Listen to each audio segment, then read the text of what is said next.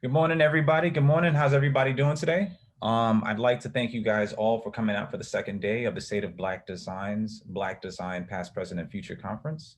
I want to thank DJ GQ for all the spins that he was just doing.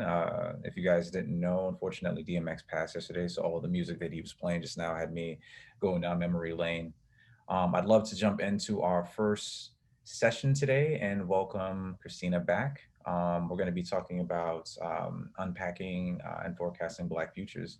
Christina, for those who didn't get a chance to see you yesterday, would you be willing to introduce yourself? Yes. Hi, everyone. Amari, got to give you all around applause for this awesome event. It's been so amazing seeing all these awesome speakers and talent. So thanks for cultivating all this genius into one space. I am Christina Ashley Williams. I'm the founder and CEO of Unpacking. We are an online learning platform for gamified diversity training. And I came into doing this work because I come from this really interesting background where I have experience both as an educator, I'm specifically studying critical race studies, and also as a designer where I focus on human-centered design. And I'm so excited for this talk today. I feel like there's so much to dive into. Oh, definitely, definitely. So the first question I'd like to ask you is, considering your specialties of critical race theory and human-centered design, how did you get started down this path? Yeah, I was an educator my entire life. Like, I mean, in kindergarten, I was telling the teachers what to do, right? I spent the majority of my work in education, in academia. I was a high school director of Boys and Girls Club. I was a teacher. I ran about like 30 different school sites across LAUSD and San Diego USD for helping to build like cross-cultural education programs and leadership and development programs for youth. I was a professor at San Francisco State. I taught pre-service teachers about understanding the cultural competency of their students. And I love the work, but I love the work to a fault. Like, to a fault meaning I was often in positions where I wasn't making the amount of money that I should have been making because, like as a service provider, as a direct service provider, especially within like education spaces, we're not always afforded the same sorts of budgets other industries get.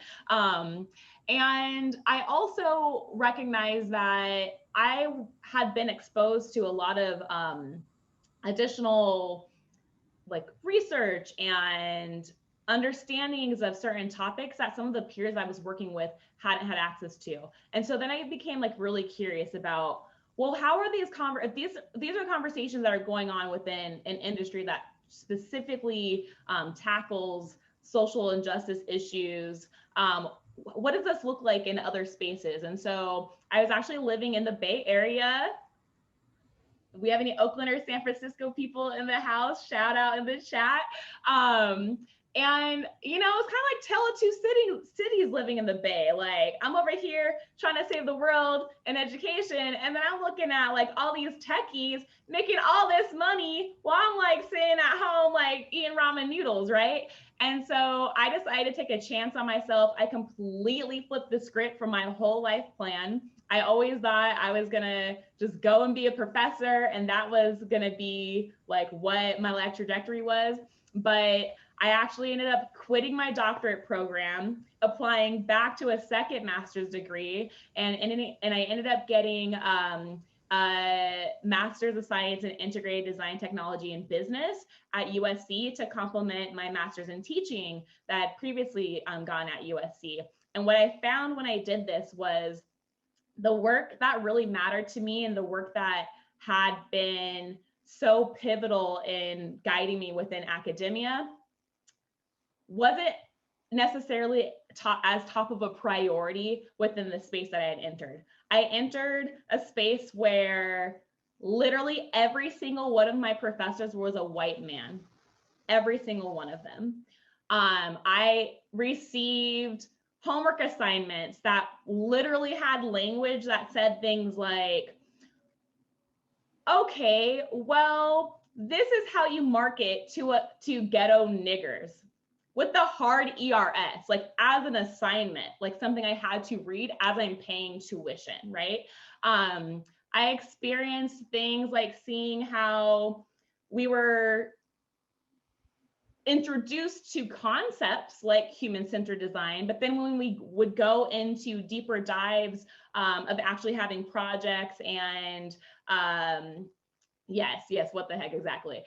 Going into deeper dives and seeing like what the requirements were for our deliverables and everything, product inclusion and human-centered design were never actually a part of like what we were being trained on. And so I just took it upon myself to channel and find the synergies between what my heart and soul was about with critical race theory and apply it to what I decided to focus on when I entered the design field in human-centered design. And so now I'm here today, and I was able to launch an amazing company that's helping organizational cultures cultivate cultures of care, so it benefits them where they can decrease their turnover, and they can also stop building products that break because they don't work for everyone, and just prepare for the future workforce. Like by 2030, 70% of the workforce is going to be made up of millennials and Gen Z. And so obviously, like as these workplace values are changing and we start to see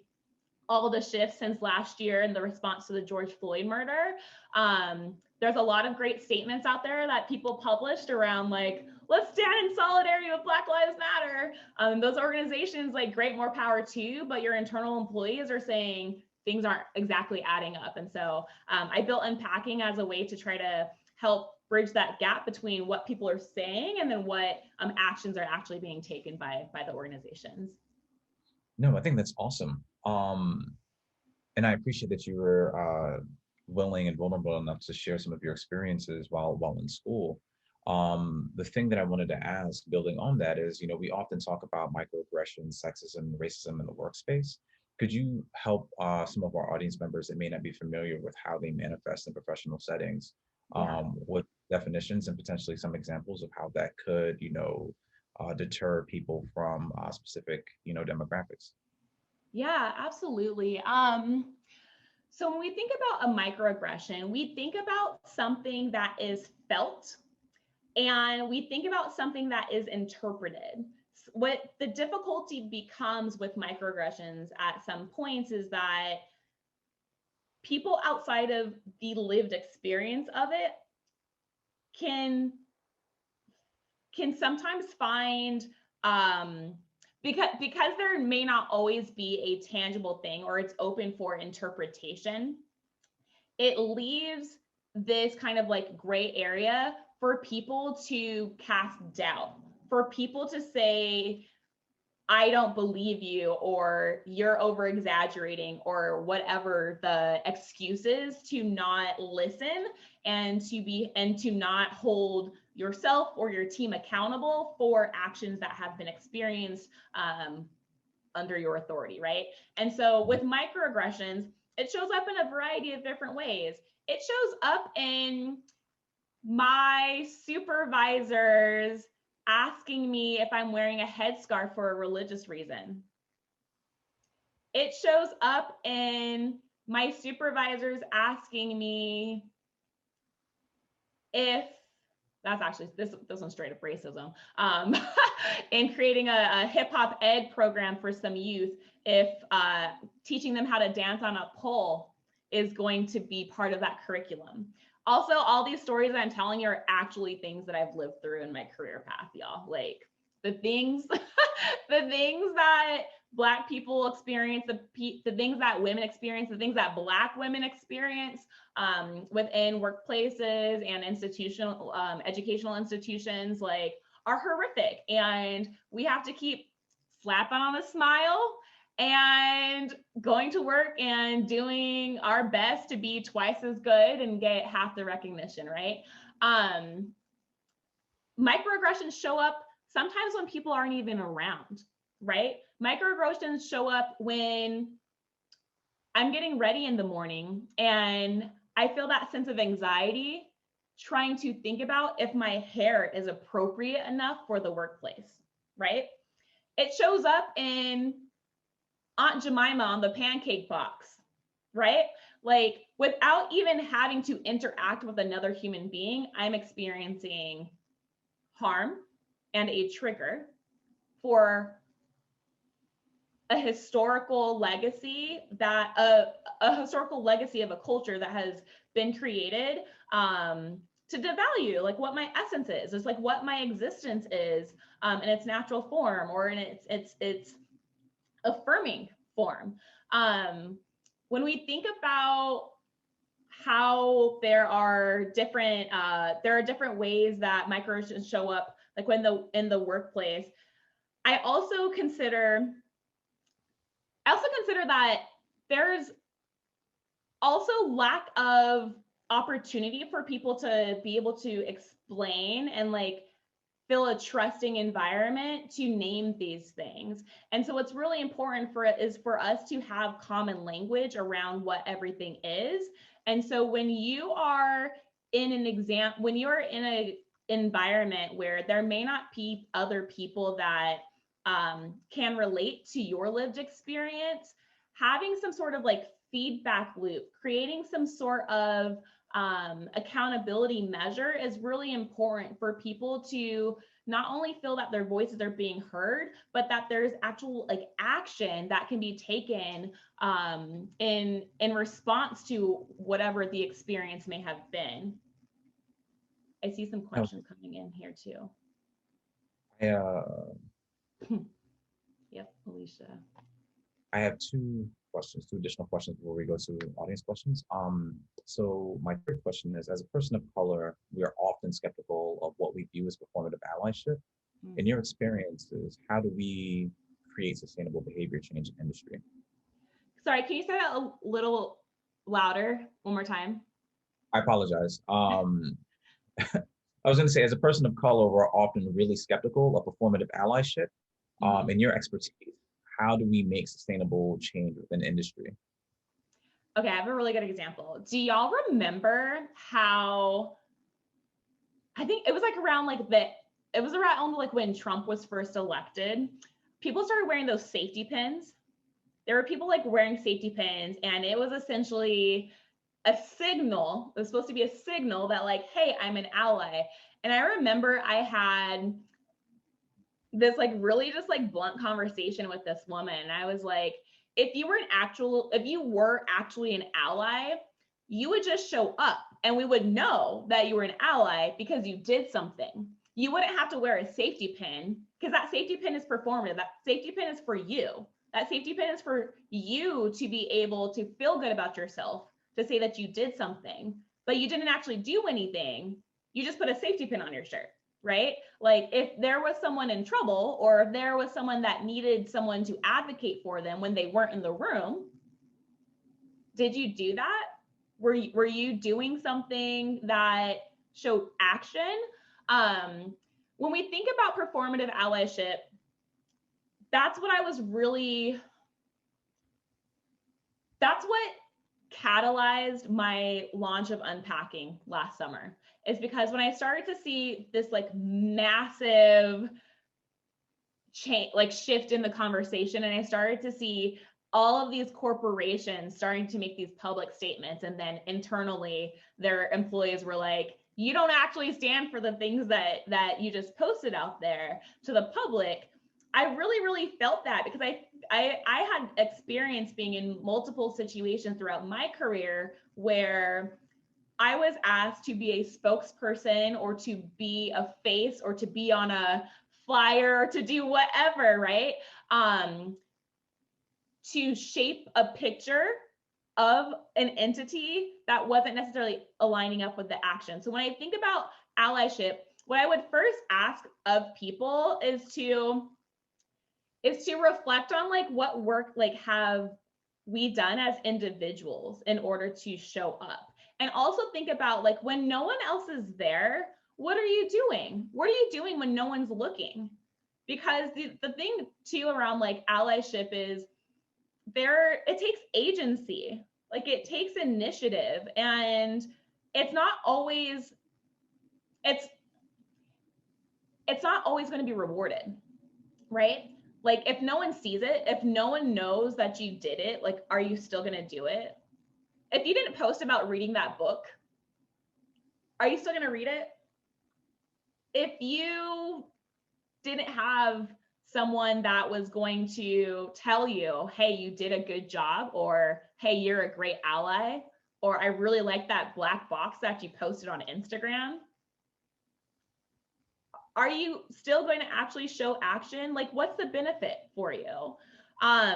Derek Bell talks about interest convergence. And with interest convergence, the concept essentially says that when people in positions of privilege have an incentive to do good, they then will. However, if it doesn't benefit them, there's no reason for them to, so they're not going to. And this is what I feel like we saw with all these corporations making these Black Lives Matter statements. They knew that if they didn't say something, it was going to hurt their bottom line.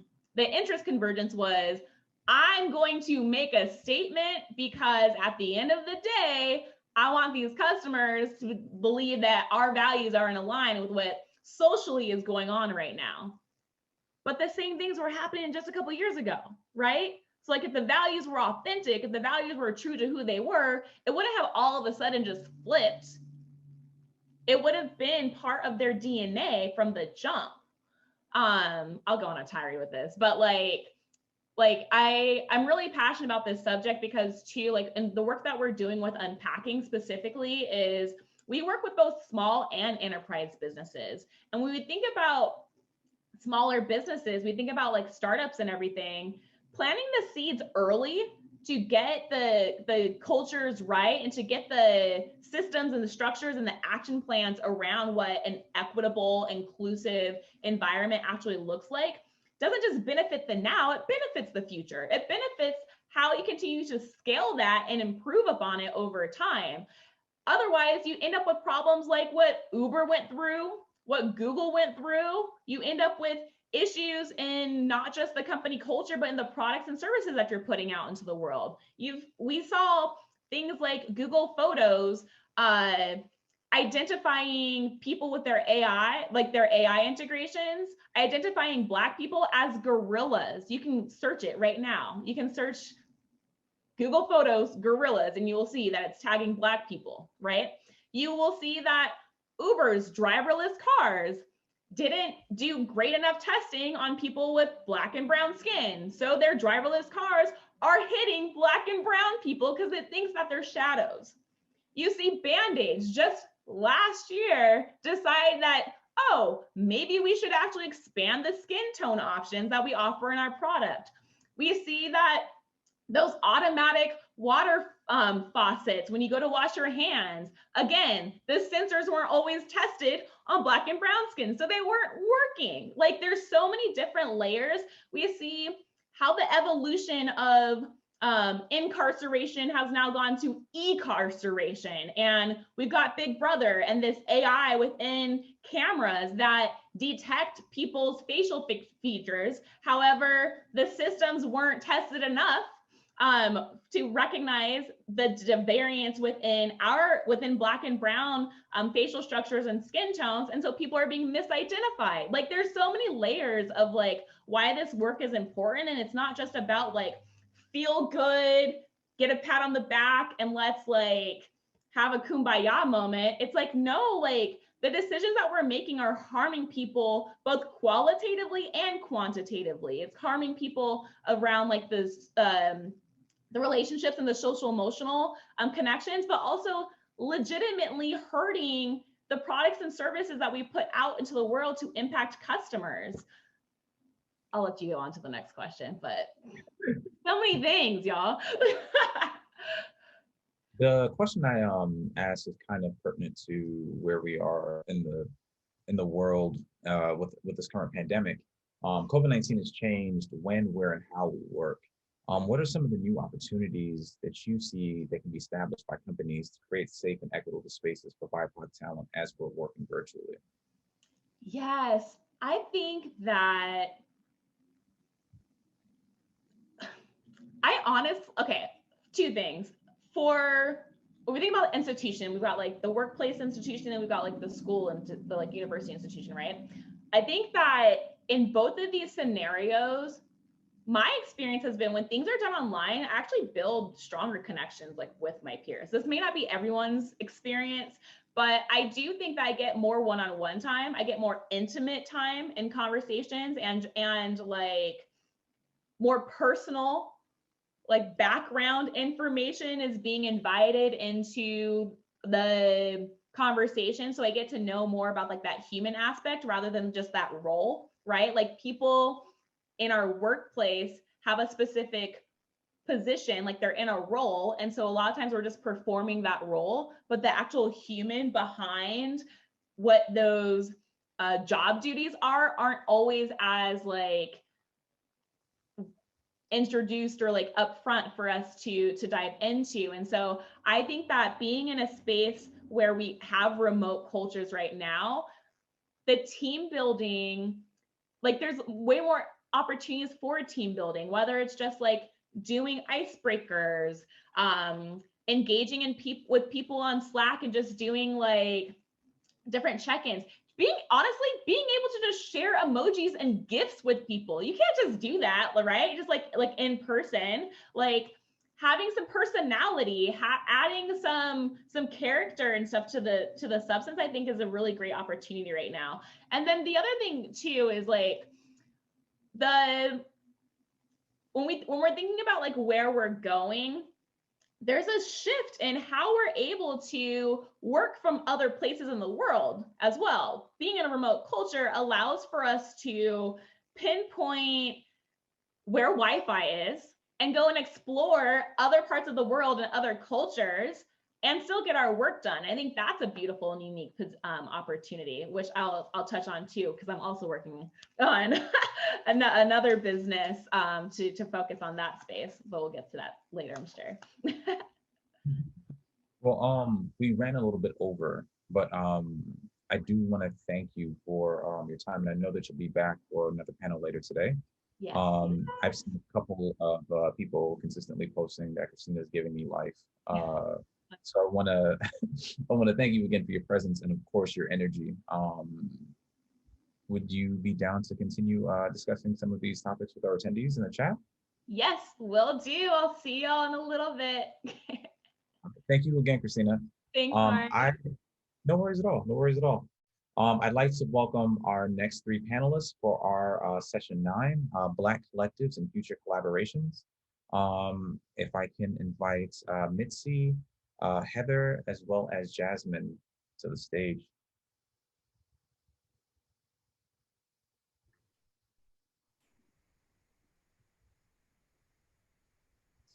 Hey, you guys. Hi. How's it going? Good. How are you? Loving the energy of the conference. Oh, thank you guys so much. I appreciate you being here. Thank Mitzi, you so much for having us. Oh, no worries. No worries at all. Mitzi, where are you calling in from?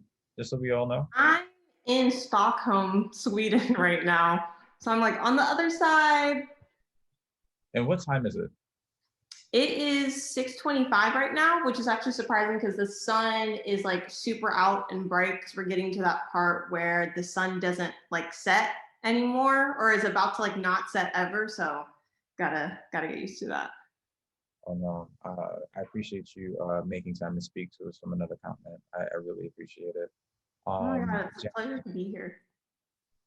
No worries, no worries. Jasmine, Heather, Mitzi, I'd love to give you guys an opportunity to introduce yourselves to the audience and let them know the type of work that you guys do. Yeah, I think I'll go first. So my name is Mitzi, and I'm one of the co-founders of We're the Black Designers, which started off as a conference bringing awareness to the Black experience and the struggle within the design industry. And that held like 17 speakers. Now it's great. And then we turned into a platform that uses like education resources and mental resources and different collaborations with companies to take care, amplify, and educate like Black designers and Black talent. And we've done like a lot of cool collaborations with some amazing companies to really like amplify that. And yeah, that's mostly what we do. And we're gonna get ready for this year's conference. So I'm excited. Awesome. I'm so excited for that. I'll go next. Hi guys, I'm Heather Lee. You pronounce my last name Wynn. Go by she, her pronouns. And we launched Black Designers Ignite last year. So I'm really excited to share more about that. We celebrate Black excellence in design and ignite public speaking. So that means a lot of different things, but we did have our first annual event last year that we will tell you more about. And we're getting ready for ours this August. So yeah, I'll keep it short because we're gonna get into all that. So cool. And sorry, my daughter's back here, so if y'all hear her, that's her. My name is Jasmine. I'm part of the Hue Design Summit. Well, the Hue Collective that puts on an annual Hue Design Summit. And basically, I guess we're a little bit older than y'all. We started in 2015, so we've been here. But we have hey, Mina. Hold on. Sorry. Y'all talk. 5th year anniversary for Hue. I'm excited about this year too. Sorry, I got to put on Aladdin real quick. No worries, no worries. Aladdin. How about Moana? Can we all say hi? Oh, well, yeah, sure. Right now she's dressed as Princess Jasmine. Let me take off this, let me take off my virtual background. Y'all can see my dirty house. Hi, Princess Jasmine. Hi. Hi. Say something. You interrupted my panel, so you should say something. Let me find. Wait, Jasmine, you were saying? Here, Moana. Go over there. Go sit. Thanks. All right, cool. Sorry guys, put my virtual background back on again. No. Anyways, I'm Jasmine. I'm a part of the Hue Collective, which puts on the annual Hue Design Summit every July. So y'all should see us again this summer and come. We've been around since 2015, and we started like kind of in like a group chat, like GroupMe, which actually is still around. But we basically want to create communities for Black designers, and we actually focus on UI, UX, industrial design, and visual design. And I think what's the most important to us is like kind of just creating that space for people to come together and talk and work and play and just kind of exist beyond their design personality and design identity. So I'm sure we'll talk more about it later, but yeah, basically a community of Black designers. Oh no, definitely. One of the reasons I definitely wanted all of you guys to come on a panel is because of your skills as organizers within BIPOC communities. I'd love to have you guys detail for us, what do you guys envision as an ideal future for the communities that you guys service, and how are your organizations working towards reaching that ideal? Yeah, that's a really good question. I myself am still trying to figure that out. I feel like I can't really even think past lunchtime, so I'm like, what am I going to eat? But for me, I think I look back at like what I needed to see myself within the industry, and if I can envision that for myself, I can envision that for people that look exactly like me. So right now I'm kind of focusing on moving towards creating spaces within companies where people can see themselves. So we have Black people that want to be at the Googles, right? And then they also want to be like at the IDEOs, but they also want to have their own design agencies and their own space. And I want to be able to have a community that supports people to be able to do that and to like see themselves. And I'm always pushing for like collaborations with different companies because I want people to be able to see that they can get their artwork, you know, out there to the mass public. So for me, it's just about at least trying to get my people seen for the excellence that they bring just to the world, because it's just so amazing and it's so powerful. So yeah, that's kind of what I'm trying to do right now with the organization. I love that.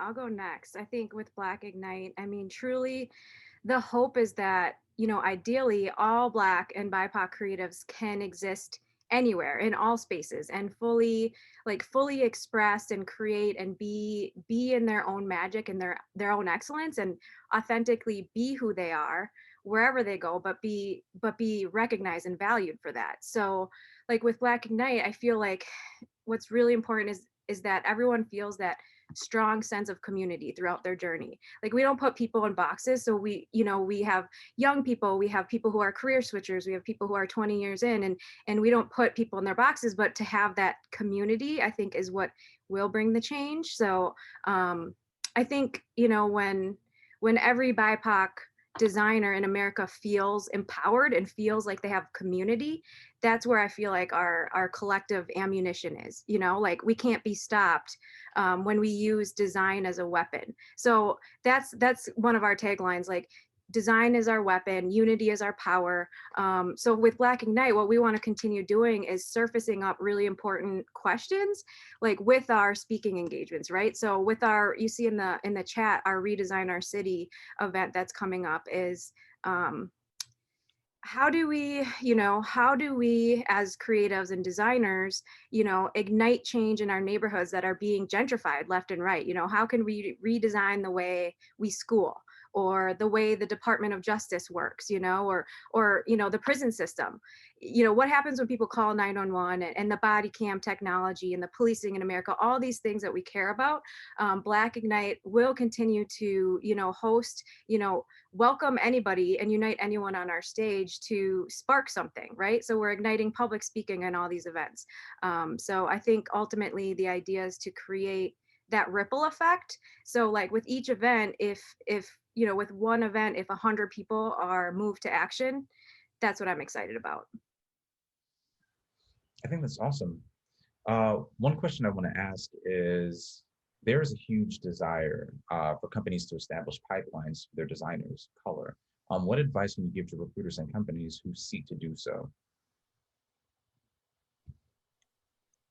Ooh, I feel like that's a tricky one, because I think after a lot of the attention that we got last summer, I felt like in our community, we had a lot of like allies come at us and be like, oh, can you connect me with the graphic designer? And I remember going to all of these events, and I don't remember us saying that we're services to allies and companies, right? Like, so I really encourage companies to go into these communities, because communities are places that you walk into to get to know the talent, to get to know the people behind that, and to really just kind of like diversify your network.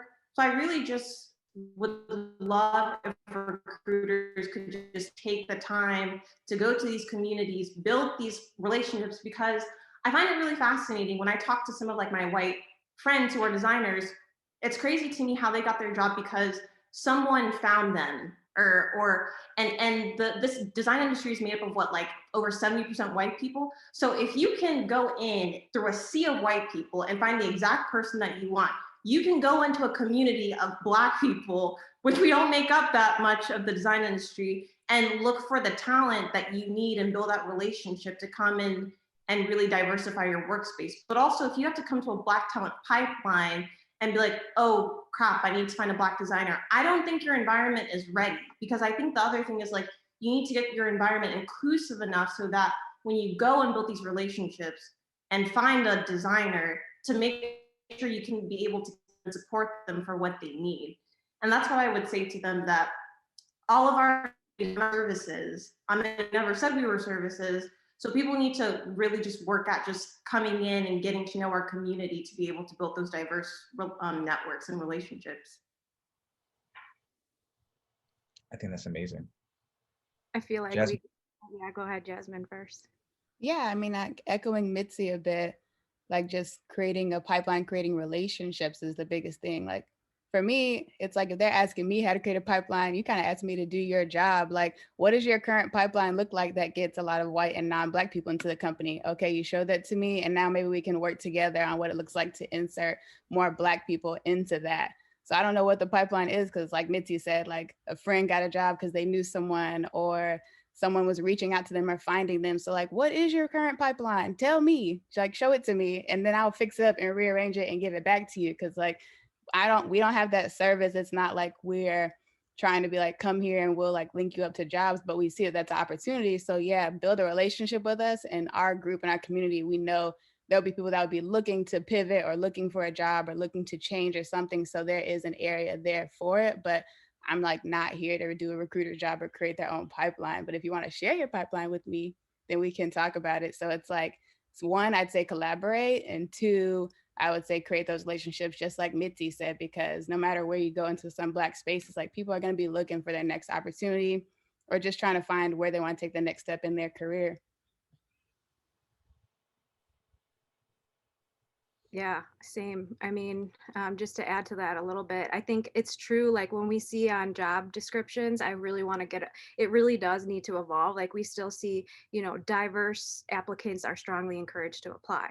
And I would just think like stop and think about that language and that phrasing. It is clues. Like Mitzi said, there are little clues when we look at job descriptions, like your company's not ready or aware enough, or it doesn't even feel like a safe place psychologically. So I echo what you guys said. Like if you want to recruit people of color, like come over to East St. Paul and meet the organizers of the Indigenous Roots Cultural Center, like and host an event there instead of at the Viking Stadium, or instead of at WeWork, or post your job ads, go to the YMCA because there's, a working mom working 2 jobs, going to school, learning design, you have to meet people where they are and integrate. So yeah, don't ask us. I think we all get that. People are all coming to us asking, and it's integrate and build those relationships. Absolutely.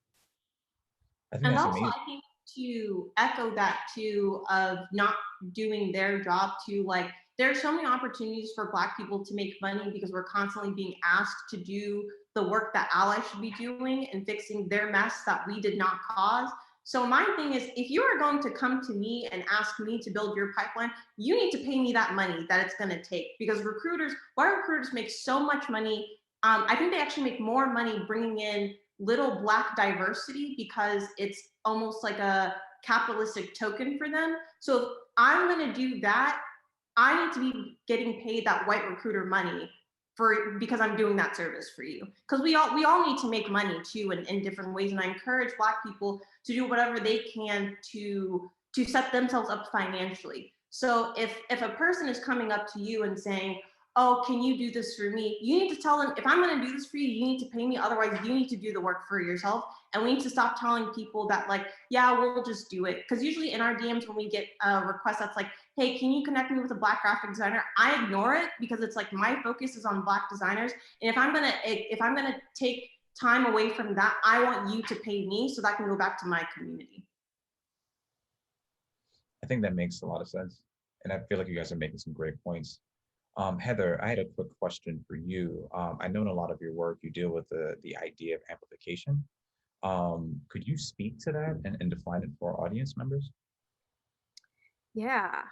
What is the meaning of amplification? I mean, metaphorically, it's moving energy, right? It's like raising the vibration of something. And so when you talk about movement, what does amplification look like? I think of like 3 different lenses, like individually, for the culture, and then at home, honestly. So like individually, one-to-one, I feel like there's so many things you can do, and people need to reflect on how you can amplify an individual's work, someone or follow, and not just the easy stuff of like sharing their work on social, but like how can you cultivate and amplify their own empowerment by being like a mentor in their life, right? Like look at that as far as amplifying, not just online, not just showy stuff like we were talking about performative before, but amplify people one-to-one. Then I think there's like this lens of amplifying just Black culture, like art and design. I think we all love Black culture, and how can we amplify that, for the collective? I think there's a lot of different ways, and I think it looks different for everyone, but I would just tell everyone, reflect on that. Like, how do I again, individually, amplify, and how do I amplify the culture that I love and I am a part of. Black history is American history. So and then at home, I think it's like amplifying the stories of the Black people in your community and that with your kids and with your partners.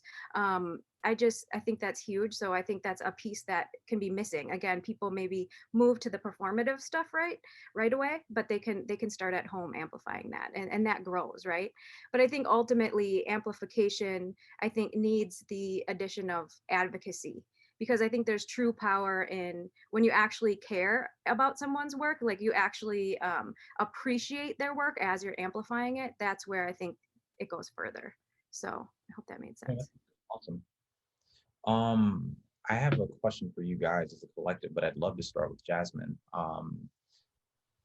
Jasmine, so I did a review of my experience attending a Hue conference a couple of years ago, and one of the things that I spoke highly about in my review was how the collective was able to establish a very intimate and safe space for Black creatives, which I felt wasn't successfully done by many other conferences and organizations. The thing that I wanted to ask you guys, and starting with Jasmine first, is how can other organizers who are attempting to do conferences or people that are attempting to recruit BIPOC talent do so in a way that welcomes them into a safe space? How do you establish a safe and intimate culture for us to get into? Gotcha. Yeah, I don't know maybe how other people could do it, but I mean, what we do is that we just really focus on intimacy and comfort. Like, we want people to come and talk about design and learn more and network, but that's like not the main emphasis. Like, we also want it to be really familial. And so we have, times where we like break out and like play spades, or where we have like family dinners, or where we, make a Spotify playlist together and just do different things that are about like, breaking the ice and creating genuine relationships, because kind of that's when you can go back to that person like, oh, I'm struggling with this, what would you do? Or I'm working on this project, anyone you can recommend me to like help collaborate on this. So I think it's just the fact that we don't even totally emphasize like all about learning and career, and like all that is completely important. It is, but it's also important to exist outside of your work and feel accepted as a person. And I think one thing we really try to work on is just, find the intersection of your work and who you are, like your actual identity. And I think being able to come in and just be able to kind of take the mask off and like take all your burdens off and come into a space like Hue Design is really important. And I think another emphasis is that, we're not for BIPOC, we're only for Black designers, like just the B, like not the rest. Like, our speakers are Black, our audience is Black. When we talk to our sponsors, we tell them you're coming here for Black people and not the IPOC.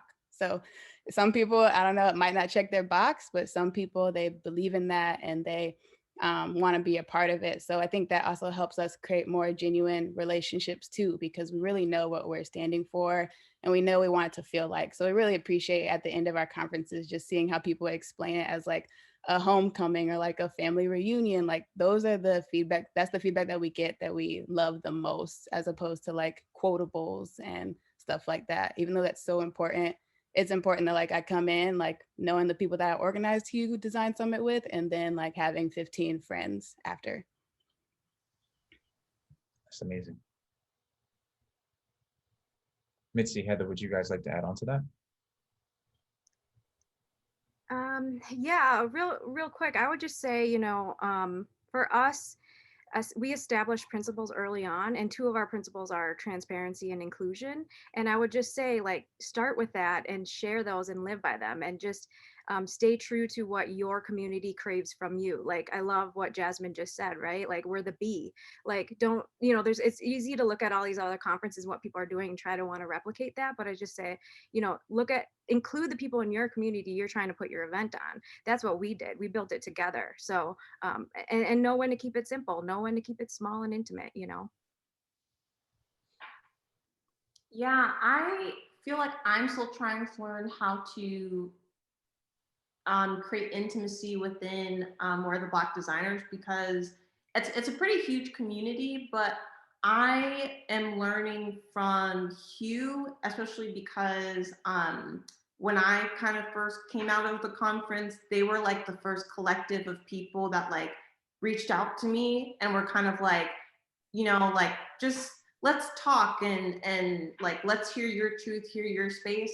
And I really try to replicate what they have been doing and allowing people to kind of like create their own, space. And I think that's what's important in my community, is just like allowing people to create their own spaces so that they can see themselves. Because there's the B, right? But then like there's a spectrum of like that B. So it's like really encouraging people to within that spectrum make their own space so that they can see themselves, whether you're like an Animal Cross nerd, whether you're like, you know, Black Latinx and everything. We really try to make room to be able for people to see themselves and make that space and come to us and be like, hey, I feel like I'm not being seen. Can you make this channel or this space for us? And we're like, yeah, for sure. Like, let's do it. So I really try to look at like what my, I guess, like older siblings are doing. And I consider Hugh to be like an older sibling, and just kind of like learn from that. And I feel like I'm still learning because they just have been around for so long and they just do it so gracefully. And then I think the other thing is like not doing the same thing that another organization is doing and amplifying other efforts. And that's what I love about all the other communities is like we're very tight knit with each other because we're always trying not to, you know, take one shine away. We're trying to amplify everybody else's shine because every space that has been established in an organization is just like extremely important and so safe and so intimate and so powerful that it's just like better to amplify what they're doing instead of talk over what they're doing by doing the same thing, if that makes sense. The final question I'd like to ask, and I realize we're running over a little bit, is more so about spaces for additional Black collectives and room for collaboration amongst organizations. One of the things that I really loved, I'm loving right now about having you guys all on the same stage is the fact that you each have your own following for your respective organizations, and those followings are substantive. But in many ways, we all are attempting to attain the same goal.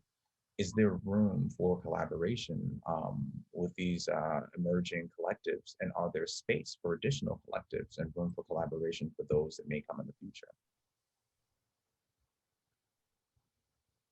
I mean, yeah, I'd say there's space for more. Like, I think that's what we're finding out even from last year with like Black Ignite popping up and We're the Black Designers. And I'm sure there's like a range of other ones. Like, there's room for more because I'd say even within Hue, we find that people come in and they find their own subset. Like, some people are really interested in industrial design, and within industrial design, they're really interested in like 3D and digital design. And then we have people focused on visual and UI UX, and some people like love focus on topography. Like we had S.O. Tolson last year. So I think no matter what, it's about there is creating that space, but you create that space so people can come in and find where they belong, like Mitzi was saying, like Animal Crossing and whatever else it might be, like finding those people that you really connect with and creating that space within there. So it's just this really large bubble with bubbles within it, but it's always going to be forever expanding as we continue to cater to the needs of our community and as our community kind of defines that ideal future of what it wants to be.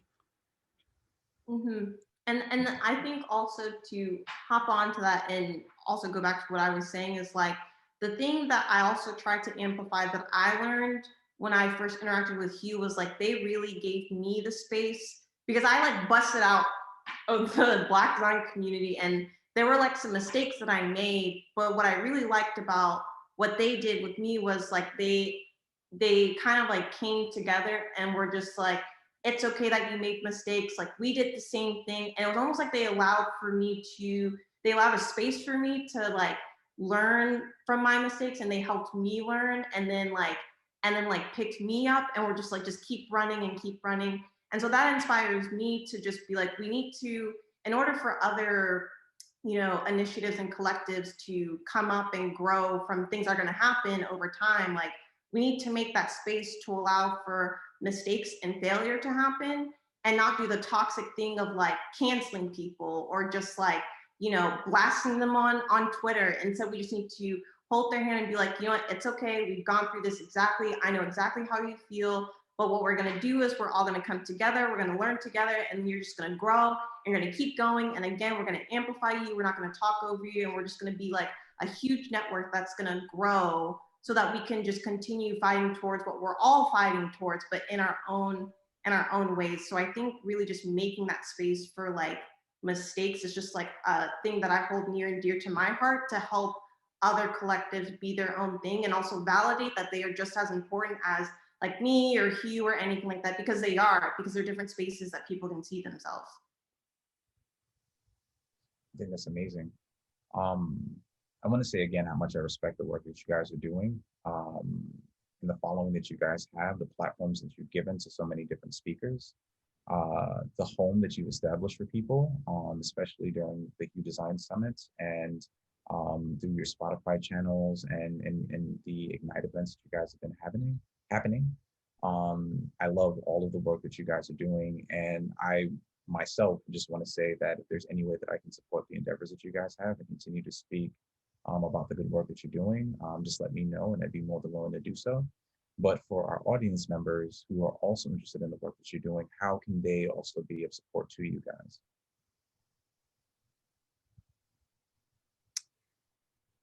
Yeah, I mean, thank you. I do want to say thank you to all of you, because like just adding to that last question, you all made space for Black Ignite to exist, right? And we did that in 2 months. So as we keep amplifying and empowering, that's going to help other people and be like, oh, I'm one person. I'm part of like a differently enabled community, or I'm part of, you know, Blacks in food, or Black design students, right? Like it empowers people. So I think just keep going, keep amplifying. You know, we would always love the sponsorship, and you know, with Black Ignite, we kept it to like more of silent sponsorship. We don't want you to wear the pin. You know, we want you to like be here with us and take, you know, with every event and like build those relationships with us. So I would say keep it. Don't look for that surface level stuff. We are family, and come party with us, you know. I mean, I'd say just keep telling us about what you want, what you need, and also like what you're creating, because I feel like I guess an idea future, back to a way old question you had, is like us really being able to connect and leverage each other really well. Like I love Black Ignite so much because they came on and gave the stage for all these Black designers to talk about their work. And a lot of times Black people are pegged to talk about racism in design and diversity in design and things like that. But it was nice to just see how great these people are as designers. And like I was connected to so many people who wanted to like talk to me about a job or this and that just because I spoke for 5 minutes. And like, where are the Black designers? It's like amazing how many different channels there are within that Slack channel. Like there's always something going on there. You can always find something new. Like I love just like scrolling through it. And then like they connect with so many different companies and corporations. Like I'd love to connect with y'all on like, how do you navigate these relationships, navigate these sponsorships, or create meaningful collaborations? You know what I mean? So I feel like there's so many strengths that every single community and organization has. And even you, Omari, like doing this with Texas State, like you can be the first one to start decolonizing that design education. Like, do it. We're tired of talking about Dieter Rams. No more. Something like that. You know what I mean? But like, I just like see these strengths that y'all innately have, and hopefully it's like what y'all want to do. But like, I'd love to leverage those, and let's all just like work as a part of one body. Amen. I honestly don't even know how to follow up to that, because Jasmine just said everything. She said everything, and I just kind of like 1+ or 1,000+ her. So yeah, it's just, you know, just come in and, you know, just like get down with the work, but also don't bombard us with questions. Like that's what the internet is for. Do your research. There's amazing allies out there who can also, you know, educate you. But yeah, just like come and do your thing with us.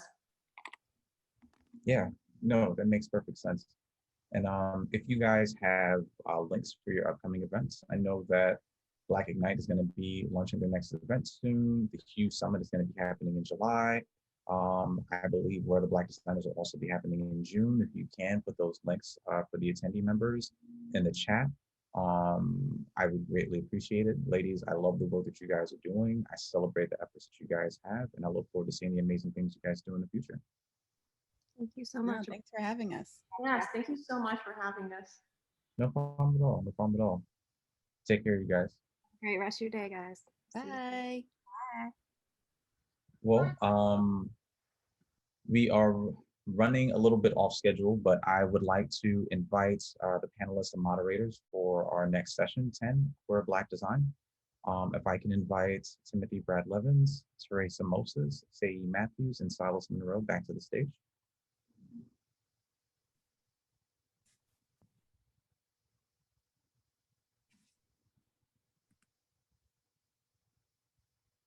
What's up? What's up? What's up? Nothing much. Tim, I'm gonna bow out so that you guys can begin. But before I do so, I just want to acknowledge my admiration for your sneaker collection. Every time I see it, it grows, and I'm a little jealous. Little's an understatement. I'm extremely jealous. I mean, you took away my whole thing. I was gonna welcome to my shoe room. I was gonna have a whole intro around this, and you fucked it all up. But it's fine. We're gonna keep moving forward.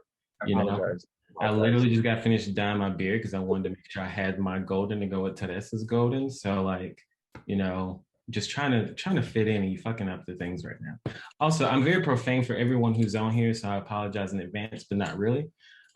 So let's see, we got about 30 minutes to talk to these amazing folks. So I'm just gonna first introduce myself, and then we'll just allow us to, I'll start with Teresa and work our way around to other folks to introduce yourselves. So I'm Timothy Bardell Evans. I'm a Black gay man from the South, currently lead a team at Facebook around community, helping people strengthen community, as well as drive a bunch of racial justice product work, which is something within itself, but it's great. It's awesome. Outside of that, I don't know if I have anything extra. Oh, I'm also the co-founder of Indesign, which is an organization that branched out from a fellowship program that's focused in on Black, Latinx, and Indigenous emerging designers, and giving them access, mentorship, tools and resources they need to jump off their career. So that's a quick bit about me. Teresa, you want to jump in, tell us who you are? Oh, pronouns he, him, his. Go ahead, Teresa. Yeah, absolutely. So hello, everyone. My name is Teresa. I use she, her pronouns. I am Black, queer woman. I'm an assistant professor of graphic design and the director of design justice at the University of Minnesota. I'm also the founder and creative director of Blackbird Revolt, which is a design studio that focuses on social justice-based projects and working with partners in that way to create conscious messaging. I also do design research. So I'm the creator of Project Natural, which is a Black woman-centered project that focuses on natural hair. I'm also a co-collaborator for Racism Untaught, which is a curriculum model which helps folks use the design research process to create anti-racist design approaches. And then as a community organizer, I use art and design to tell stories and narratives of our people and support the liberation of Black and Brown people. So yeah, I'm gonna pop some links in the chat and y'all can take a look at some other stuff that I do. Ooh, child. I mean, what don't you do is the question. Oh, that's a whole resume. All right, let's go with Shay. Hi, my name's Shay Matthews, pronouns he, him. Identify as a gay or bisexual man, depends who's asking. Originally from London, if you couldn't tell. Been in New York for about 4 years now, I think. I'm a creative director at Material. They're a marketing services agency, and I've headed their core kind of qual division for almost 7 years now, resulting in my work taking more of a research and data-centric focus. But while previously and ongoing, I kind of specialized in branding and digital design for about 13 years now.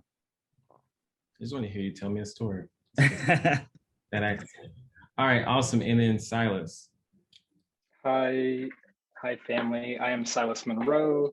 I'm partner in a design studio called Polymode that works with cultural institutions, innovative businesses, community organizations. We just launched a new website yesterday, so I'll drop that in the chat. You can see some of our work. I'm also a design educator. I teach at Otis College of Art and Design, teaching design history, in particular focused on BIPOC histories, Black design histories. In January, I launched an online course called BIPOC Design History. The first course focused on Black design America, history from the 19th century to the 21st. Omari was one of our speakers, which was really amazing. My pronouns are he or they. I'm just excited to be with y'all. I'm also a surfer. I have a little bit of blonde tips at the top, not quite as blonde as Terry and Timothy, but representing. Hashtag. Awesome. So basically everyone has amazing resumes, and then there's me. So I feel like a good person to be in the moderator seat versus on the panel. This is great.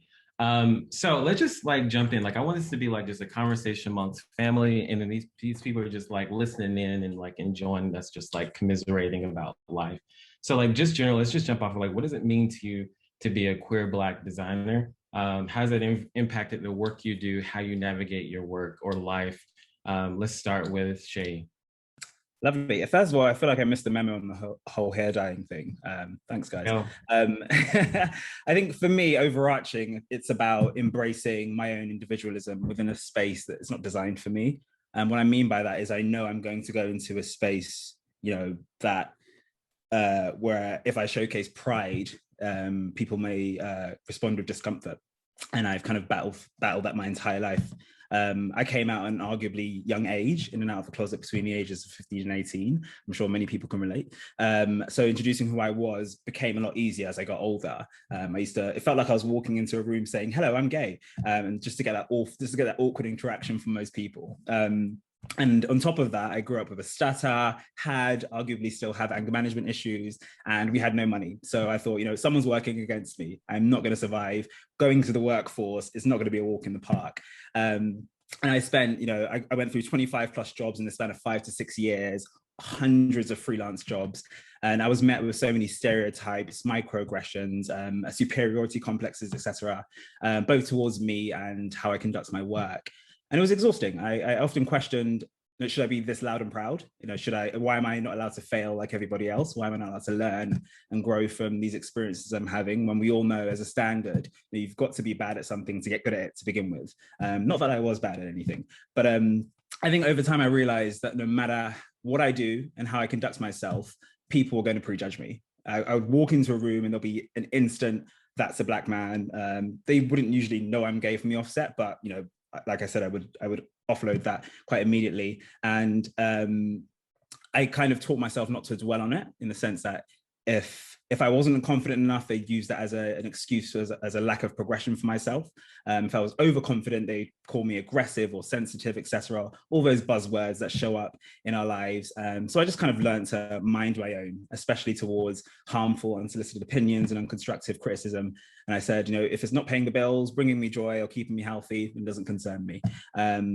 And I carry that approach through life and the jobs I've had, hence the 25 jobs in 5 years. And that didn't mean I didn't challenge these things, by the way. I would never tolerate them. Whether I felt like a victim or not, I was going to share my thoughts. And that could range from calling out, I don't know, triggering use of words and research about their type 4C hair, to, you know, the misuse of the POC acronym when talking specifically about Black people. Yeah, absolutely. Teresa, what are your thoughts? You're such a great storyteller, Shay. Like, did I say listen to him like tell a story? Yeah, it's just fascinating. So I want to like harken back to the last panel, and Mitzi's was talking about there's a spectrum in the B, and I feel like, you know, like I walk around and I embody that, right? So we talk about intersectionality. You know, I'm not just Black, but I'm a woman, I'm queer, you know, I got depression, anxiety, you know, like, so there's a lot of, you know, different things and layers to us being Black. And I think that's met with a lot of challenges, you know, within different types of spaces. And I think, you know, so for me, like, I like to proudly say, like, you know, I'm a unicorn. And because of that, I feel like you're going to be culturally taxed in doing that. So, you know, they expect you to be on every committee about diversity, and then do that on top of the job that everyone else is already doing if they have your position.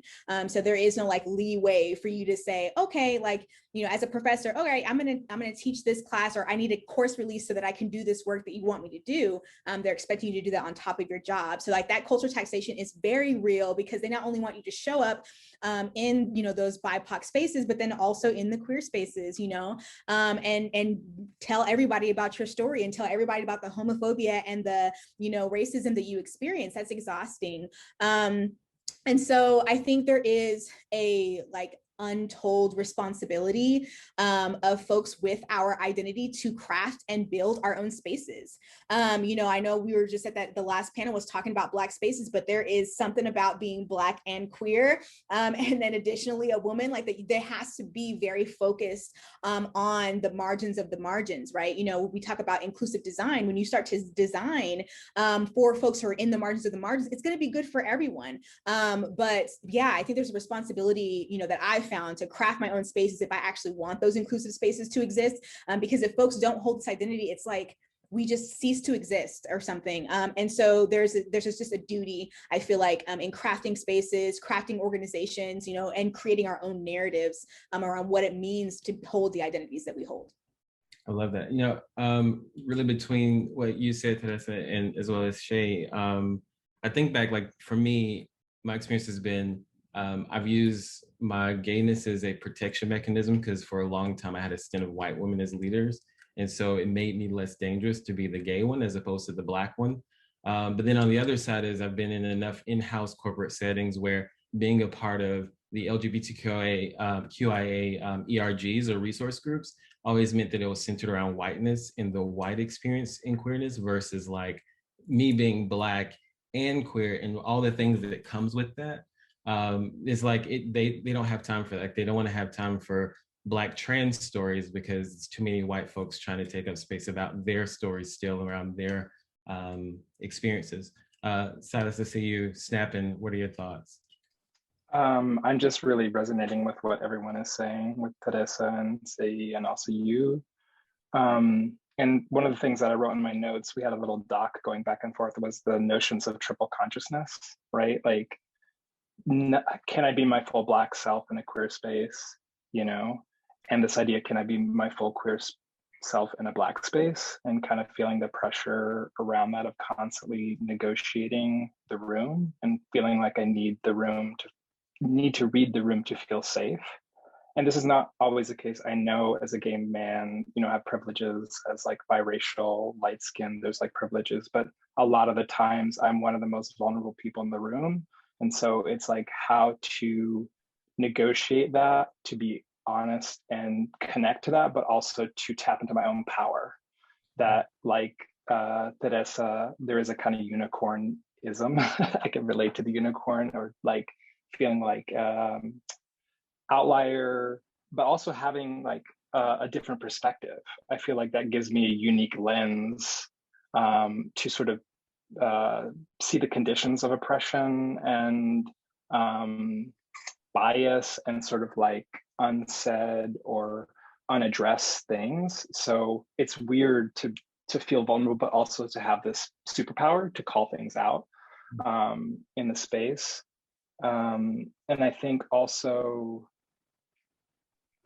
I find myself also trying to find, like, even within the BIPOC class, like there were a couple queer speakers, and like trying to find like space for that and like find spaces within, but also trying to like shift the whole space so that like everyone or a range of perspectives are welcome, which was definitely a learning experience for me. I feel like I'm constantly exploring that.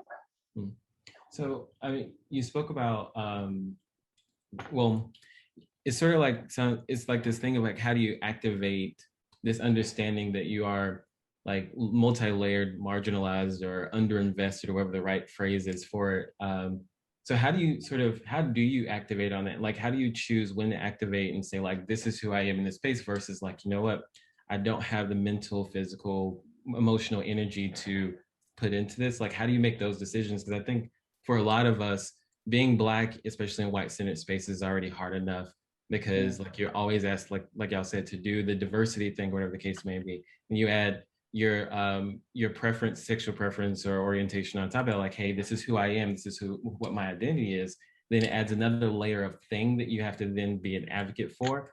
And so like, how do y'all sort of think through when you activate versus when you say, you know what, this is just not a space for me to do this, or I'm not willing to do this right now?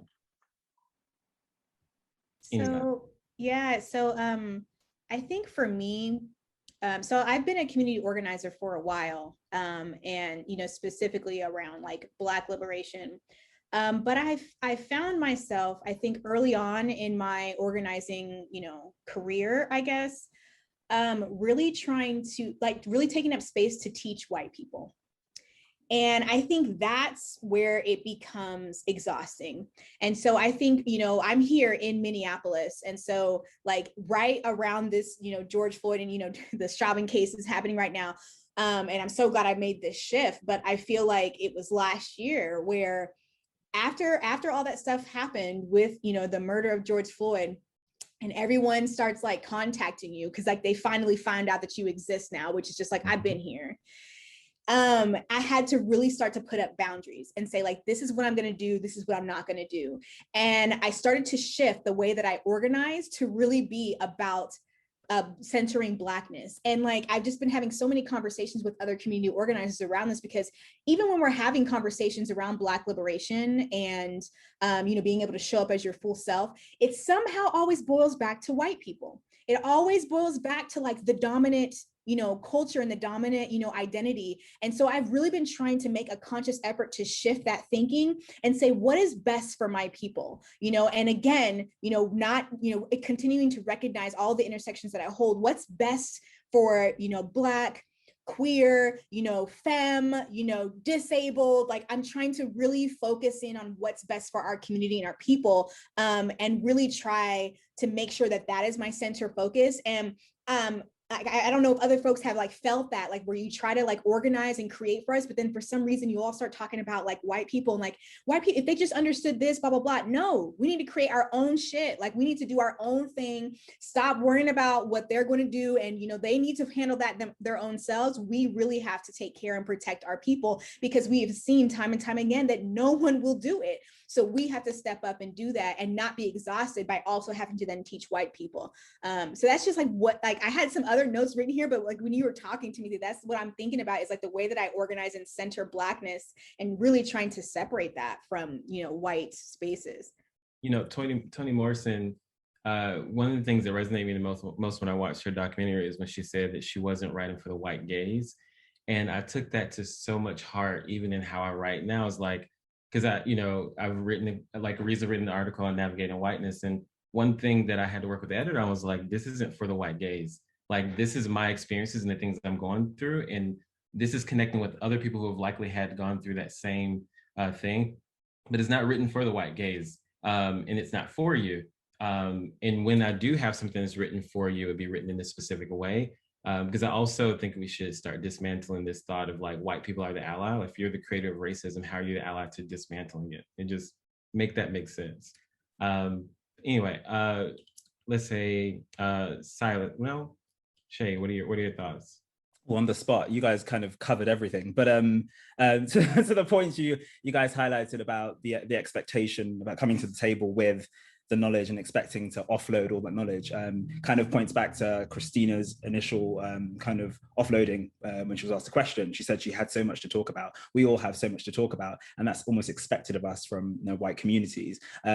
I found that after George Floyd's murder, there was an approachability issue. There was an assumption that I am ready to talk to you about something that I've been suffering from the very beginning of from the very beginning of consciousness, should I say, or morality.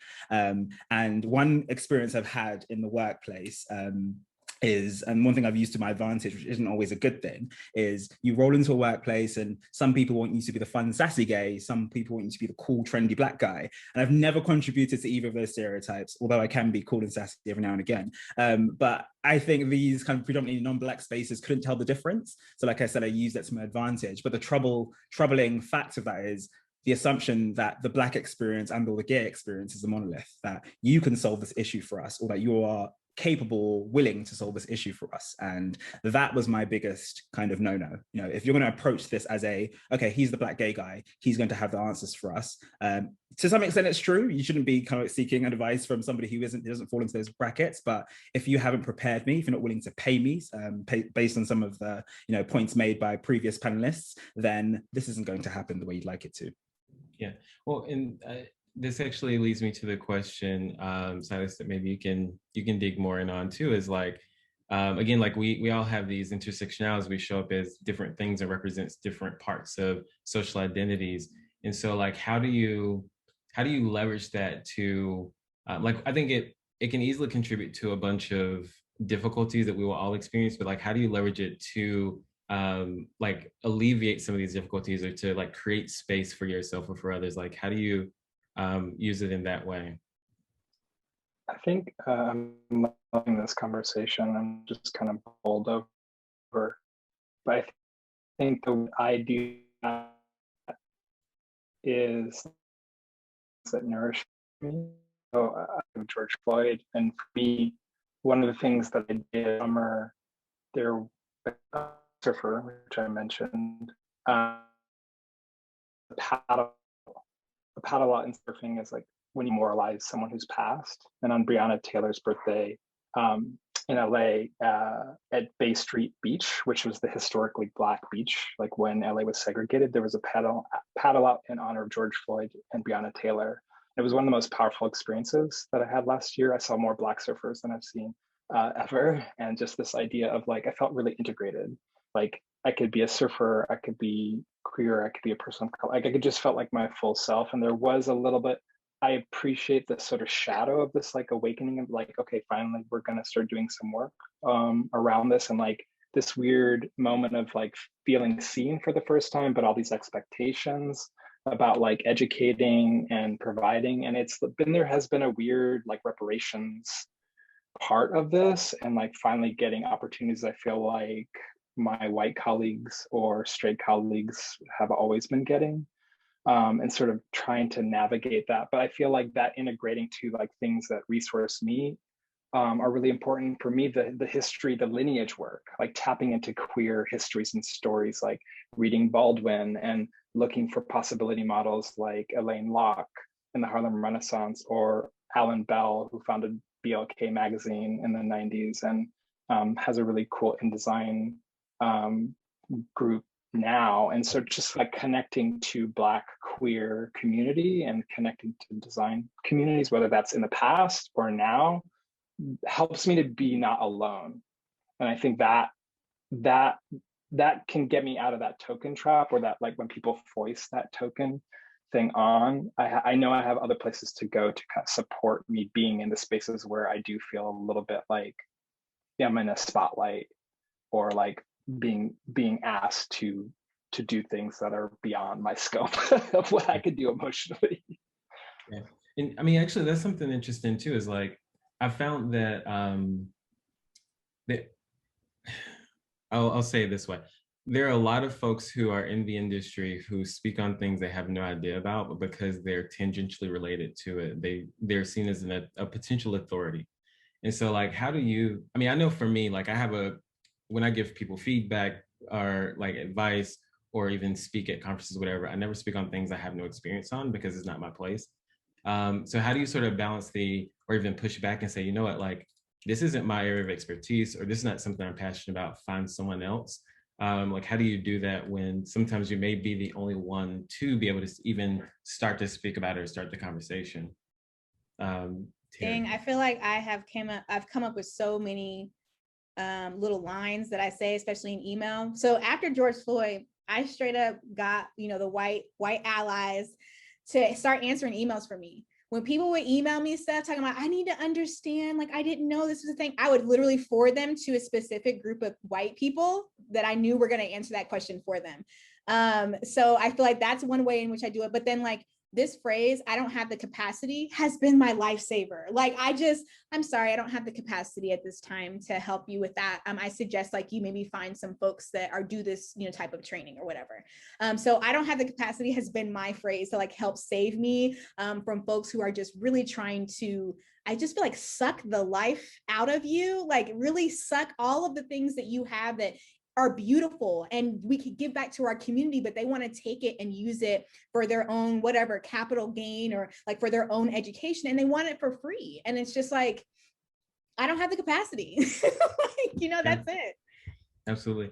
So when we think about a lot of what we've discussed here causes micro and macro traumas, right? Like institutional trauma, socio-political trauma. And so when you think about the traumas that each of our intersectional identities face, how do you find time to heal, or like I don't like to call it self-care, because I think it's a bullshit phrase and everyone has their own way of doing it. So like, how do you just personally heal when it comes to like, or when you need to recharge? Like, what do you do? Let's start with Shay. That's a good question. I think I've spent a lot of my adult life trying to figure out what that is for me, essentially how to heal properly, or better yet, how to learn from experience. It usually isn't a learning experience because it's something that we've been prepared for our entire lives, but we haven't necessarily had the opportunity to practice how to kind of what's the term, to defend ourselves in said situations. Sure, we've been prepared for it, so you know how to prepare yourself against, you know, and the dodgy cop, the dodgy policeman. But in that situation, everything changes. You don't know how to carry yourself. But to my point, I think it all comes down to the individual experience for me. And I strongly embrace individualism. I think it's important to be able to take advantage of the collective. That's very important. We have tons of resources now available that weren't available 5-10 years ago. There is now, but it all comes down to ensuring that you are able to come out of this experience or come out with a learning that helps you, you know, not just because it exists, not because there's something out there that says this is how you deal with it, but more so you feel good about it. So I've had to navigate through many ways on how to calm myself down in certain situations, to learn from certain situations. But I think the main thing I've carried in all these situations is come with the facts, come with everything that you need to load yourself with, you know, the perfect debate, the perfect argument, and carry yourself through that. Otherwise, they will throw, and by they I just mean institutions that are non-Black or non-Black friendly, they will throw everything at you to ensure that you they can make a point based on whatever's happened. So, any other thoughts? Yes, so I actually have some answers for this one, because I feel like I was getting this like 2-3 years ago, and I'd be like, I don't know, because I wasn't taking care of myself. So can I please preach about therapy just for like a second? Like, oh my goodness. First off, I found a Black queer femme therapist. Like I'm telling y'all, the search was real, but it was so worth it. And I am walking through my healing right now. Like this Chauvin case, like being able to go to therapy and once a week and talk about this, talk about the white supremacy that's happening in my job with someone who relates to what I'm saying is so validating. So I wanted to preach about that. Please get you a therapist. Please, please, please, please, please, especially Black people. We need it. We are going through racial trauma all the time. Secondly, meditation. I don't care what your spiritual beliefs are. I don't care what your religious practices are. Meditation allows you to focus. And those of you who deal with like symptoms of ADHD like I do, like being able to focus really helps you in your work, in your design work, in your creativity, you know, being able to output those things that we got to get because we need that bag, right? So meditation is really, really, really helpful for that. And then I use the Calm app. So that's an app y'all can use. And then thirdly, I take baths now. Like at least once a week, I will sit there in a bath and like, you know, being able to say, I'm gonna put this lavender candle on, I'm gonna have these scents going, you know, like, you know, all of that really helps us, you know, be able to say we're taking care of ourselves. Like people talk about dating yourself and all that type of, we have to take care of ourselves.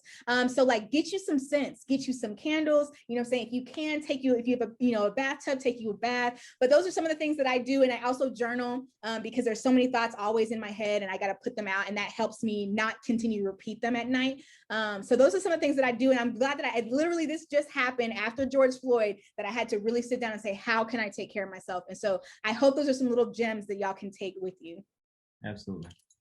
I just want to echo, somatic experiencing therapy is like changed my life. It's something I've been doing for a couple of years. So I think that like healing, I think conversation is medicine. Having these kinds of dialogues, having places to process. I'm on the rest tip, you know, nap ministry, yes. Rest is resistance, yes. Self-care. One of the things I've been doing for a while is taking these moonbeaming classes with Sarah Faith Godsteiner, and like involves ritual and magic and spell work. I think mysticism and things that are spiritual are really powerful. I also am part of recovery communities, and I found BIPOC recovery meetings, and that has been a game changer to be able to kind of be in a healing space with other people with melanin, other queer people. I think is super powerful. Yes to meditation. For me, surfing is a kind of moving meditation.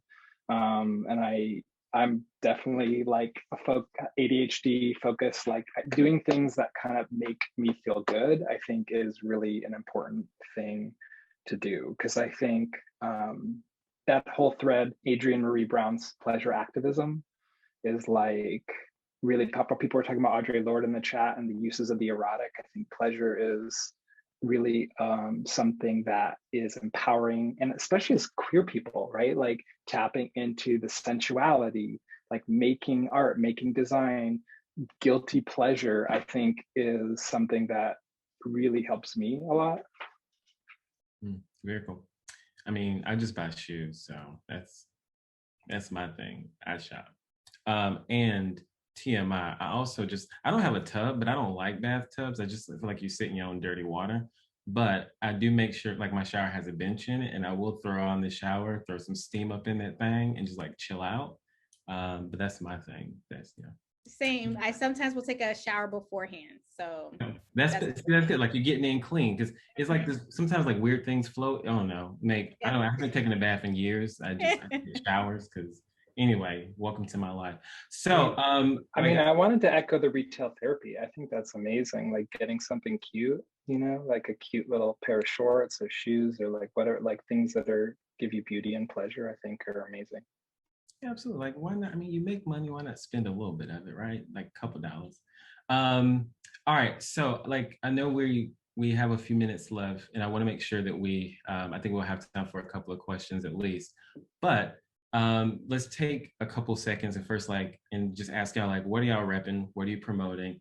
Books, articles, exhibitions, programs, nonprofits, whatever. What are you repping, and how should people get involved with that? Go. I'm just say go. Whoever wants to go. I will kick it off because I'm probably going to be the least exciting in terms of what I'm promoting. I'm not outwardly facing with the work I do and haven't been for the last decade for various reasons, but I am in the lookout for freelance designers, junior, mid-level, and in a couple of months I will be hiring potentially for a full-time position. So if anybody's interested, find me on LinkedIn and I can talk about freelance opportunities and job opportunities.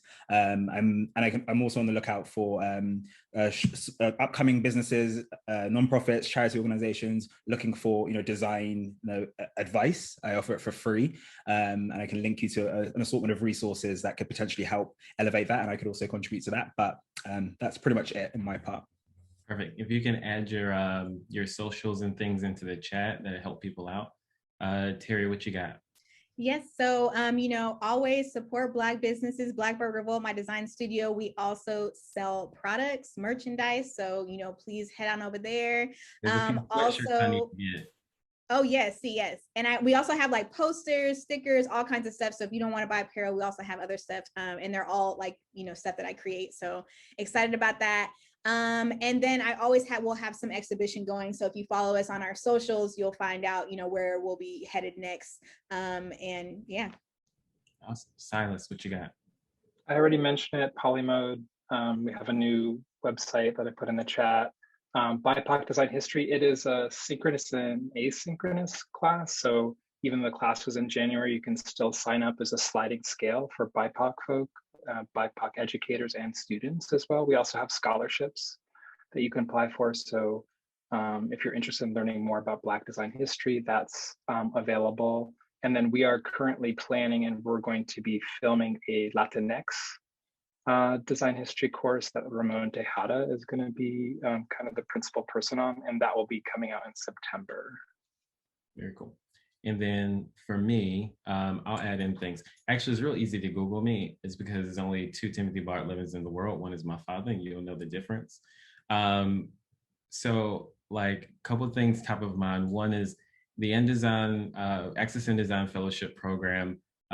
It's a year-long program. We are going to start selection for the new cohort in a couple of months. We haven't launched the application yet, but I'll put the website in the chat, is anddesign.co. And yeah, it's for folks who are 3 years or less out of college, and you can just have any creative background. So we've had folks who range from starting their own nonprofit, want to be social entrepreneurs, to folks who are doing clothing line, to product designers, to UX researchers, and just the full gambit. So it's always worth to apply, and then we'll let you know if you're rejected or not. That's terrible. Outside of that, Navigating Whiteness Part 2 will be launching eventually. I just got it back to the editor. But if you haven't read Part 1, again, if you Google me and just Navigating Whiteness, you'll see it pop up. And then I have a part 3 coming out. It's a bit more scientific around the ethics of design and specific product design. So that's a thing, because I'm kind of smart sometimes. So that's what happens there.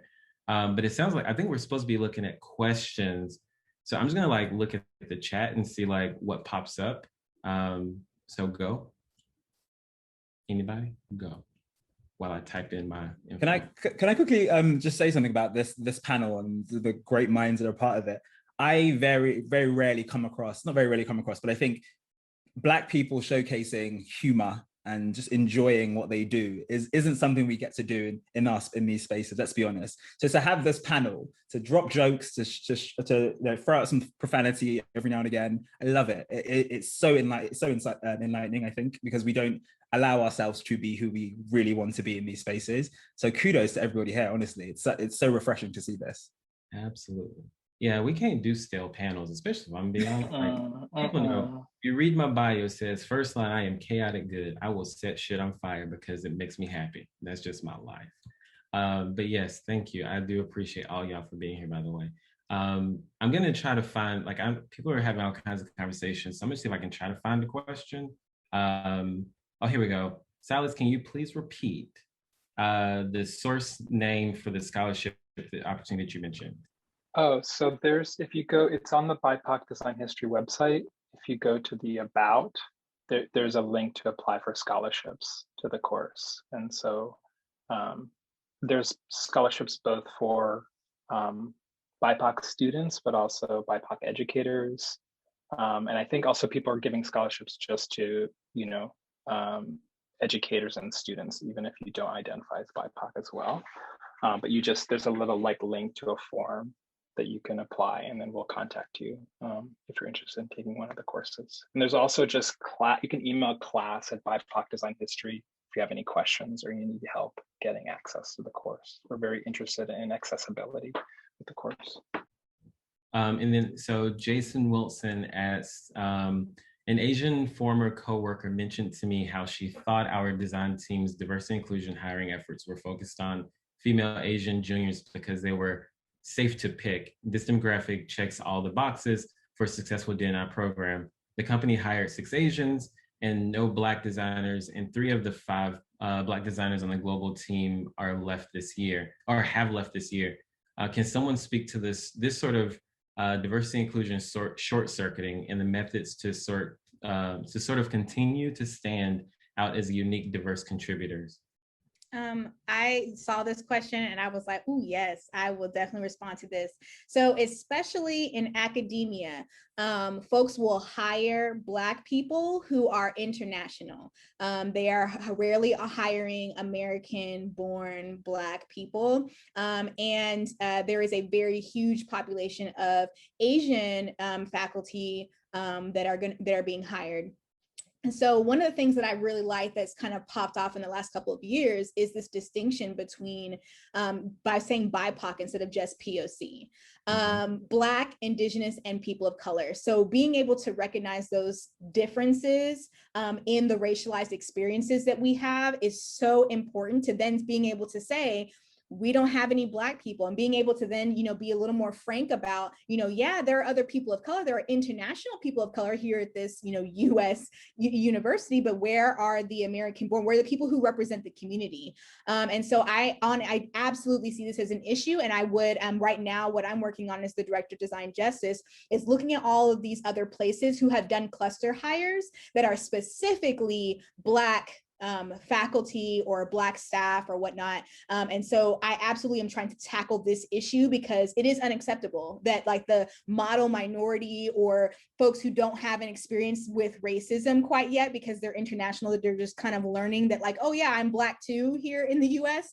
That is a huge problem. And I think that it is a symptom of white supremacy, right? Because they want to be able to say they have someone of color and not have to deal with the issues that American-born Black people Indigenous people who are here understand right off the bat. So you hire us, we ain't coming with no bullshit. Like, don't come to us with no bullshit. We are going to call you out. And I think that the safety is to hire folks who don't necessarily know all of those things and all the systems at play.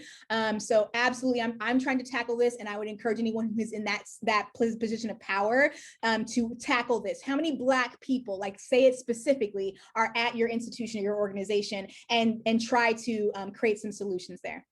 Yeah.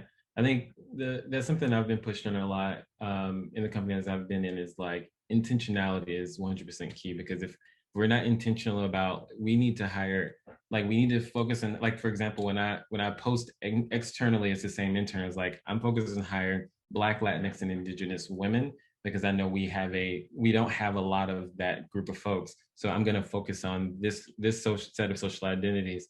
And a lot of people are like, well, you know, what about all these others? Like, well, the others will have opportunities as well, but we need to be very intentional with this one, because especially in tech, and this is something I've always struggled with, is like, especially in tech, especially if you're on the West Coast, then the vast majority of tech companies are white folks and Asian folks, or folks of Asian descent, I should say.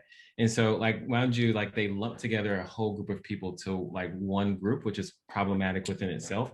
Ultimately, what you find is like, you have a company like Facebook, public numbers, 54% of folks of Asian descent are in tech roles. The other 40-something% that are white folks, and then you have 3% Black, or 1.7% Black, 3% Latinx, Indigenous is like 0.4% or something like that. So like, you see this really outweighed scale, but then they say, oh, but we're doing really well with diversity because we have all these folks of Asian descent. It was like, well, it's actually not really the same. And then I've also found that some companies, they'll create diversity, like big diversity goals.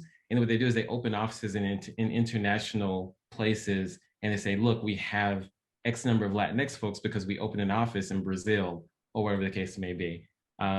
Is interesting corporate things that people do. Here's one last question we'll ask, and then I'll hand it back off. So not sure if this is right. Let's see, Michelle Hernandez. Let's say, can we talk about how we can improve the understanding of intersectionality, especially within the Black design community? It's that I'm a cishet, I guess, Black, I don't know, BM is Black man that's actively trying to support Black queer folks. Anyway, how do we talk more about or improve understanding of intersectional identities, especially within the Black design community?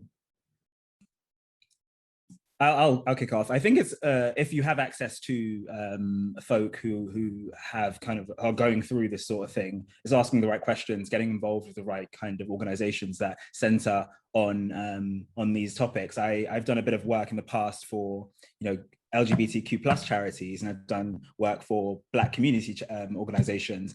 Very rarely have I done both. So I've never had to kind of combat, well, essentially for the former, I've had to combat inclusion of Black folk, essentially. But I think asking the right questions where you can and trying to find out where the need for help is the most. I think if you have access to these sort of things, fantastic, take full advantage of them. If you do not, I don't know, you have to expand your friendship circle. You know, Black gays are everywhere. And I think taking advantage of the knowledge they have in terms of what's going on in their community is to the point I made about Christina earlier, easy. You know, we want to talk about what we're going through. Well, not all of us, but in some senses, people will talk to you about what they're going through if you are a legitimate ally. So asking the right questions, finding the right causes, and ensuring that you're contributing in a way that benefits them and not yourself, I think is the first step.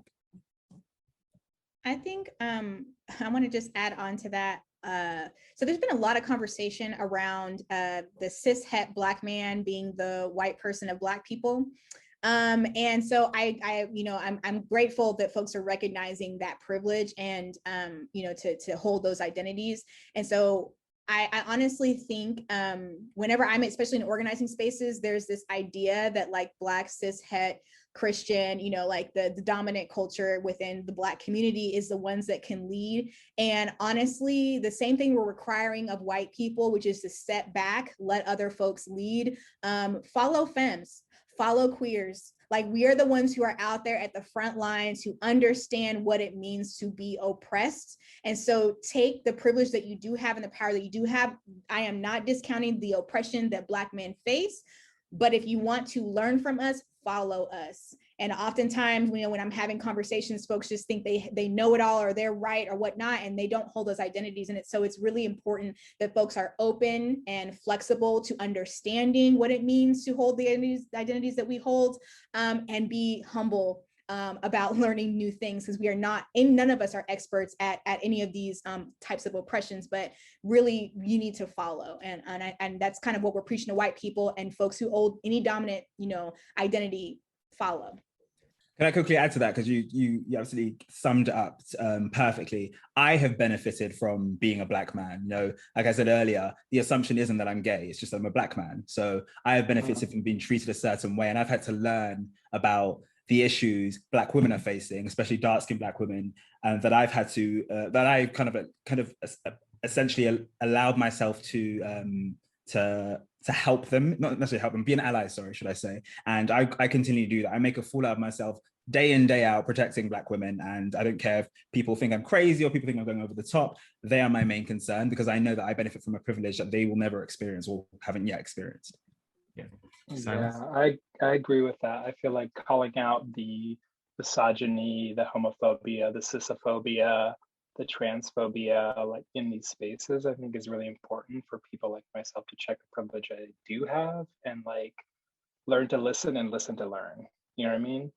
I feel like that idea of stepping back and holding space is also something that is a skill set that can be grown and built upon too, and incorporating that. Also, there's a long history of this. Like, if you look at Alain Locke in the Harlem Renaissance, like he was closeted and kind of held back and sort of worked from behind the scenes because of queer oppression in the Black radical tradition. Like, that's why he went into aesthetics and was talking about beauty and talking about art, because he didn't feel safe because of the influence of a Black church. So there is like a really long history of homophobia, femophobia, misogyny that I think until we really like acknowledge that, address that, and listen, step back, hold space, we're gonna keep having those. And it's the same thing in the queer community. I mean, if you look at Stonewall, it was the POC, trans, femme folks that were throwing the bricks at the front lines, making the change. I think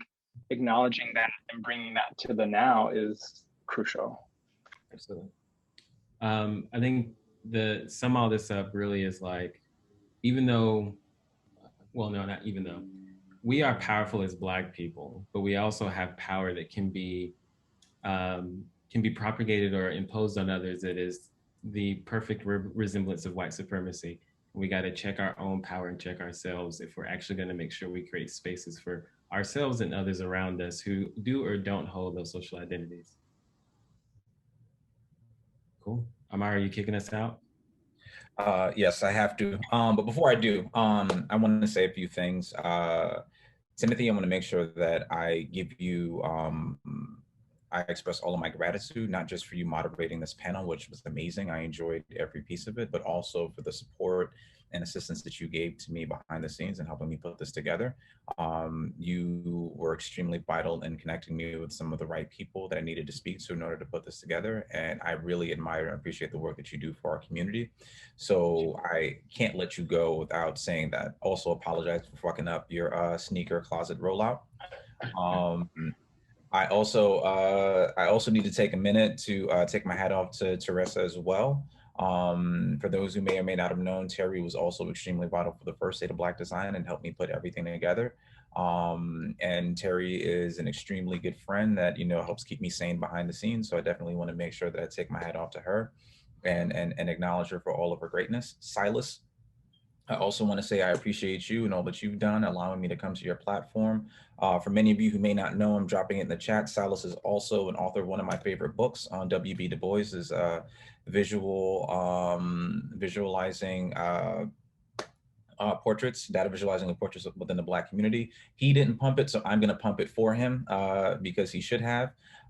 Say, I'm just getting to know you, brother, but I know that we're going to have plenty of times to collaborate and build that relationship as well. So I am about to kick it back to DJ GQ, but I wanted to make sure that before I let you guys know that I express my gratitude. I tell you guys that I love you guys. I'm appreciative of what you guys have just done, the information that you guys just shared with everybody, and I just want you guys to keep doing what you guys are doing. So much feels. So much feels. Thank you. Word, thank you, Amari. Thank you, everyone.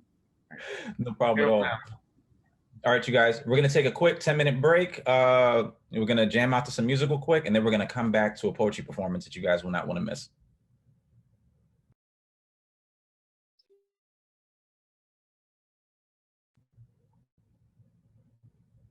Hey, everybody, welcome back. I'd like to thank DJ GQ once more for an amazing break session. If you guys haven't followed him on Instagram yet, please be sure to. He's doing an amazing job. So I actually would like to invite Tia to the stage.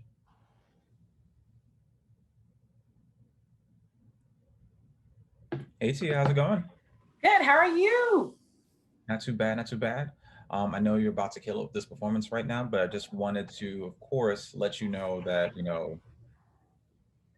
well, I'm a big fan of your work. I'm extremely appreciative that you came out here. I'm extremely appreciative of what you're about to do, and how can we all find you and follow you? Well, Mari, I first want to thank you for finding me and just affording me this opportunity, this space that you're creating for Black artists of all walks of life. And so thank you. Folks can follow me on IG at IamTiaNashay, and my Facebook is Tia Nashay as well. And so thank you for having me. No problem at all. All right, I'm gonna bow out and give you the stage. Perfect. Black design. No table available, so we built one. Long enough for equity and inclusion to sit. Our ingenuity has always been our solution, custom fit. Our hands dark like Egyptians, we laid each brick, spiritually inclined.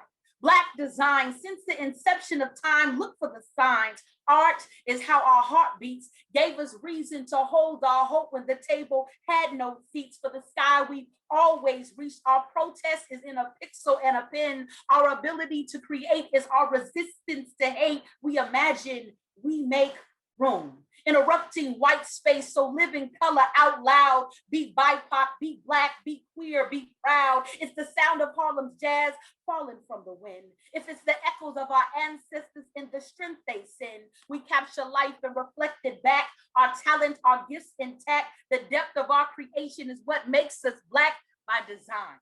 Fearfully and wonderfully made. The past of a beautiful struggle meaningfully paved, our aesthetic birth from the shores of home. The diaspora is the spirit that wrote this poem, be it media or print. Our presence in the present makes us relevant. Live in color, don't ask consent. The future is in HD. Fashion our own history will define. If the art is fine, just know that it's time that we add some color to this white space, the original protest of choice we create. Thank you. Thank you.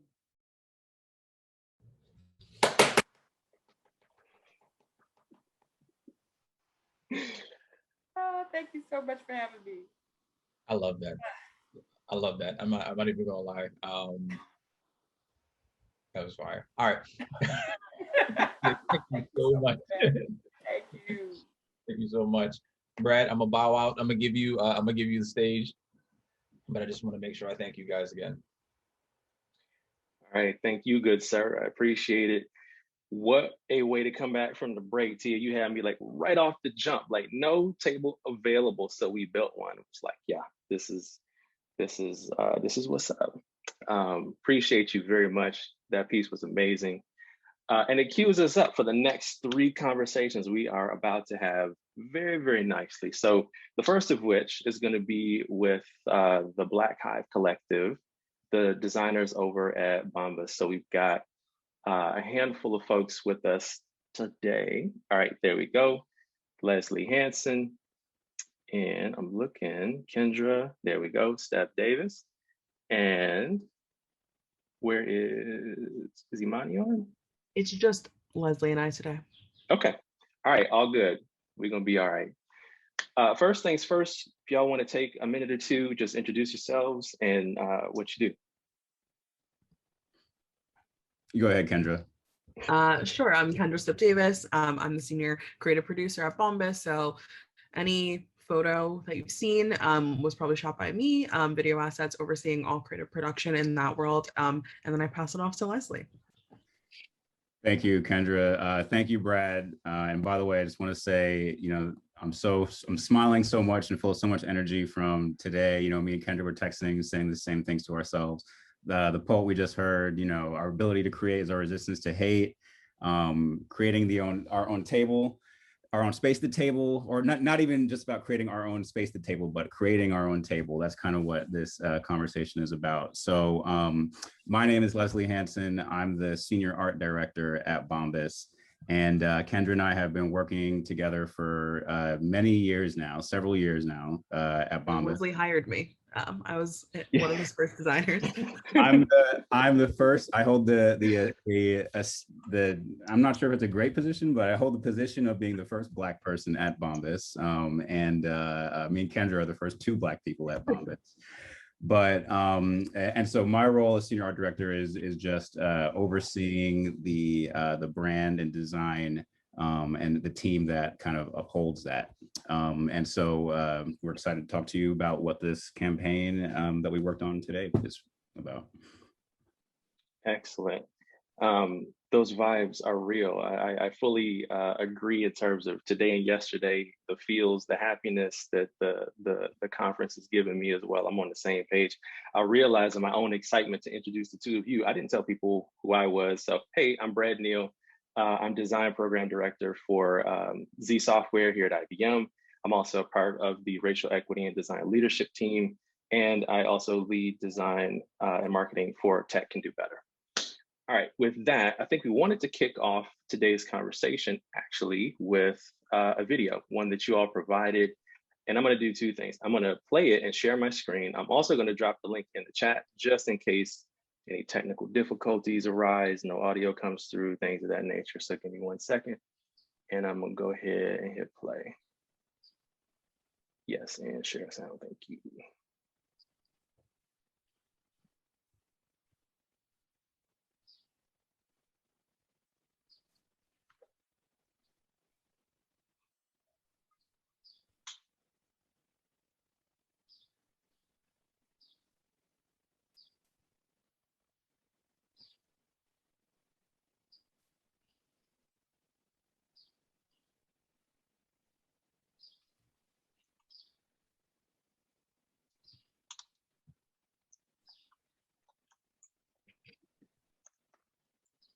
All right, so now I'm really glad I dropped the link. I didn't have any audio either, but I don't want to stop the show. Please do take a moment and peek through when you have a sec, but otherwise we'll go ahead and keep it moving. All right, so first question, we just wanted to hear a bit about the origin story. Can you talk a bit about how the Black Hive came to be in your experience of creating an initiative for Black people at Bombas within a predominantly non-Black company? Sure, I can kick us off. I just want to give a little bit of context on what Bombas as a whole is. And sorry, someone is blowing air outside of my window, apologize. But basically Bombas is an comfort focused brand, apparel brand. We make t-shirts, underwear, and socks at this point. And we're really spanning everything. And we're also a 1-for-1 company. So for every item you purchase, we donate 1 back to the homeless community. But you can kick it off, Leslie, about how we started this. Yeah. So basically, as Kendra was touching on, Bombas has been always focused around giving back thoughtfully and meaningfully. We're an apparel brand. Every item that we sell, we donate a like item to the homeless community. We have partners all over the country.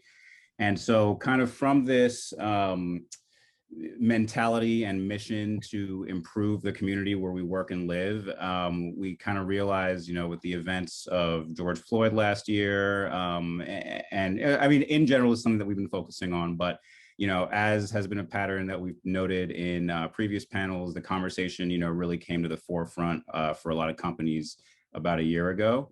And so, the nice thing was that the founders of the company and the executive team realized that now is more important than ever for the brand to advocate for the voices that haven't necessarily been heard. And so it kind of it gave us this space to create this conversation around not only the racial and systemic injustices, but how the company could be better, how they could create a space for us as the Black employees, the Black owned partnerships, community organizations and charities that we already work with, and how we can give to them in a meaningful way. And so they kind of gave us an outlet to create that, which Kendra was extremely obvious. Kendra really was the spearhead of it. And so I'll let you kind of go into the detail of how it started, from a small kernel and really grew into into the full campaign. Yeah, of course. I think for us and for me, really, I started a Slack channel. We have a really small Black population. As Leslie said, we're the first 2 people to work at Bombas, like in the top 20 employees. So it's a really tight knit group. And I think during June being remote, we really I selfishly needed some support from my coworkers. I think people were working and being in my space as well as my community around me. And I just wanted to talk to everyone in like a place where like white people weren't watching us and we could be like grieving in a really impactful way for me, and I think it's really helped us like all together. But yeah, so we started there, and I really think we were really able to partner with our design team and our production team and really make something that we really wanted and like set the tone and ideas for the things that we wanted. I think a lot of times Black design and things like this are like, oh, we should make something for Black History Month, or we should make something for Juneteenth, or like we should tie it to something that feels palatable and good for other people. And I think for us, we really wanted to celebrate Black joy and happiness. Like, we want to be happy. Leslie and I are pretty happy people, and we want to do fun things, and we want to see exciting things in the world. And so how do we bring that joy to other people? Like, not everything is strife. So I think we were really able to start with that and bring some designs, and really want to talk about Black presence, Black past, and Black futures, which I think talking at this conference really brings it full circle for me. I think in a lot of ways, we really want to talk about, like, yes, we want to talk about MLK and Harriet Tubman and Sojourner Truth, like important people in our lives and making sure that we're moving things forward, but also who are the people who are moving forward with. And like, that's everyone here on this conference who's spoken, that's everyone who's attended, that's Mark Clennon, who was able to shoot our campaign, that's all of these people who we were really able to work with and I think perpetuate some stuff going forward. Awesome. All right, thank y'all. So kind of keep it moving, in 2020, we saw a number of companies after the murder of George Floyd start to make public declarations about where they stand with the Black community and Black Lives Matter, making donations and what have you, all of which, those are good things, but they are only a start. Bombas did something unique though, in terms of how do you take that and move it forward and go a step beyond just the basics and do something that is much more sustainable over time. I remember we chatted a little bit about the notion of being better and doing better, being a part of the core of who the company is, and wanted to just kind of hear about how you all were able to bring that to life with the Black Hive. I think one of our core tenets is be better as Bombas.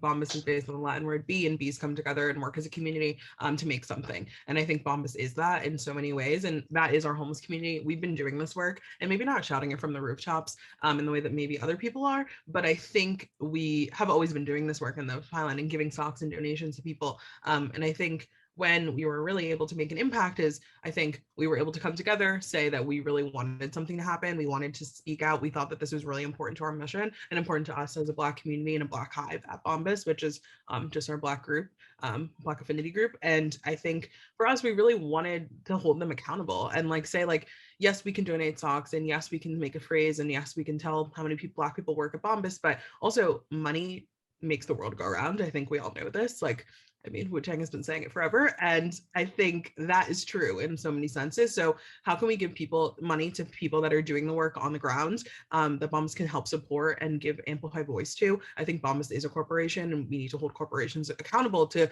saying things that they can in certain spaces. Yeah, I'll just add to that that Bombas has kind of always had this mission to give back to the homeless communities. And the focus on this campaign definitely was Black joy, and you know, that's I'm glad that that was the primary focus of it.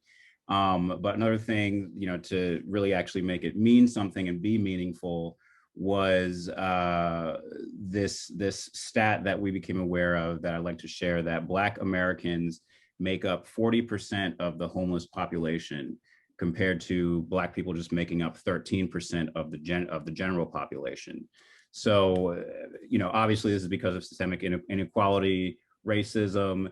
And so this was a great way to fold these two missions together into one thing that's, you know, campaign is the easiest word to describe it, but I kind of like to use the word movement a little more. I like to kind of say that it's more than a campaign, you know, because yes, it's a line of apparel, but you know, it was something that we were all collectively in charge of as a group. You know, we included every Black employee, no matter what they did in the company, was involved in making all the decisions for this apparel, for where, as Kendra was talking about, the money, for where the money goes, where we're donating to, organizations, which I can give the details of those in a minute.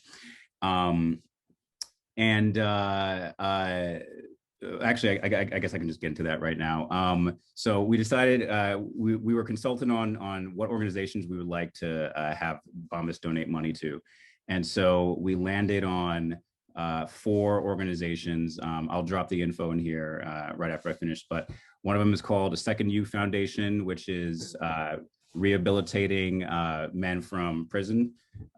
We have Sister Circle, which is a women's organization, National Bail Fund Network, which is for, you know, obviously getting people out of jail. And then this one that I really appreciate, and, you know, Kendra is a big fan proponent of, the Marsha P. Johnson Institute, which is really focused on the, you know, once again, Black, queer intersectionality. Yeah, I think for us also as like a Black Hive collective at Bombas, it's like when we were selecting these people and thinking about impact and change and how we were going to get this done, is we really needed to think about the intersectionality of this. Like the Black community at Bombas is very intersectional within it. And I think, how do we make sure that we're like giving the money to people that we think are important? So yes, getting people out of jail, and also 2 of these people, Sister Circle and Second You Foundation, are both giving partners. So we've been working with these people already throughout the pandemic, throughout our work at Bombas. And I think even Second You, we were working out with them twice a week, every morning, using their trainers and paying money for that and using those services. And I think it just really connects the whole thing for everyone else outside. I think it's really easy for us to understand the mission. I think Leslie and I, as we're close and we've been at Bombas for a really long time, but for other people to get that, you have to show them that we're doing it. And I think being able to partner with our giving partners and give money to these spaces, we're just putting money where the people need it and are able to allow for more good to happen. Awesome. There's so many ways I want to continue pulling at this conversation, but there's one thing I want to make sure we do not miss, because it's so amazing. What you all essentially had the opportunity to do because of the business model, you know, where there's a purchase, there's also a donation made. Y'all had the opportunity to control the flow of revenue by way of choosing which organizations you did want that revenue to go to.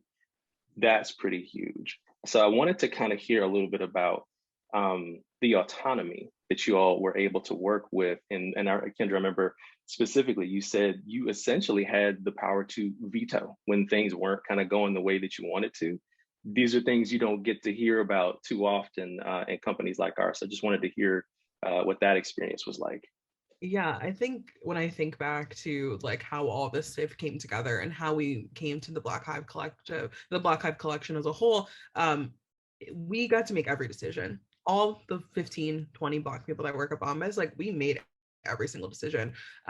I had hands in every single pod. I helped make sure the messaging in the beginning was okay and like appropriate. Like I talked to our head of PR, another Black woman, like she would call me on a Sunday and we'd like talk about these things. And I think everything from like selecting the photographer to making the design approach, like those were all things that I was really able to do. And I think the autonomy was the piece that made it most powerful, is I think a lot of times you're given the autonomy to make a project, or the set autonomy to make a project, and then it gets to like some sort of creative director or your chief creative officer, whatever it is, and then it gets vetoed in some sense, or it gets like pinned down in a lot of ways. And really I was able to like pitch something, say like, this is what I think. We spoke to some advisors, our outside advisors, who I love dearly. And then they were like, yeah, this is it. This is what we're going to make. And then I pitched it to everyone else and was like, is this what everyone thinks is cool? And then everyone was on board and we really got to push it from there. So selecting photographers, I helped style, we shot our Black Hive members, we shot 14 of our Hive members as the models for this campaign, to really bring it back to like the fact that we it's really for us, by us, in every sense. And I think Leslie can talk to like the end half. And I think being part of a photo shoot and being on a full black set is also something that's like really important to me. And I think if anyone is in this like creative production space, they know that this is like a pretty rare occurrence in a lot of big spaces, and especially making videos, especially making large photo shoot productions with like tens of thousands of dollars of budget, and really being able to hone that in and make a community in a space was like the most impactful piece. And no one was like, no, that's too crazy, or oh, that's not centric enough. We were allowed to be as black and as loud as we wanted to be, and I think that was the most important piece. Yeah, I'll just I really couldn't put it any better myself. I'll just add that you know, we've once again, you know, we've talked a lot about trying to get a seat at the table, you know, and this was a very unique situation where this company trusted us to create our own table. And you know, like Kendra mentioned, you know, it was for the entire execution of the project was handled by all Black employees, all Black contractors. Everyone was paid fairly for their work. You know, Kendra ensured that, you know, the entire crew and everything was catering. Black. Everything. Yeah, exactly. Even down to the catering. Yeah, exactly. Like everything was, you know, authentic about where the money was going. You know, speaking of money, exactly. It's not every day, you know, a company, you know, goes to its Black employee. You know, we've talked about, like, I think Shay mentioned in the earlier one about kind of tokenism and like being that token person in the room. And you know, it's not every day a situation happens where, you know, it's like in a way maybe this was a tokenization, but they were putting money where their mouth was. You know, our company came to us and said, we'll give $250,000 to wherever you want to give it to. You know, like you guys pick where you want us to give $250,000 to. And that was an incredible kind of unique empowerment and like you said, Brad, level of autonomy to steer, you know, this entire you know, campaign and movement. So to circle back again on that word autonomy, because when I hear you all talk about these things, there's a flow of things that kind of make sense to me.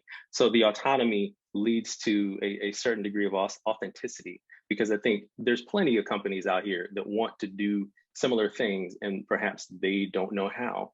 But I feel like there is a very clear through line from that autonomy that was extended to each of you to create the Black Hive Collective that created the authenticity itself, and it has flowed into the actual products. Leslie, I remember hearing you talk about some of the inspirations for things like the packaging, the actual goods shipped, and I'm just kind of curious to hear a little bit more about that through line and how you were able to kind of pull some of that together and manifest it physically and visually. Yeah, sure. So, you know, from the sort of first inception of this as the Black Hive, which, you know, like Kendra was saying, was a Slack channel that was a space. I remember someone earlier, one of the panelists earlier was talking about, you know, how powerful just having a space to share, to talk and share gifts and stuff with each other could be. And, you know, it really started as that. And then you know, when the opportunity for it to materialize into a product and a campaign came, we wanted to bake as much authenticity and symbology into it as possible. So everything from, you know, like Kendra's talking about the photo shoots and the catering but also, you know, the design of the actual socks and clothes themselves were all approved by us. The packaging that it goes into is all inspired by traditional African patterns all over it. You know, also worked on by Black designers, by myself and Black designers on my team. So and then, you know, once again, just the kind of hands-off nature of the whole thing just really felt like we were given a space to truly, you know, I think when you're given a space to truly be yourself, that's when true joy comes out. And I think that authenticity is, you know, palpable when you look at the final product. Yeah, and I think I feel like other panelists were talking about this before, is things were made for the white gaze, and this project wasn't made for that. We weren't trying to like teach someone something. We weren't trying to show you like the historical events that this led to. Like, we're not talking about George Floyd. We're just talking about us being happy and excited and like happy to talk about these things. And I think that removed the white gaze a lot, which allowed for the authenticity in a lot of senses. And I think for me allowed for me to just be like, whatever, like what's the blackest thing I could possibly make? Like, that's not something that a corporation ever, one, gives you money to do, or two, the autonomy to do. So being like, yeah, here's $250,000 to donate to someone, $100,000 later in February when the product launches. And then also here's like a production budget to make something happen that you and hire the team and the people you want to, is honestly like a blessing. And I think for me, when I think of other corporations and other people and other designers, I think I want you to say like, yeah, we're able to make this. Like, we don't need everything to be in this white gaze. And if you really want people to make something, if it's for any sort of BIPOC group, like ask the BIPOC group what they want. They'll be able to tell you clearly. And I think Bombas is a great case study that like, we can make it happen. It's beautiful. It's professional. It's like a career highlight for me personally. And I think this is something like that can happen more and more. And again, if I know you're looking at the Bombas website, I saw some links in the chat. The second collection launches in July. So this is an ongoing effort. This isn't like a one-stop shop. We're not like stopping. There's a second collection. There's really something cool happening in spring 2022 that I can't tell you. And like more things are happening. So this is not something that we chose to do once. This is something that the company is using forever. So I think that's also most important. I really can't tell you how personally delighted I am to hear you say that, because I'm rocking Bombas like every day. Just my personal endorsement. If y'all ain't on it, you really, really should be. But Kendra, something else you said, and I am fully aware it's my personal soapbox, but the thing you said about, you know, talking to us when these spaces and initiatives and experiences are being created, make no prescriptions on our behalf. You know, we're out here, we have thoughts, voices, experiences, and are happy to let you know what they are and how these things should be done. You know what I'm saying? It's not as though we are not unable or unwilling to lead such efforts. I think that's one of the most amazing things.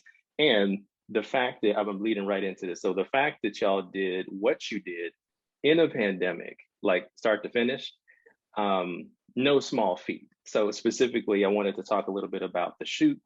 We're coming up against time, but I think we got enough time for this. But talk a little bit about the Black Hive shoot and the collection itself, all the folks that y'all worked with and the process of that, because it sounds like you had a little bit of extra fun, a little bit of extra wiggle room, so to speak, to pull that together in the way that y'all really saw fit for it to happen. Yeah, I'm really lucky that Bombas allows me to really make shoots the way I want to, and I get to hire the people I want.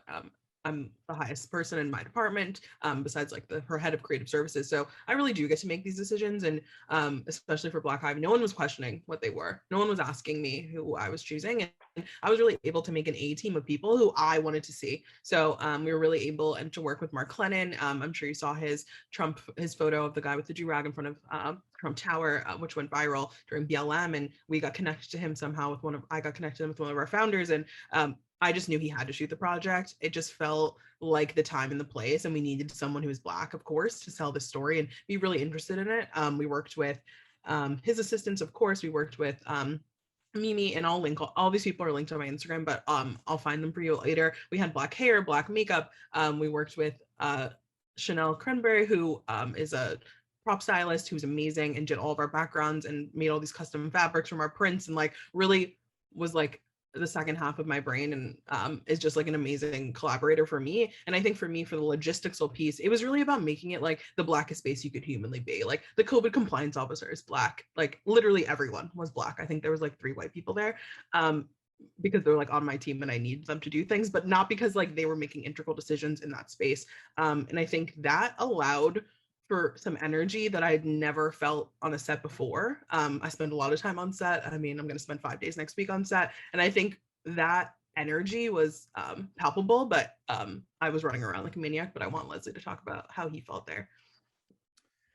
Yeah, I felt it was a great and unique opportunity to feel, pampered and catered to. Everyone, I think it was also a really impactful moment for, everyone involved that isn't necessarily involved in creative or production. We had customer service reps there. We had, because it didn't matter what you did. We had the whole Black Hive there, and that was kind of part of the whole, mentality and reasoning behind it, to kind of feature and highlight everyone, to show that, no matter what you do at Bombas, you're paving a way for Black people in the future. Something that maybe we don't realize, it as we're doing it, but we really are. And things like this, campaigns like this, events like this one, this Black Design Past, Present, Future, are what kind of make us realize that, we can inspire people by just including people. That's really all you have to do in a lot of situations. Just include. It doesn't matter necessarily what you do or say, but just including people in itself means a lot. So I think, the fact that everybody there got to feel like they were, a star, and they were part of the photo shoot, no matter what background, no matter what, work background they came from, I think was incredibly impactful. Yeah, and it's not like these people were models necessarily. Like, they're all beautiful and amazing and people, but like, they're our head of retention, they're our merchandising manager, they're our senior creative director, our senior art director, they're their PR manager, they're like the CHC associate, they're all of these people. And I think they really got to come into Leslie and I's world, which is sometimes like very elusive and secretive, especially design production, be like putting on a shoot. And I think that allowed them to see like, yeah, I get to be part of this whole decision. And I think that was just like, for me, when I think of the whole campaign, I needed the Black Hive to be part of it, because otherwise it wasn't going to have the validity that I wanted it to have, because I wanted everyone to be involved in it. I thought that like, yes, I can make creative approach and I can hire amazing people and amazing Black models and people to do stuff, but it's really us that's doing it. It's really us fighting in the battles. It's really us that are the future. And like, we're helping promote Bombas, we're helping do whatever in our personal lives. So how do we like hone that energy and make some amazing photos in the making? That's what's up. All right. I think we are right at about time. Friends, I appreciate you very much for being on. The stories y'all share is nothing short of amazing, and very much looking forward to those things you can't talk about just yet, but are on the horizon. So we'll certainly be keeping an eye out. I think at this point, we're going to keep rolling right into our next panel, of which I think, Leslie, you hanging out with us for this one too. Kendra, absolutely thank you for everything, and shedding some light on the Black Hive Collective story. From here, we're going into our portfolio gallery walk. So let me make sure all my people are here. I see Roosevelt, Leslie's here, Quentin's here. All right. All right, gents, if you want to hit the mic, turn your cameras on. This was going to be a little bit more hands-on in terms of seeing some actual work than the previous chat. There we go. Erwin's here. Perfect. All right. So we have a handful of questions, but we're also going to get our hands on some of the actual work and hear these good brothers talk through some of the things they've been up to. So first things first, again, let's just kind of go around real quick, introduce ourselves, let folks know what you do. Quentin, I see you there. You want to lead us off? Yep, absolutely. Can you hear me okay? Got you. Perfect. Okay, yeah, so my name is Quentin Harris. I right now am a group creative director at a company called Publicis Sapient, and I'm also a co-founder of a new venture called Retrospect, which is a studio that's gonna have angel investment from Publicis Group. So in transition to that, and I've worked at startups. So I've worked at a company called Walker & Company that has a product called Bevel. I've also worked as the creative director at Blavity, which is a media company. And so mixture of backgrounds, things like that. And yeah, that's me. Good deal. All right, and hold on. Sorry, I'm trying to keep us on time. I realize my co-host, where is she? Diane. I'm looking for Diane. I don't see her on just yet. Why don't we keep going through the intros and give her a second to pop in, and then we'll be ready to go. Awesome, I'll go next. My name is Erwin Hines. I'm a creative director or acting creative director at Basic Agency. And then I'm also founder of a new project called Futurist Color that is looking to be a platform for BIPOC stories to help the sort of telling of these stories on a more dynamic spectrum, as opposed to the narrowing that we see within current media outlets. It's also a clothing line, and we're going to be working on short film, and we then also have like a donation play as well. Excellent. Roosevelt, I see you here. Yep, I'm here, but it says it won't allow me to share my video or show my video because you have blocked it. Okay, maybe Omari can. I don't have the controls of. Okay, perfect. All right, great. Yeah, yeah. So my name is Roosevelt Faulkner. I am a design researcher at IBM. Been at IBM for three and a half years. I'm currently working on an AI ops product. So really just excited, and just like, just hearing all the conversations today is just so awesome. So yeah, just really glad to be here, and going to share a slice of my work to y'all. Excellent. And for folks who were not on for the panel with Bombas, Leslie, do you want to give a quick intro as well? Sure, yeah, my name is Leslie Hansen. So currently I'm Senior Art Director at Bombas, an apparel company that has a one-for-one donation model and a sort of mission to change homelessness in the country. I've also previously was art director at Seamless/Grubhub. They're one company, and Kaplan Inc. And then I also am a co-owner of a new nightclub and event space opening up in Brooklyn called Secret Loft. Ooh, excellent. All right, y'all. And certainly, last but not least, my co-moderator is here. Diane, you want to chime in right quick? Hi, everyone. I'm Diane Holton. I, by day, work at AARP as an art director. By night, I get into trouble, lots of it, with AIGA as a co-programming director, and then some side hustle jobs like book design, which is what I'm currently dabbling in. So nice, happy to be here, happy to have this panel, this esteemed panel, and also my co-moderator, Brad, who's going to be leading the majority of this because he's awesome. I'm just here for support. I just say the things. I don't know about all this awesomeness, but thank you. All right, to get us kicked off with saying some things, I'd love to tap into each one of you and just hear about how you prepare and approach the crafting of your portfolio, given we've got a diversity of background and experience, just some of the thoughts and the effort leading up to when you're making a new version or new pieces for your portfolios. And for this one, Erwin, why don't you lead us off? Ooh, all right. So my background is in like branding. I've also worked in the UX space. And I think over time, the way I approach my portfolio has evolved in that I became really obsessed with defining an overarching theory that drives all my work, which allows me to work in different mediums, but they're all still connected. And so we can share our screen, right? Yeah, I have a question queued up for the portfolio piece specifically, but if you want to get into it early, oh no. I'll wait.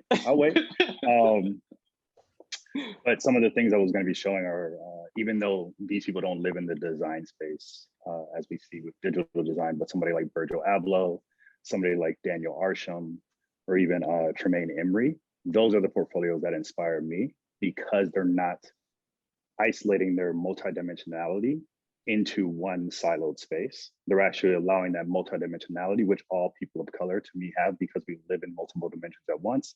I live in both a white world and I live in a Black world all at the same time. I can't separate them, and I can't separate my Blackness from who I am. So when I show my portfolio, it like leads with a lot of copy to really set up the narrative of who I am, and then paint this broader picture. So that way my portfolio can have t-shirts in it, it can have video content, it can have a website, it can have a campaign piece. But I now root all of those different things that I'm showing in my mission. And so for me, a really strong portfolio and how I set up my portfolio is first digging into my why. And so as opposed to showing like, I want to show all the best UX stuff, or I want to show all of like the best print design stuff. Partially there's so many amazing designers. And for me, what sets myself apart when I look at myself is my story. And that's what sets all of us apart. It's our story. It's how we tie back to our story. It's how we bring forth our story. So in my setting up my portfolio, it's just a lot of copy, honestly, for lack of a better word, or to make it, not making it sound like super sexy. It's literally just like, lead with your why, lead with your story, because that's the thing that actually makes you unique. And if you can begin to tie all your work back to that, it strengthens and deepens your work. And then when people see it, they see that you have a perspective that you're bringing, and that perspective is Blackness, and it's beautiful. And we need to be bringing that in every space we go. I'm sorry, I have like a fly, so I'm just like swatting it. All good. Anyone else care to follow on that? I'll just say, Aaron, I mean, that was an incredible explanation. That was exactly what I would have said in terms of just, you know, for years I've struggled with trying to compartmentalize my different crafts. And just recently I've shifted toward kind of having that thesis of like, what is my body of work trying to say? And then creating a body of, you know, case studies that are oriented in business case studies. So, you know, saying, okay, I tried to solve this problem, or I had this opportunity, I had these insights, but really just showcasing the breadth of my work has just always been a part of my identity. And it was always confusing earlier on in my career. It was just like, yo, are you an art director? Are you a photographer? Are you a designer? I'm like, no, I'm all of it. And I think now being a creative director, I feel like the way my book is critiqued is slightly different than if I were like a designer. So that helps a bit, but for any young designer, what I'm looking for is a point of view. Mm-hmm. Certainly, that makes a lot of good sense to me. I want to go ahead and push to the next question, because I want to get some of that work in front of the folks on the Zoom with us. So let's go ahead, dig into your own portfolios a little bit, and perhaps each of you can walk through a piece that exemplifies your approach and kind of illustrates some of these relevant points we're making as we're talking about kind of the headspace of how we prepare. Roosevelt, you want to go ahead and lead us off for this one? Yeah, absolutely. Let's see here. Okay.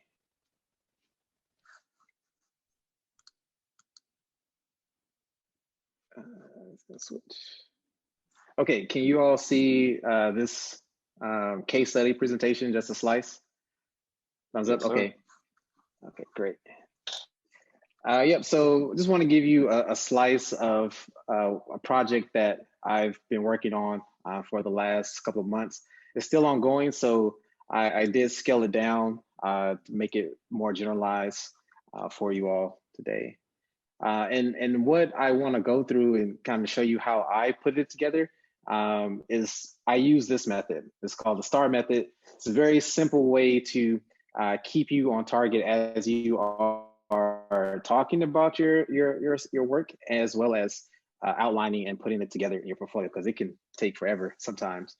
So situation is, you want to set the scene, describe the problem, who was involved. The task, talk about your role, and this is where you get a chance to really focus on yourself and I versus we did this and we did this. You kind of want to separate the we and the I. So you want to talk about what you did in the project, the actions, how you address the problem, and then you want to talk about what was the outcome and what did you learn from it? What were some of the challenges that you were able to achieve? So this particular piece here is around the generative research. We focused on target user interviews. And so in this particular space or time in the research, we're not sharing prototypes, or they're not putting screens in front of our participants. We are just having a conversation with some probing questions that we have. And so here's an example. here's the context of this piece. In the world that I'm working in, it's our target customers are people in the IT enterprise space. These are software engineers. These are IT operations. So, for example, Southwest Airlines, right? They have a team, a large organization of these engineers and operations folks that are working together to make sure that your Southwest Airlines website is up and running. And so those who are our target users. And we're trying to understand, well, this new interest in AI is coming up.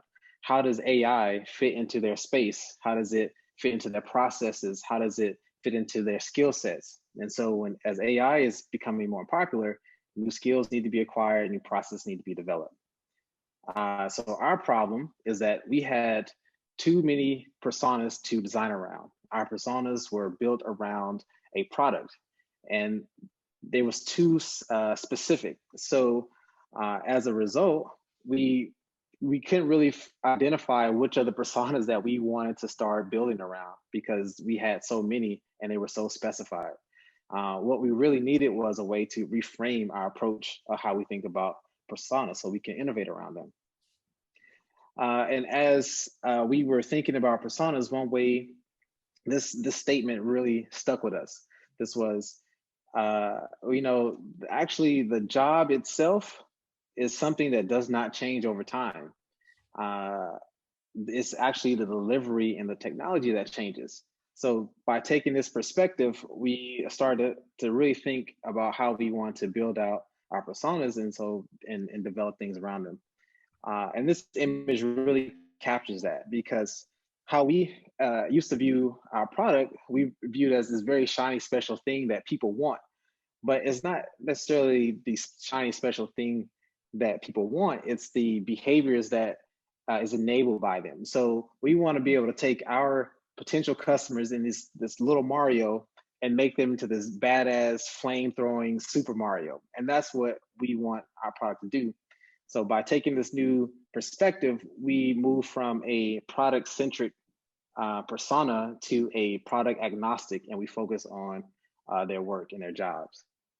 So what I did in this particular piece, I worked with two other researchers and a data scientist. I led 3 of the 9 interviews and was involved in interview analysis and working with the data scientists to do a survey. So what we did was we did this interviews based on this particular method, and it allowed us to break down the jobs of these people into smaller steps. And then we could take those steps and break those down into even more steps. And so as a result, we were able to identify these 3 key things for our users. And so we found that for our target users, IT admins, operations people, so forth, they want to monitor things. So they want to make sure that Southwest Airlines website is up and available. They want to fix things when it's broken, and they want to fix it quickly so that when something goes down on that Southwest Airlines website, that you don't experience, as a consumer, don't experience that downtime. And they want to update things. So they want to make sure that the software they're using is up to date, or if there are any bugs they need to fix, they want to be able to do that. So they can ultimately maintain that seamless experience of purchasing a ticket for the consumer. So the impact of that, right? We were able to identify these key jobs that we can start to innovate around. So we're moving from this product specific design thinking to product agnostic and focusing on their jobs. And then the next step is that we're going to take those smaller steps, put them in a large survey, and start to see what of those steps are well served by products out there, or which ones are underserved, and we focus on those underserved products. So by doing that, we can target our innovation. So that's essentially it. I just want to leave with these last bit of tips and recaps. Pick a couple projects that you're excited about and most proud of. Write out an outline, because it can get in the weeds, but using the STAR method does help you explain your project as you're talking about it, even thinking about it, and iterate on your portfolio, but time box it. Don't because you can spend a year just trying to make it right. And so I just want to leave these tips with you all. So thanks. Really quick, can I jump in for a second, Roosevelt? That was fascinating and it was great to see. How long have you been using the STAR method? And you suggested like 2 to 3 projects. One should choose 2 to 3 projects. Have you applied the STAR method to all of your projects in your portfolio, or just literally just a few? No, I apply it to all the projects in my portfolio, and it's really helped me frame how I want to talk about them and stay on target. One of my habits is that I can just kind of just ramble on, and so to prevent rambling on, especially when you're in a portfolio presentation or in an interview, you want to be targeted. And so I use the STAR method throughout my portfolio to outline it and explain it. I have one more question before Brad asks the next question, and that is, how do you apply credits to other people that collaborated on a project with you? Do you actually cite them in your portfolio, or how do you address that? Because usually it's a team, right? That's a great question. And so people are aware that you are working on a team. You couldn't just do all this by yourself.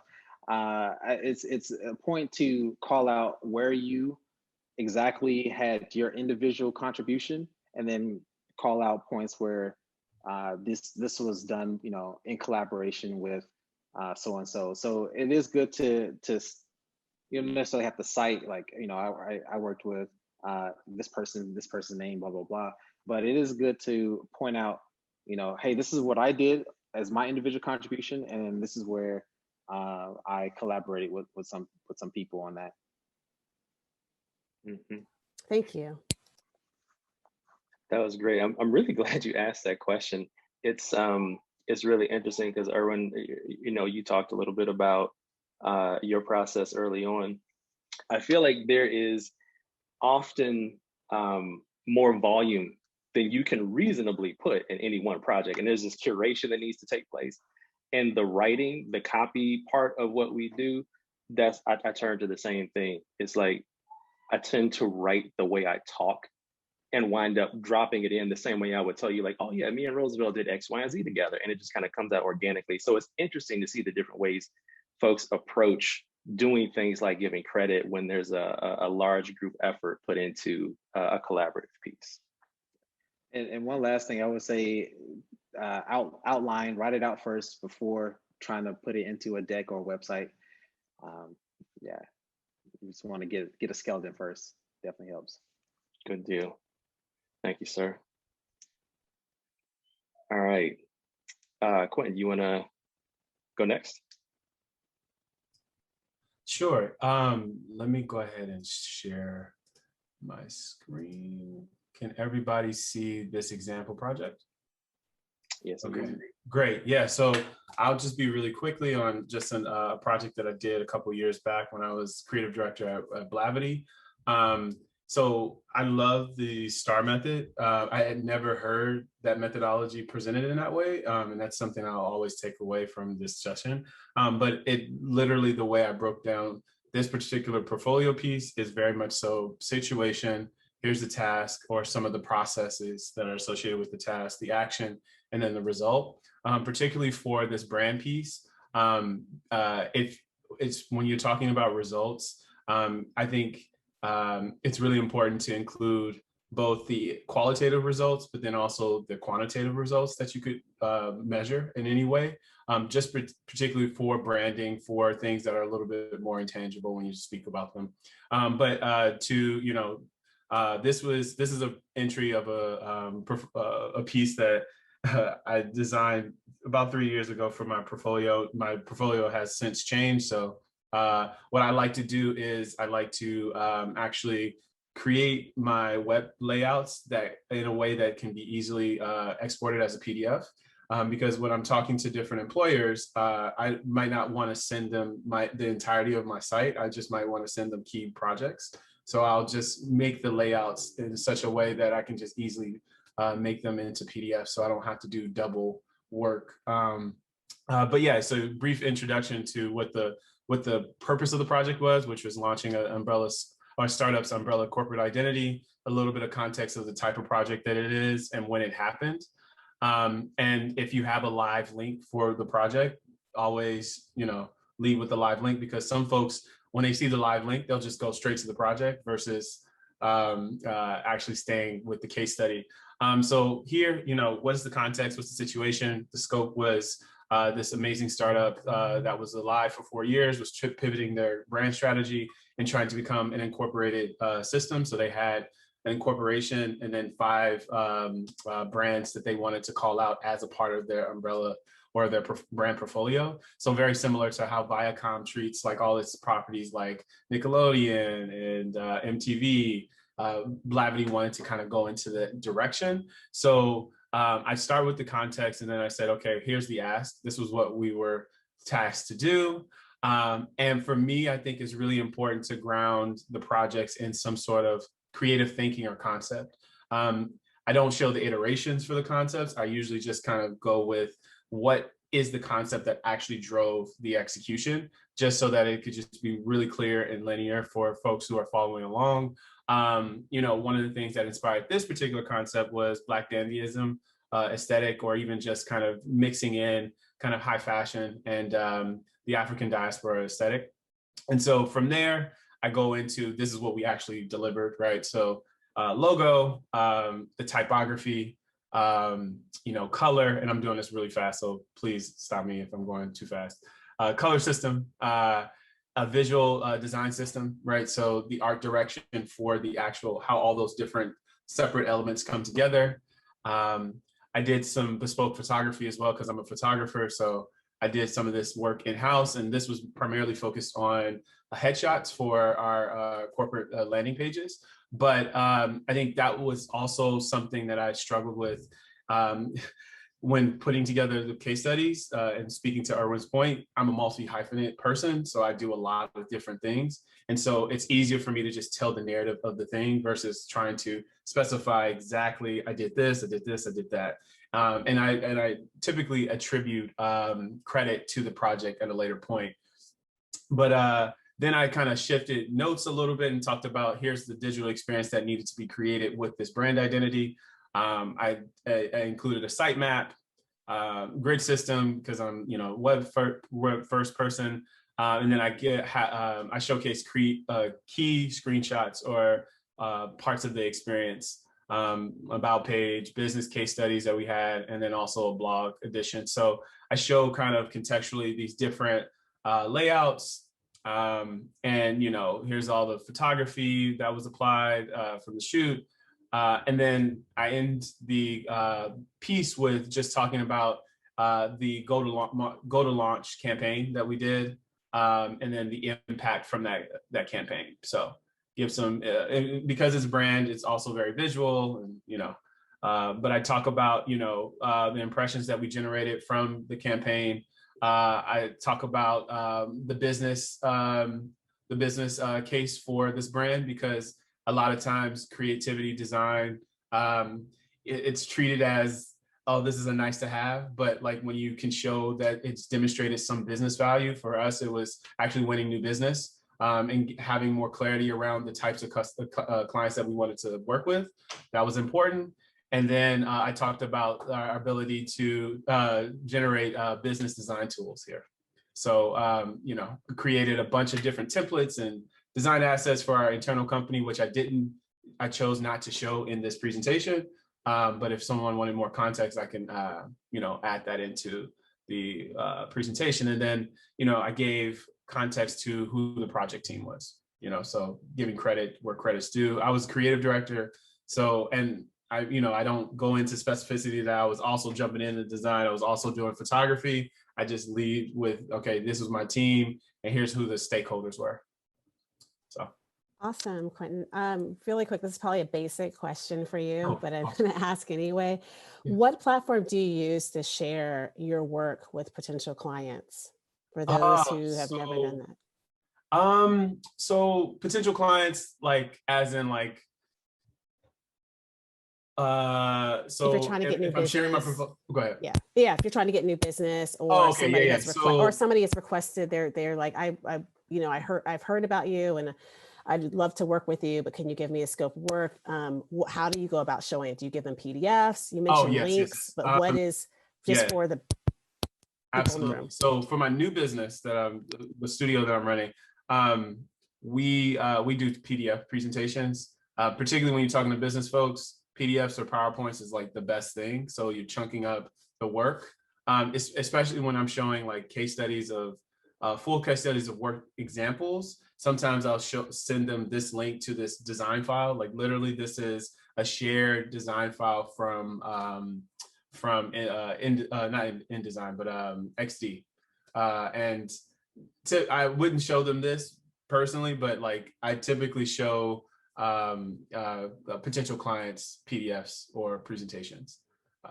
And I don't usually show this deep of work. I'm talking about scope of work. And if they request to have work examples, then I'll send this separately. Okay. And so you mentioned the XD. So who gets the XD link? Because I'm assuming like no. I'm assuming that like not everybody has those tools.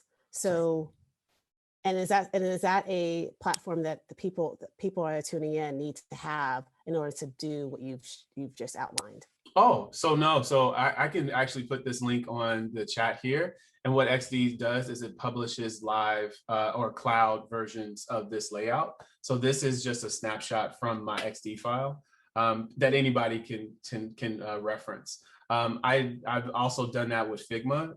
If I'm just like rushing and I don't have a chance to put the presentation into a PDF or a PowerPoint, I just send them this actual export share link, which they can pull this up on their computer. They don't have to have fonts. They don't have to have any of that. That's all embedded into the web experience. Okay, that's good to know, because there have been people who have received it on the other end and not this, but received portfolios and they don't have the fonts. And so then it looks a little crazy. Things are like, stuff isn't linked, so then it moves around. So just was curious. And then it's great that you mentioned putting in a business case at the end, like putting in data. People respond to data. That is, I can confirm that as well. For the people in the room, people like to look at numbers, and a lot of times they just scan, right? And if they see these big numbers, then it kind of draws them in. So I guess the more you can pepper your portfolio with stats to show the business case would be advantageous to one, right? Okay. Absolutely. And that's definitely something I learned how to do over time. I think as an early designer, it was all about the aesthetics. It was all about the right photo. But I think with, really just having a point of view, it's important for a designer to really understand how their work actually moves the needle for a business. And that's something that, to me, I found more, I got more understanding from coaching and from, actually being a little bit more multidisciplinary and interfacing with people on other sides of the business, just to see how my work impacted, them. Beautiful. Kick it over to Brad. All right, y'all. I know we're scrambling for time, but enjoying very much everything that we're seeing and hearing to this point. Erwin, you want to cue it up next?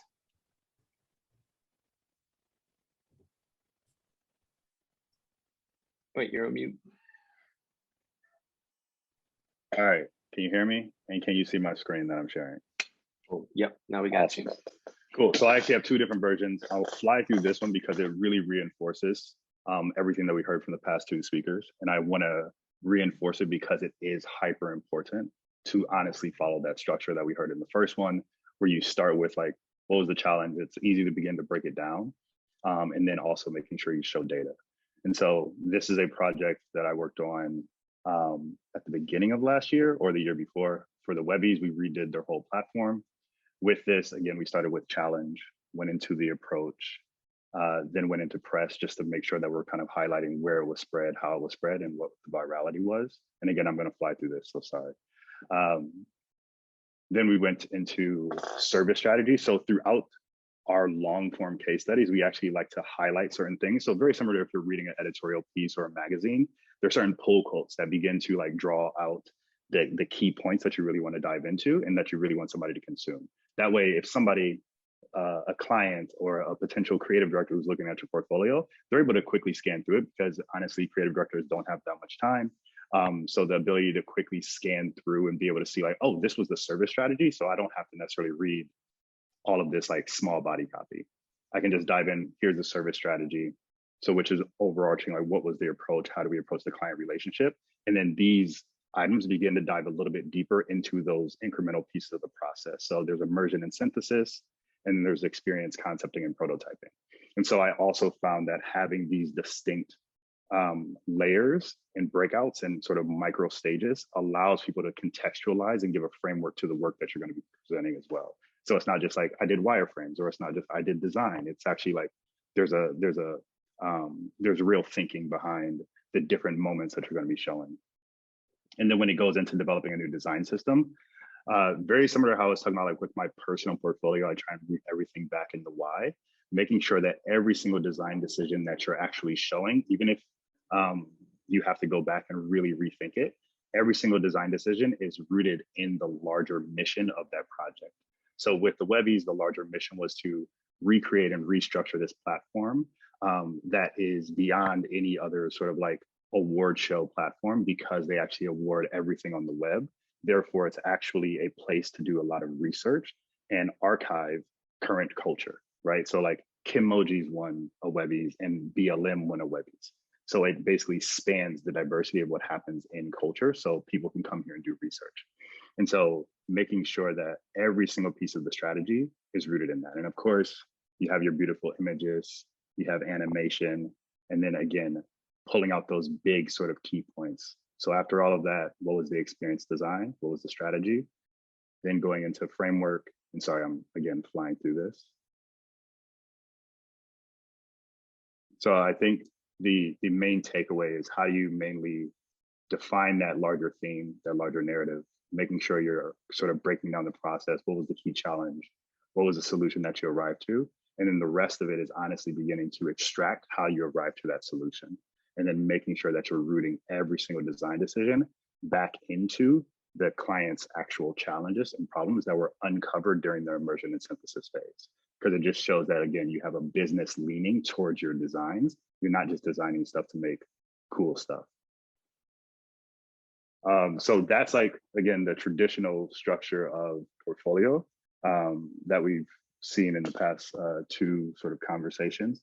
And then for me, what I begin to do with my portfolio, personal portfolio, again, lead in with just strong statements to make sure that anybody or any agency who's looking at me or any potential client who's looking at me knows where I stand and knows what type of work I'm going to work on and be like happy to work on.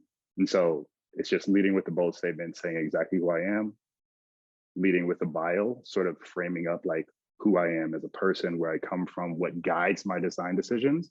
Again, that helps me also understand what I'm going to enjoy working on, because now I've sort of come to terms with my why. And now if things fall outside of that why, which is to put empathy into the world, I just don't enjoy that project. And this helps me like navigate the design world in a more like seamless way and bring my voice forward. And then these are some of the key projects that I'm a part of. Again, more copy driven, because I really want people to read it and understand what my stance is and why these projects matter to me. And then for me, a bold quote that just says, I cannot separate being Black from my work. My Blackness afforded me a certain set of experiences that have shaped a particular perception on society and people. I, as a Black man, held space for other cultures my entire life, which instilled a certain level of empathy that is now articulated in my work. And that's the thing I want people to take away when they're looking at my portfolio, to understand that my Blackness is a strength, not a weakness, and it is beautiful and it should be held to such regard. And then underneath that, I honestly just have like a series of pieces. Right now, there's a lot of t-shirts because that's what the future of color is leaning into, as well as short film. But beyond that, there's going to be campaigns for ACLU and all of these other things that are going to start to populate this. But now that everything is put underneath that framework, it gives structure for disparate pieces to begin to live, right? So if you think about like a a gallery or a great museum or a great curator. They can curate disparate pieces that seemingly make no sense together. But as soon as you read that entry statement, you're like, oh, this piece from this era matches this piece from this area, because they're sort of following the same theme and through line, and they're beginning to articulate and build on one another and actually tell the story of culture and the development of culture over time. And then similar to the other portfolios, I do have impact on mine. So it's to say like, yeah, you have these disparate projects, but let's root it back in something that's like meaningful and real and honest.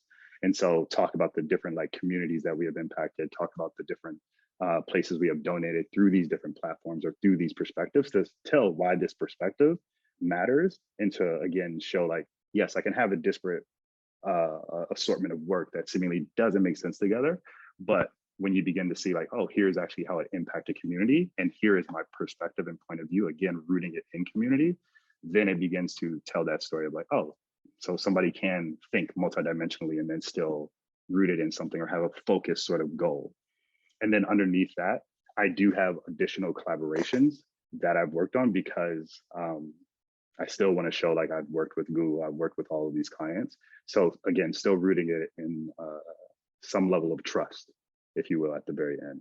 But so that's like my portfolio and how I structure it. So again, to me, there's like two different ways. One is really telling that long form story around the different projects, which obviously is important, especially in the client space or in the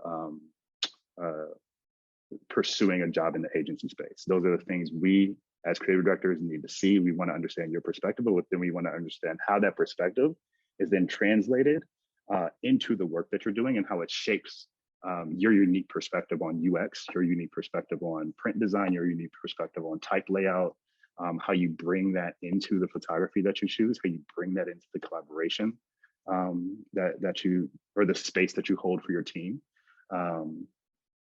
Yeah. Sorry, that was like I tend to ramble too. No, I had no closing point. I was just about to keep going. No, it's great. Your website, I'm just going to say it, is hella Black, and I love it. I also had a quick question, and I'll probably hit you up with this question. I think I spotted Rich 2, a guy named Rich 2 in your imagery. So I'm going to circle back and zoom in a little bit closer on that. I think he's one of the models that's in there. But love the way that, yeah, I think it's him right there to top right. But this, yes, all sounds really great. And I'm sure Brad will have a question on this, but I want to ask the question I want to ask you is, do you, in everything that you do, personal work, really, you do a lot of web, really keep ADA compliancy and in perspective? Because you come across me, you know, you would think web designers and interactive designers and UX designers would know better, but so often do we see websites that are not compliant and are not accessible. So I just want you to say that, like, for, again, the people in the room, like, keep that in mind as you're building your website and showcasing your work. And I think part of it comes down to the agency that I work at, or creative director at Basic. We mainly do e-commerce. And so e-commerce or branded e-commerce needs to be ADA compliant. And it's also, if you begin to like think about DE&I as what DE&I is, which is like accepting and like open to all people, making sure that digital experiences are accessible to all, then actually helps to break down that barrier between, breaks down the digital divide that we can see, because designers like to put small type or like to put like light gray type on stuff, which looks great, but it's not accessible at all. So that is something that we have to consider as we design every single site, especially working with clients like Google or even like Coach or all of these individual clients. It's like one of their requirements, even if they don't always match it. No, it's good. I wanted you to say that because there are a lot of people who are either transitioning into your space or are looking to get into that space, and they want to do these cool and splashy websites, you know, or portfolios that are where one can't read it. It's inaccessible. And I think as people are, as clients are looking at your portfolio, that's, some of them, like your Googles, are going to be looking for that. They want to see if that is reflected in your own portfolio. So wanted to underscore that. I also like the fact I say hella Black too, because not just in like visually heavily Black, but just your story. And this also wards off those who are coming for the wrong intentions, right? Because they look at your website, they read and they go, oh, he's not oh, he's not the Black guy that I thought that he might be. Okay, so let me not call him. I mean, to be honest, like people won't say it, but they will. And so you're very transparent about the work that you do, the projects you want to take on. So thank you for that, for providing that transparency. And I'll kick it to Brad unless Brad has another question for you. I think one of the things I enjoy most about what you showed, and it's something that we talked a little bit about it the other day. What should a portfolio do for you in the absence of you being able to be in a room or be on a call and speak to it yourself? It's like, I can see how your wheels turn by way of how you portray your work. Even if we're not looking at this page right here, that's specifically about you, but the way that you're able to create consistency, like you kind of have this concept of like the North Star in terms of what you're trying to present, and how everything continually loops back into that and reinforces that big picture that you're trying to communicate to whomever is looking at your work. And the work just runs organically to the point that that entire message has been communicated. It feels it's like when you look, I mean, I'm sure like you're looking at the layout, these pages are really long, but they're not burdensome because they're paced well, and all of the work is a key piece of helping to help your user or your viewer understand the totality of that work. So definitely being able to see how a designer breaks down a problem and kind of goes about their process of understanding everything that needs to take place, and then ultimately come to a point that you have, this is the solution. And even these are all the other things I tried and maybe didn't work, but led me to that final solution. Those are the things that I think are like top of the list when I'm looking at a portfolio. It's easy to see in your work. Absolutely, I co-sign that. Awesome, good deal. All right, Brother Leslie, certainly last but not least, the stage is yours. All right, thank you. And you just want to say it was incredible hearing the amount of thought and intent that you guys put into everything. Really, really is impressive. My portfolio, you know, so I think Quentin said this earlier, as a multifaceted kind of person, it's hard to kind of pinpoint exactly what what exactly you are and what you do. But I think Erwin's presentation that he just made about having everything kind of ladder up to a central concept and everything was really, really inspiring. So I just wanted to say thank you for that. So my stuff here, I'm just gonna kind of, and I know we're short on time, so I'm gonna just kind of blow through quickly. So my career really started as a graphic designer. I'm really into design, photography. So, you know, I have a couple love poster designs. I have a couple posters here that shot the photography for, did the illustration for. I always love baking, you know, double entendres into everything I do, which can, you know, kind of ties into that layered conceptual thinking into everything. You know, so graphic design is kind of where my real base and root and, you know, core love of everything is. This is just another kind of poster design, you know, kind of representing this classic message of death of a salesman in this decline of rural America, which has really become, you know, a hot button issue in this country over the last, in recent years. But, you know, just kind of sharing this because of my love of poster design. So my journey has also kind of taken me to some interesting opportunities. I got to design the collateral system for Dapper Dan's Met Gala invites and for his whole team in 2019. This, as a Harlem native, this was an incredible opportunity for me. And so it was designed to kind of fit into his style with his collaboration with Gucci, with the whole camp theme of the gala, which is kind of an absurdist, you know, Dada-esque theme of everything. And, you know, we had some great attendees. I didn't get to go, but there were some great attendees that got to, you know, use all this collateral. So that was a great opportunity. So this is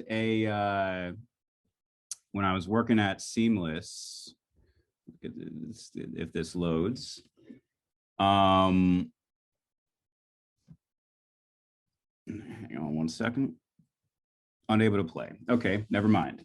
But basically, when I was working at Seamless, I've always been a big fan of street art, you know, from the big ones like Basquiat, Keith Haring, et cetera, to, you know, like if anybody remembers Style Wars, that famous PBS documentary about like Case and Shy 147, you know, Rocco Days. Like I'm really into street art and graffiti from New York from like the 80s and early 90s.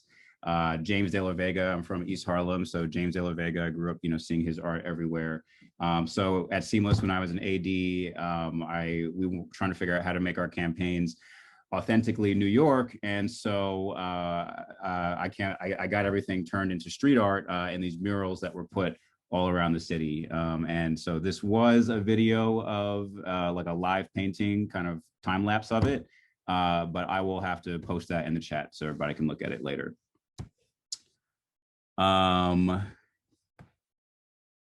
Next, oh yeah, so this is just interesting, you know, just an interesting example of where my, you know, kind of journey as a designer and then into art director has taken me.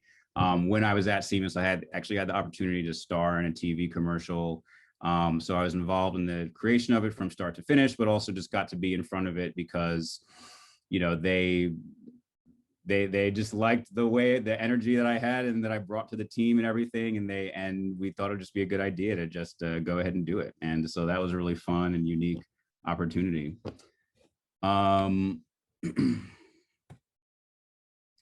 So kind of spiraling out from that, that spiraled into some more acting opportunities. So I was also in this ad for MTV Iggy, which was an international focused channel that they had. And so, you know, once again, just kind of not necessarily design related, but all the different directions that that design can take you, and the sort of steps in your journey that your life, you know, that it contributes to. Just want to kind of show where all that can go.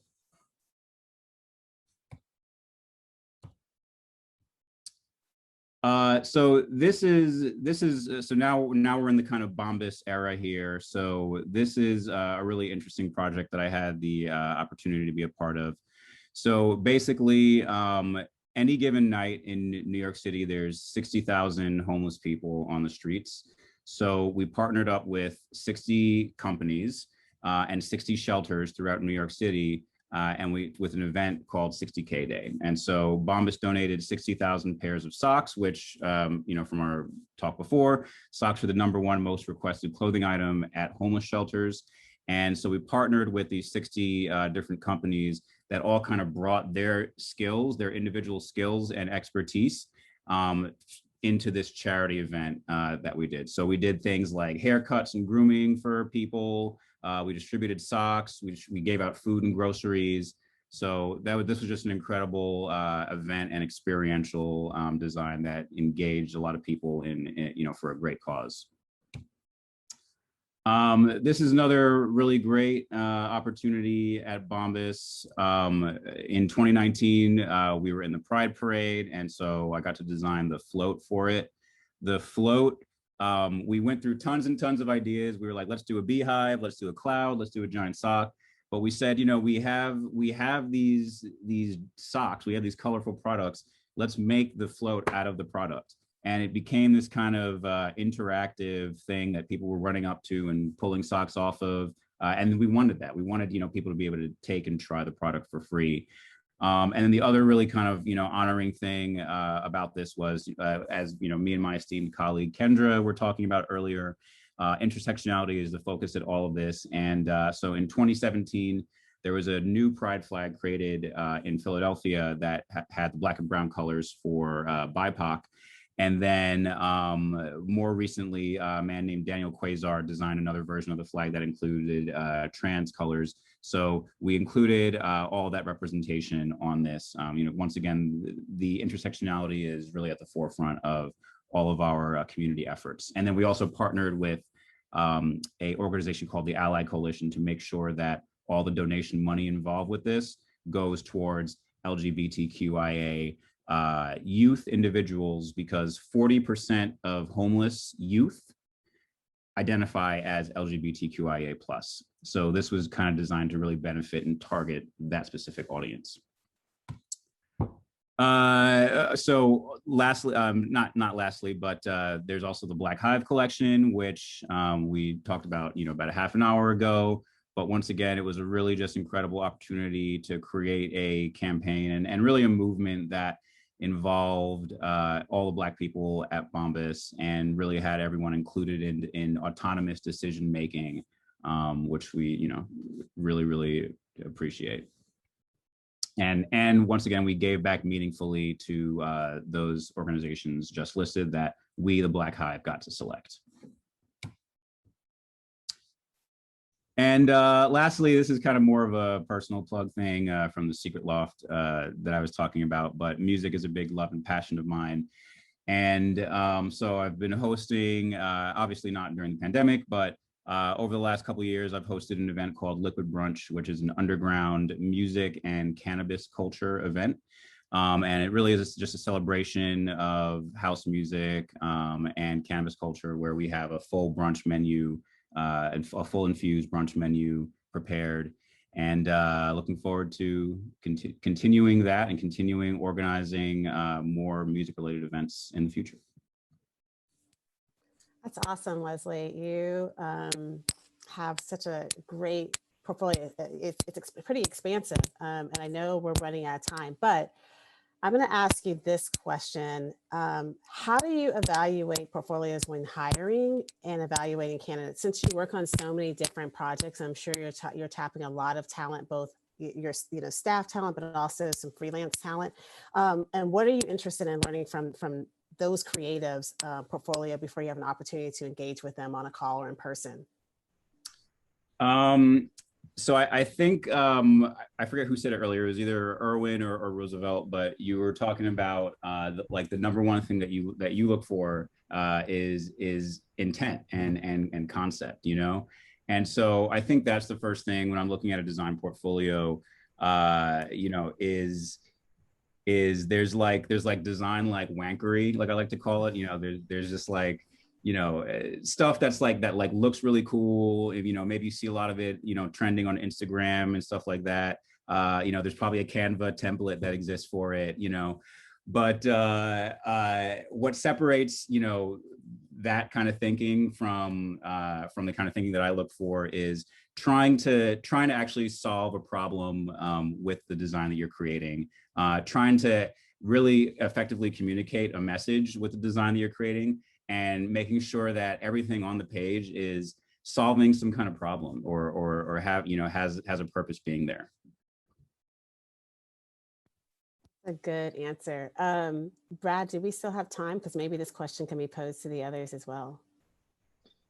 I think this is definitely our last one. We've run a little bit over, but I think we're going to be able to recoup some of that time further into the conference. But I mean, and from based upon what I see in the chat, I think it's well worth it.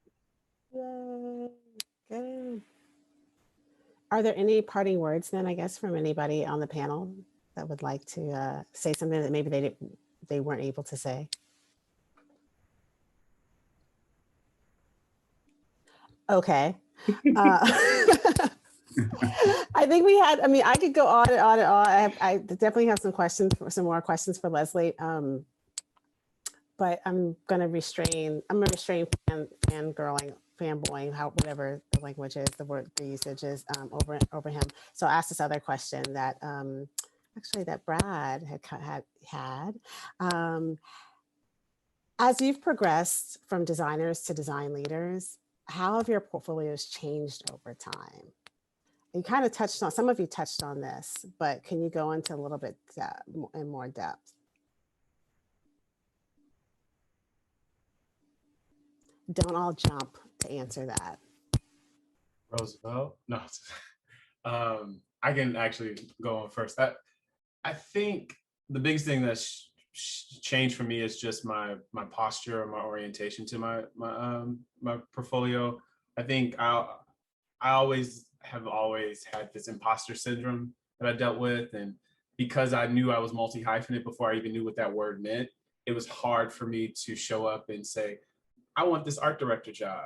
because I want to do everything, or I want to be a visual designer because I want to do everything. And so the biggest shift for me is just confidence in my own story. And when I realized that telling my story and showing up as myself was more important than how I fit into a box, it actually became more valuable. And because I also was very deliberate in having a bunch of different experiences. So I started an agency, I went into a startup, came back to kind of an agency consultancy, now about to start a company. I just said, you know what, fuck it, I'm just gonna do what I want to do, so. Yeah, Does that apply to Roosevelt? Oh yeah, okay, there you go. Yeah, I was gonna jump in, yeah, there. So, you know, for me, it was owning my story, knowing where my strengths lie, and what exactly I wanted to tease up. In my earlier portfolios, I wanted to show every aspect of my work. I was showing like UX design, I was showing visual design, and the funny thing is that I'm not that great at UX design or visual design. You know, there are people that can put things a visually creative way than I can. But what I realized is that from a research perspective, that's not what people were looking for, at least when I was presenting to a job or to a recruiter or interviewer. They really cared about my process and my research acumen. You know, why I chose this particular approach and what was my involvement in this particular study. Was I able to lead it, and what was the outcomes from it? What was the insight and the findings, and how did that drive design? And so in focusing on that aspect, it allowed me to not put so much emphasis on the visual aspects, because most likely I will just get one of my visual design friends to help me out and make it look pretty. I'll probably steal some stuff from Quinn and Erwin. So that I'll leave that alone. But pretty much for just being able to hone in on my story, focusing on the things that I was really excited about and contribute the most to, and it had a huge impact. So that's kind of how I've been able to shift from just presenting everything to being more targeted. Okay, thank you for the answer. I'm going to ask a couple of questions from the chat, if that's okay, and I'll just and feel free to jump in. I might just select somebody at random. How have you? Let me get their names so they know. Okay, Ama. Ask, how have you all established practice and ritual to pursue and solve a design problem tangibly for pleasure past setting a schedule and reminders? Ooh, Erwin looks like he wants to answer that. It's all right. Wait, I don't have a great answer, but I have something, so I'll just go with it.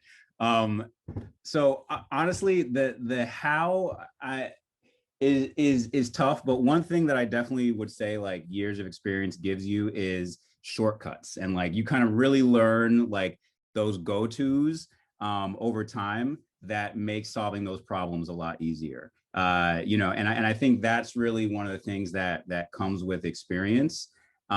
Just kind of like always having, being able to see a problem and like have like a Rolodex of solutions, kind of in your head ready for it. As for the how, I'd say time, practice, looking at other people's work, doing great events like this and being inspired by, your fellow, your colleagues and brothers and everything. I mean, I certainly feel inspired by everyone that, that we've spoken with today. So, this kind of stuff is incredible. Thank you for that. And Aaron, unless you want to answer, I have another question for you specifically, or something off the heels of yours. But go ahead. I was gonna second the tail end of that. I think the constant consumption of information around things that you're interested in, culture, et cetera, and just being interested in culture allows you to then have responses to challenges a little bit quicker, right? And again, if you really dig into who we are as people and the fact that we do hold space for other groups all of the time, I think we will realize that we are, again, the creators of culture, not for the lack of intention, right? Like we create culture because we've existed in other things. We create with empathy because we've existed in other people's spaces. And I think when you begin to tap into that, you can then respond to challenges in a more seamless way. and in a quicker way. I don't know if that was like convoluted and like weird, but nope, it was clear. No, I think people will follow you. And I apologize because I personally, I'd love to continue this dialogue because it's amazing, but I think we're at time and we need to keep rolling into the next session. So huge thanks to each one of you who have been a part of this. This was a absolutely delightful conversation, and seeing all the amazing work. That was awesome. We appreciate you. And please do, if you have those links available, drop them in the chat. You know, I've seen folks kind of asking for them here and there. So go ahead and do that before you jump, if you can't stay for the rest of the awesome pieces we got lined up. And Brad, could I ask this one question to the panelists? If people want to get in contact with all of you, what's the best way? Is it LinkedIn? Is it through your social media platforms? Is it an email? All the places. I'll respond. Mine would definitely be Instagram. So at Irwin_Hines. Yeah, that's the place I respond to. Other places, I don't check all the time. You said your handle like kind of. You said it with a pregnant pause. You didn't say that with some. Oh no, because I forgot whether it was like an underscore. I forgot what was in between. You know, at Irwin_Hines. Go ahead and drop them in the chat just so we don't lose sight of them and folks can just get to clicking on them. That would be super helpful. Thank you, Brad. All right, thanks again, y'all. Appreciate you. We're gonna go ahead and roll into the next panel, which is design storytelling. So we've got 3 more awesome designers queued up. Marshall Shorts is gonna be joining us in addition to Jen White Johnson and Makia. There we go. Hugley, everybody's here. If y'all wanna hop right on, cameras and mics and all that. There we go. There we go. There we go. Perfect. All right. First things first. Let's go ahead, tell the people who you are right quick. Makia, you want to lead us off? Sure. I'm Makia Hughley. I'm a graphic designer, also a footwear designer. I teach at Baltimore County Public Schools. I'm also an adjunct at MICA. So I'm really excited to be here. Thank you. Awesome. Jen, how about you? I'm on mute, my bad. What's up, everybody? Thank y'all for sticking around. I've been enjoying this amazing conference for the past, day and a half. So I'm excited to just be in the room again today. I'm Jen White Johnson. I am an artist, designer, educator, mother, currently kind of doing my own little personal freelance gigging thing within the disability community. And I also teach as an assistant professor at Bowie State University, which is the oldest HBCU in Maryland. And like Makia, I also live in Baltimore. So big ups to my Baltimore people in the house today. There we go. All right, and Marshall. What's good, everybody? Can you hear me? Yeah, we got you. All right, cool. Hi, everybody. I'm Marshall Shorts. I fashion myself as an artist, designer, entrepreneur, just overall lover of creativity. I run a branding and design studio called Artfluential. Also co-founded a conference almost 10 years ago now called Creative Control Fest that centers Black creatives and those who want to see us win. And I also come to this work through a nonprofit that I am a founding member of called Maroon Arts Group. And I'll stop there so we can get into it. All right, we're gonna roll right into the first question, being that the topic for this panel is design storytelling. What do you all see as the key ingredients of telling a good story? How do you know when you have told one really well?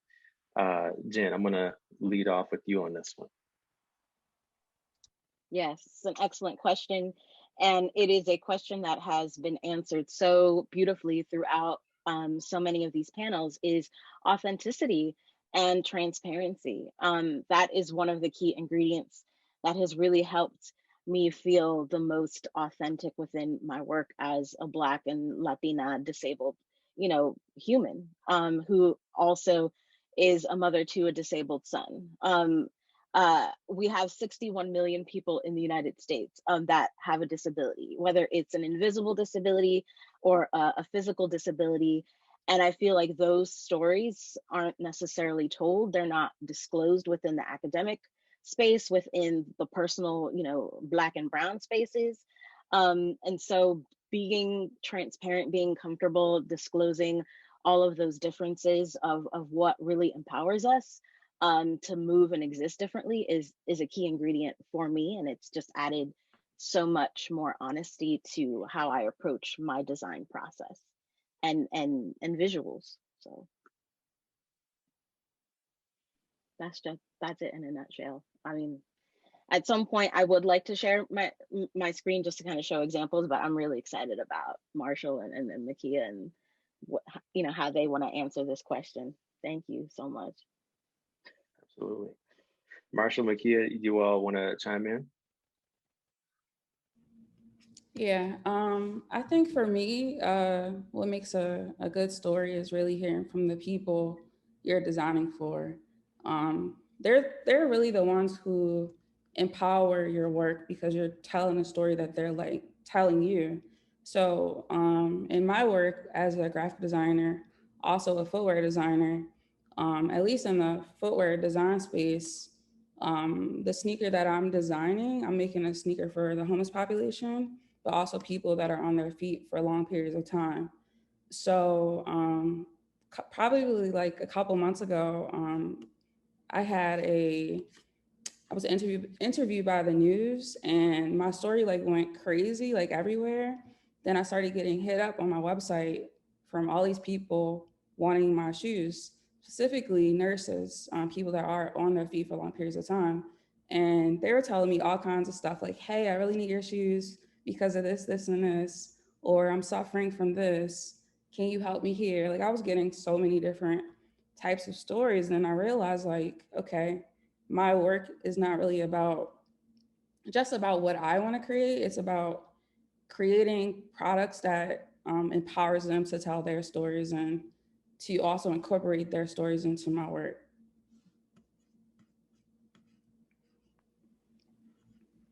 Yeah, I echo everything everyone else has said. Can you hear me? Mm-hmm. Yeah. Okay. Sorry. I echo everything everybody else has said. I would say the makings of a good story is in part, who is the messenger of that story, and who is centered in that story.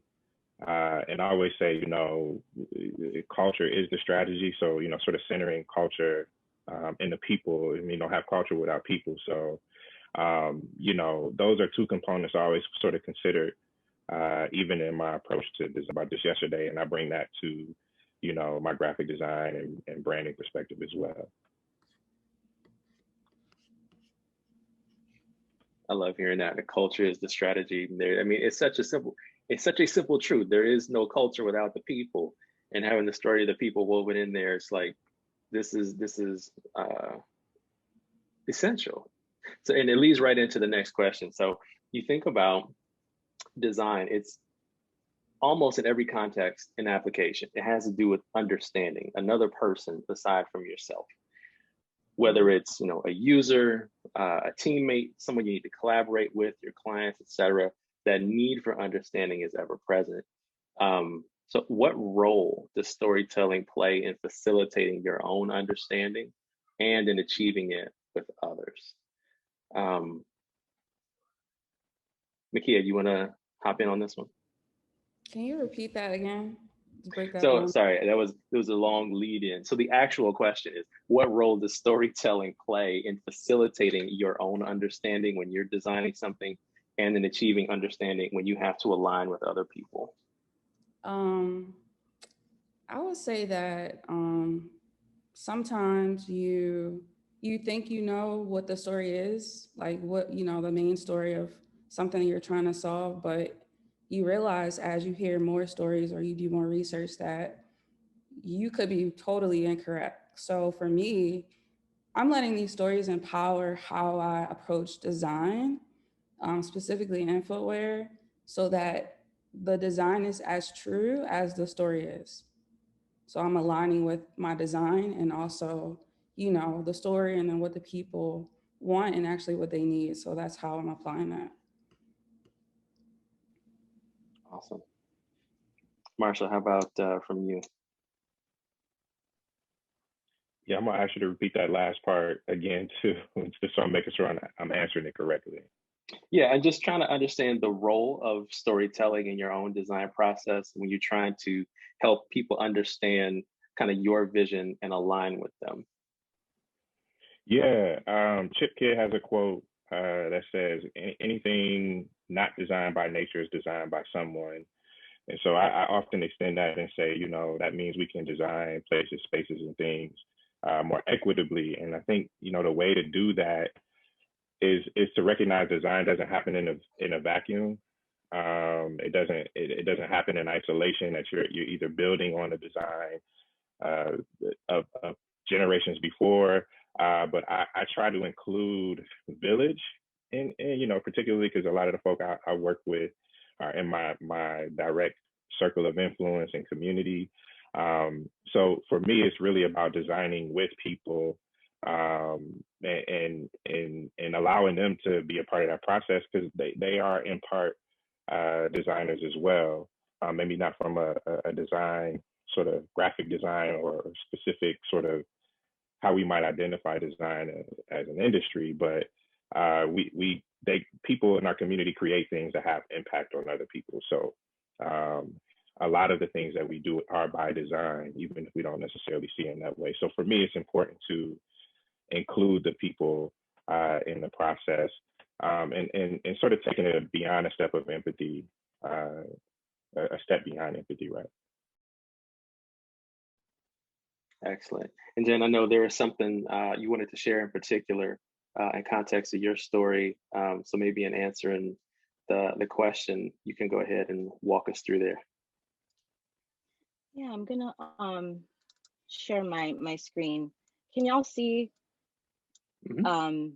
There's an image here of a young autistic boy and a neurodiverse woman, neurodiverse with a cognitive disability, which is ADHD. And so what you see here on the screen is actually myself and my autistic son. And really this story as a designer was a very hard story to tell, because it was time that I had that I really needed to like be vulnerable and to disclose like disability within the Black and Brown community. And it really comes from like lived experience.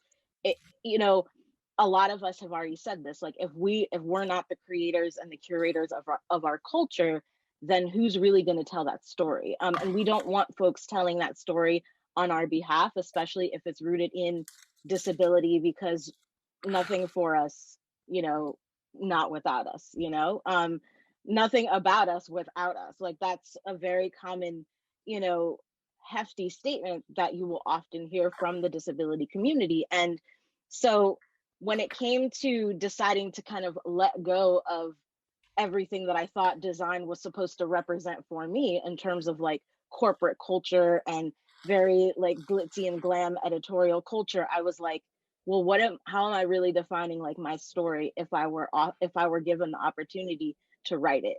And so creating a photo zine that serves as like a love letter to the disability community that really kind of helps to amplify like what autism can actually look like and what it really represents was a huge part of like my liberatory experience. And it was a huge part of like letting go and setting myself free, which therefore was able to set other folks free in exchange. And Marshall talked about that. Makia talks about that a lot in her work. It's kind of like helping to kind of create these really beautiful visuals that will help to dismantle like those very hefty ableist structures, structures that are very much rooted in narratives that really aren't meant to like uplift like our people, you know, especially like people that are born different and that exist different. So this was like a very hard story to tell, a very personal story, a story that I have to continue to tell, as 50% of like Black and brown disabled people are victims of state violence and police brutality, and whether that's within the home or within the community. And so this is one of my favorite stories to tell. It's just about like my family. And that's what I really like to design for, whether I'm encouraging my students to design like based on like their own personal narratives and their own personal stories, or whether I'm just telling like my own story that helps to kind of uplift a culture that we often don't see praised or celebrated, at least not while they are alive. If we want to be really honest, when we often amplify like our kids, it's after the fact, after they've been disposed of within their communities, you know, or whether, you know, it's like they're not really uplifted by communities that are supposedly supposed to take care of us. So yeah, I always like to be able to kind of share like disability and empower that. So thank y'all. I just wanted to share that story. That was awesome. We appreciate you sharing very much. So think about the next question is more about process. And Marshall, you said something in your last response I thought was super interesting and powerful, which was the thought of including the village and inviting people into the process, because whereas design is rarely done in isolation. So when you're in the process of crafting a story, but one, how do you approach crafting a good story when you think about all the different things that you need to cover to convey it properly, including the people that are a part of that story with you? Just kind of walk us through where your head's at and where do you start and kind of get things moving. So Jen, I kind of look back to you, the piece that you just shared. That's very, very beautiful, very personal. I would love to kind of hear your thoughts on how you tackle that. Yeah, and so it really came from like when oftentimes when our kids are diagnosed, and this is specifically to maybe family members who have, you know, neurodivergent people within your family dynamic, oftentimes an autism diagnosis is looked at as something that is shameful, you know, and something that shouldn't necessarily be celebrated or accepted, but like it needs to be cured. And so really trying to kind of like interact. I think someone is muted, or not muted, sorry. It's just kind of throwing me off. Thank you. So basically like creating those visuals for me really came from the stigma that was like constantly being thrown in my face by saying you shouldn't celebrate like your disabled kid, or you shouldn't, you know, praise or celebrate you like your disabled students or your disabled friends. And it really came from this very oppressive stigma that I really wanted to help shift.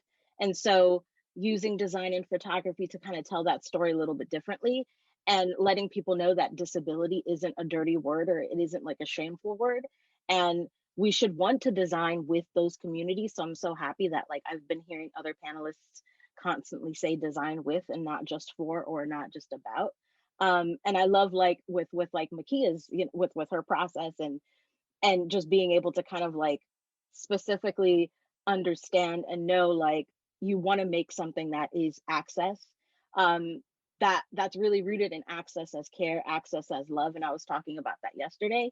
And so the process really is in just telling the truth and just being really honest, and just being willing to like disclose those vulnerabilities.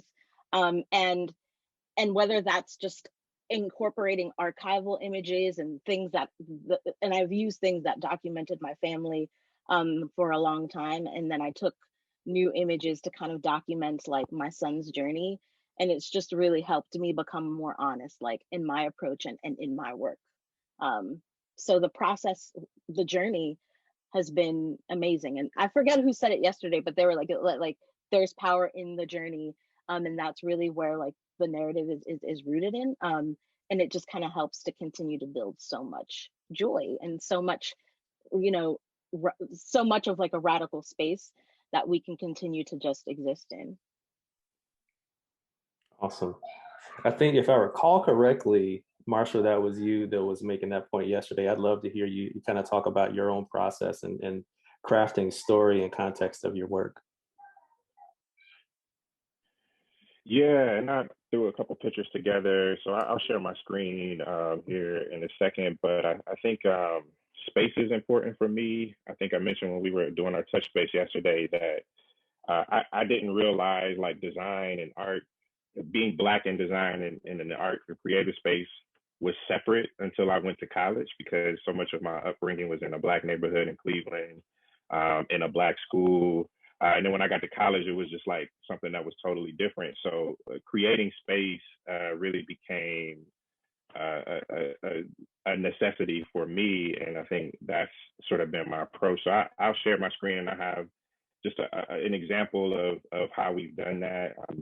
And one specifically, which is what, you know, I did a Black Creatives Manifesto a few years ago. And so if I can do that here real quick. And it's not long at all, but it kind of started for me with creating a space called Creative Control Fest, because I just recognized that we needed a space. We needed to design a space that we could be comfortable in. Myself and another good friend of mine and colleague and classmate from college, Corey Favor, and a number of other folk in my community. We just wanted to create a space where we saw Black folk in our field. And out of that, you know, just came other projects. And so around 2015, 2016, a little bit after the Black Lives Matter started, you know, I had this question of like, what is the response of artists, creative designers? What has been the response, right? Malcolm X and a mentor, Malcolm X is not my mentor, but a mentor of mine always quotes Malcolm X by saying, you know, history is best qualified to reward our research, and he adds, and guide our actions. And so I just kind of dig there first, you know, what have the ancestors, what have those whose shoulders we stand on done before us? And, you know, in the Black Arts Movement, they have multiple manifestos. So I thought it would be a powerful way to sort of include people. And so the process of this was, you know, first, you know, figuring out what the medium would be and what we wanted to say. And then, you know, using my village, those creators who are impacting me and influencing me and who are around me every day, to have buy-in and input so that I'm not producing this piece on my own. So that's just a quick example, and we wanted to expand that.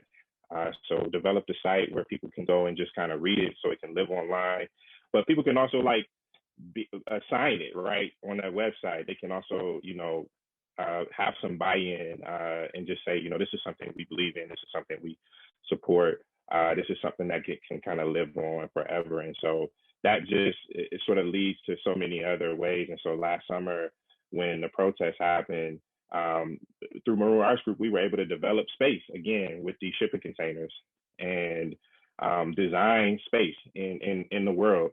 And so we have a gallery and performance space, and it's ultimately ended up being a place during COVID where protesters could kind of come, learn, and convene in fellowship. And so to me, I think it's just very important to have space and be able to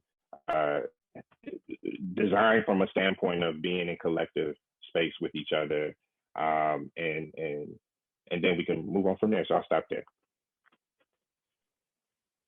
Man, that was amazing. All that work was absolutely beautiful. I love being able to see how it becomes a catalyst for the community around you, not just the thing that you made, even with just the folks, like you said, you know, other creative folks around you and other designers, but it's a place that becomes something that's meaningful for the entirety of the community and extends well beyond just the hands that physically created it.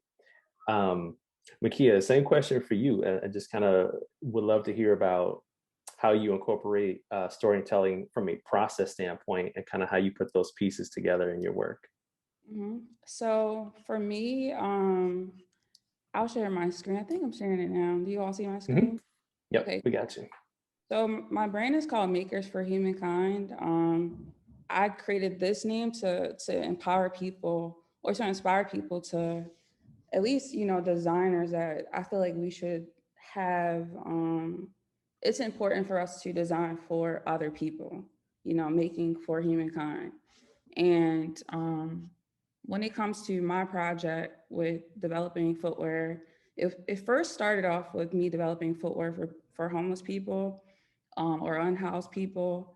And that is really what inspired me to develop this brand. So it started off as a thesis, and I did research regarding, homeless people need socks, like that's one of their #1 needs. And then, tapping into that to develop the sneaker that I'm proposing to do. And I think for me, in terms of my process, is really about me being true to myself, as in the work that I want to make and the work that I want to exist in the world. And it so happened to be footwear because I love footwear, but also it's also a need for people that are unhoused. So in terms of, I'll even share one of my designs for this shoe. And, in my research, I found out that, hey, they actually need socks. So I started to incorporate that into my design, as well as, if they need socks, I'm pretty sure they need shoes. So I started to think about, okay, how do I make this shoe make sense to this community? And, getting feedback from several people that are unhoused and them telling me that, hey, my soles are running out every other month and I need this, I need that. So I was definitely thinking about how they could use this product for themselves. And then also, coming from a graphic design standpoint, I didn't want the overall shoot to speak about like the branding, like, hey, put the logo here, this is about fashion. I'm really thinking about its function. So like making these like minimal choices of, including text in a minimal way that speaks to who I'm serving, like, God bless, or the brand name, make it for humankind. And then I incorporated a scripture that relates to who I'm designing for and why makers should design for people. So I think my process is like really focusing on serving others and figuring out like what is the correct route to go about developing any product that I'm creating. That's awesome. This is a conversation like yesterday. I could keep doing this all day, but I think we are just at about time. Very, very much appreciate all the good work all of you have done. It's been a joy to meet each one of you and have these conversations together. I hope we continue to in the future. For all of our attendees, I hope you all have enjoyed it.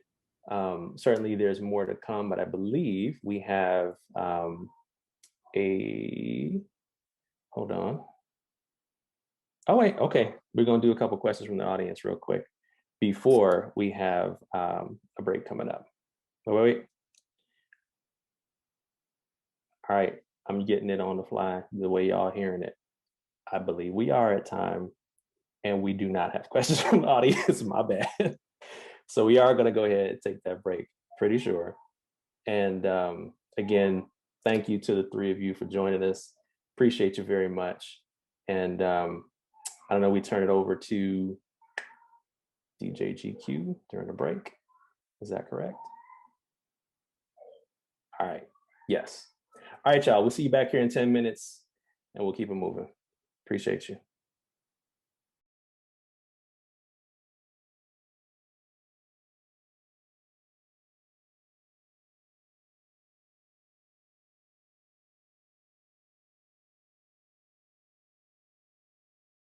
Awesome.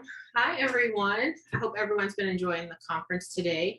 I'm Alicia Moore, a UX and visual designer at IBM, and I'll be your moderator for the next 3 panel discussions. Before we start, I wanted to remind everyone that there's still time to donate to the State of Black Design. All donations will go to a scholarship fund for Black students, and I'll post the link in the chat. But today we have an amazing panel on design entrepreneurship. Before we get started, I want each panelist to introduce themselves and tell us a little bit about their background in the industry. So Russell, let's start with you. All right. Hey, my name is Russell Toynes. Can y'all hear me? All right. My name is Russell Toynes. I'm the co-owner and creative director at Studio Zoe. We are a small studio where we design for spaces and places. I'm also a portfolio instructor at ACC, Austin Community College, where I've been an instructor in teaching portfolio and a new course called Design Studio for the last 5.5 years. I'm also a core member of AAGD, which is African American Graphic Designers, another social professional group for Black designers with Terrence Moline. And yeah, that's it for me. Great, thank you so much, Russell. Leslie, would you like to go next? Hello, everybody. My name is Leslie Wingo. I am the president and CEO of an agency called Sanders Wingo.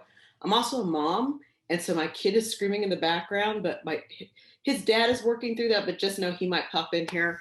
A little bit about the company. It's been around since 1958. I've been with the company, strangely, as a unicorn for over 20 years, and I've worked my way up. I started as an intern and did all the stuff that nobody else wanted to do, but since then have opened an office here in Austin, have grown the business, and looking forward to our next pivot. So that's a little bit about me.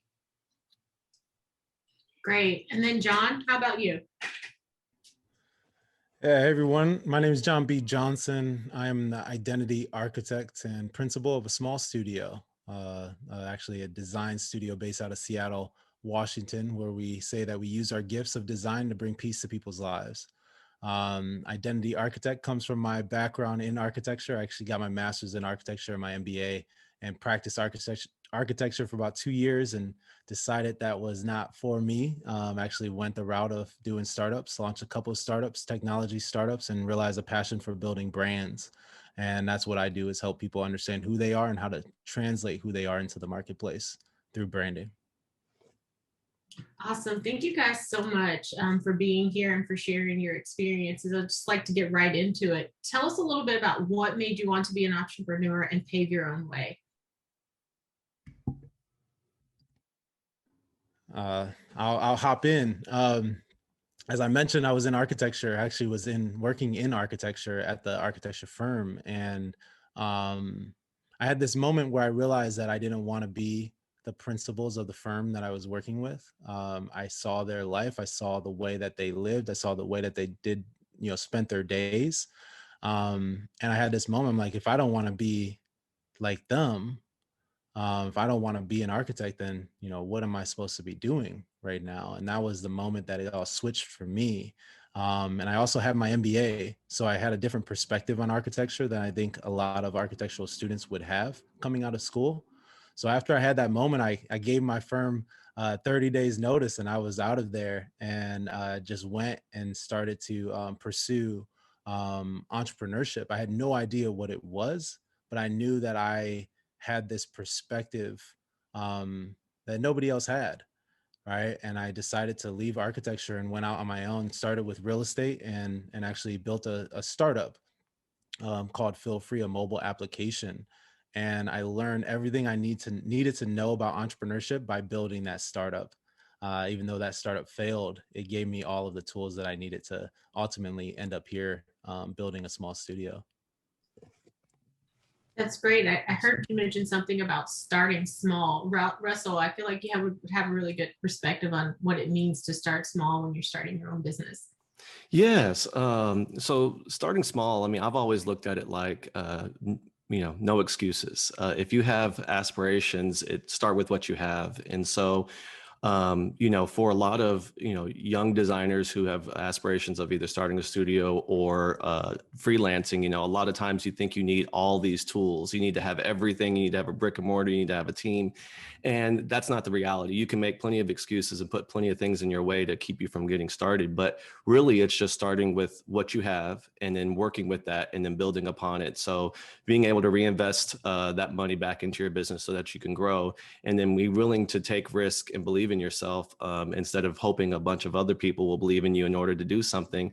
So sometimes, you have to just work with whatever little PC or computer you have at the moment. And so you can work up to that big system that you've been wanting, but you can't sit there and think that you have to have everything buttoned up before you can move forward.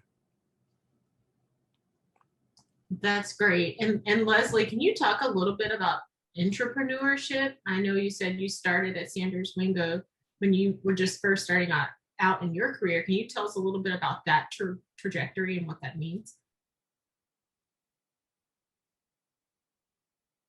You're still on mute.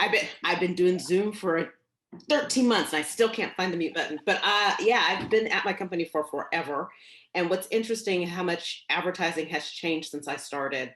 And so now what we're looking at and what we continue to look at is what is the next version of ourselves. And I think it was Wayne Gretzky who said, skate to where the puck is going, not to where it's been. And so what we're trying to do is look at all of the assets that we've developed in our history and rethink how we approach new business. How do we tap into creative economies? How do we control our own destiny and not be dependent always on client growth for how we operate our business? So it's really thinking about the business differently, how people interact differently, and where we can truly make an amazing impact with not only the communities at large, but more specifically for the communities that we live, work, and play in. That's awesome. And that brings me to a really good question. Like, what piece of advice would you give recent college grads or those transitioning, right, from one career or one industry to the other and want to become entrepreneurs? What a piece of advice would you give them when they're first starting out? I'll jump in. Learn the business of design. So a lot of times people think all I have to do is just know how to design. The reality is that's just one of the smallest parts of running the business. And if you're the workhorse and you're also all the other things, there's no way you can grow your business. So part of that is just understanding how the business of design works. And what I tell people is go and learn that from someone who's paying you to do that. So that might be start out as a junior designer or an intern at a studio and work there for 6 months, and then go to another studio and then see how they do things. And then every time you hop into a different place, take the things that are working and take note of the things that are not working. And in that way, when you're ready, when you've stacked enough cheese and you can make some moves without risking, not being able to pay your bills for a couple of months, you have all of this knowledge, you understand what works and what doesn't work in a business, or what doesn't work for you. And then you can take all of that knowledge that you were paid to learn and apply it. So my best advice would be get into a space where you can learn.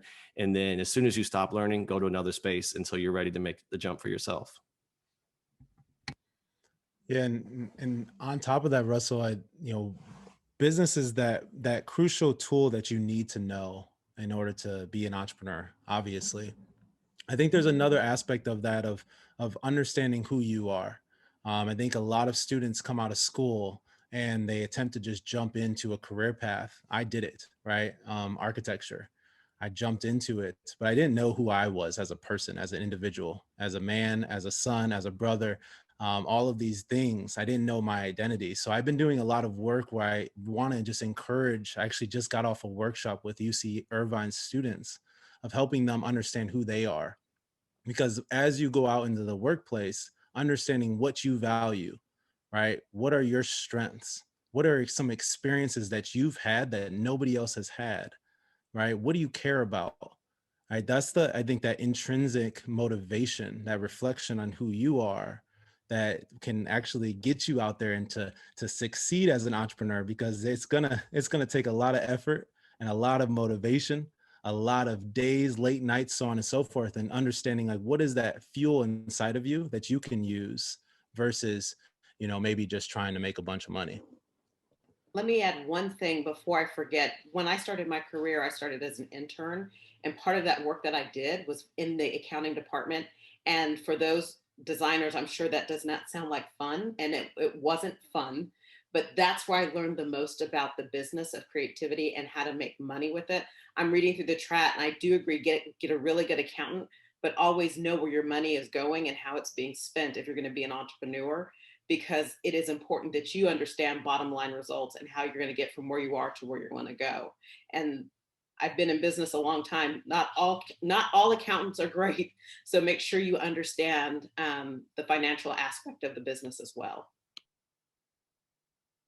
And speaking of money, how did you guys get money to fund your ventures? What were the connections that you built, or what did you do to even get started from a financial standpoint?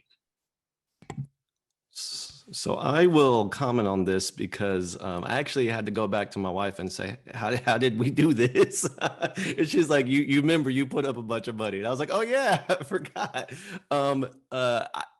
It was kind of self-funded. So for me, at the beginning, it was, I kind of bought into a business with my father-in-law, and it was a big chunk of change out of my pocket, but it was enough for me to get going. And then we felt that it was best for him to go on to new things, and politely said, hey, go try this. We're going to take care of everything here. Bye. And so for us, though, we had to grow accordingly. So, I'm a serial entrepreneur.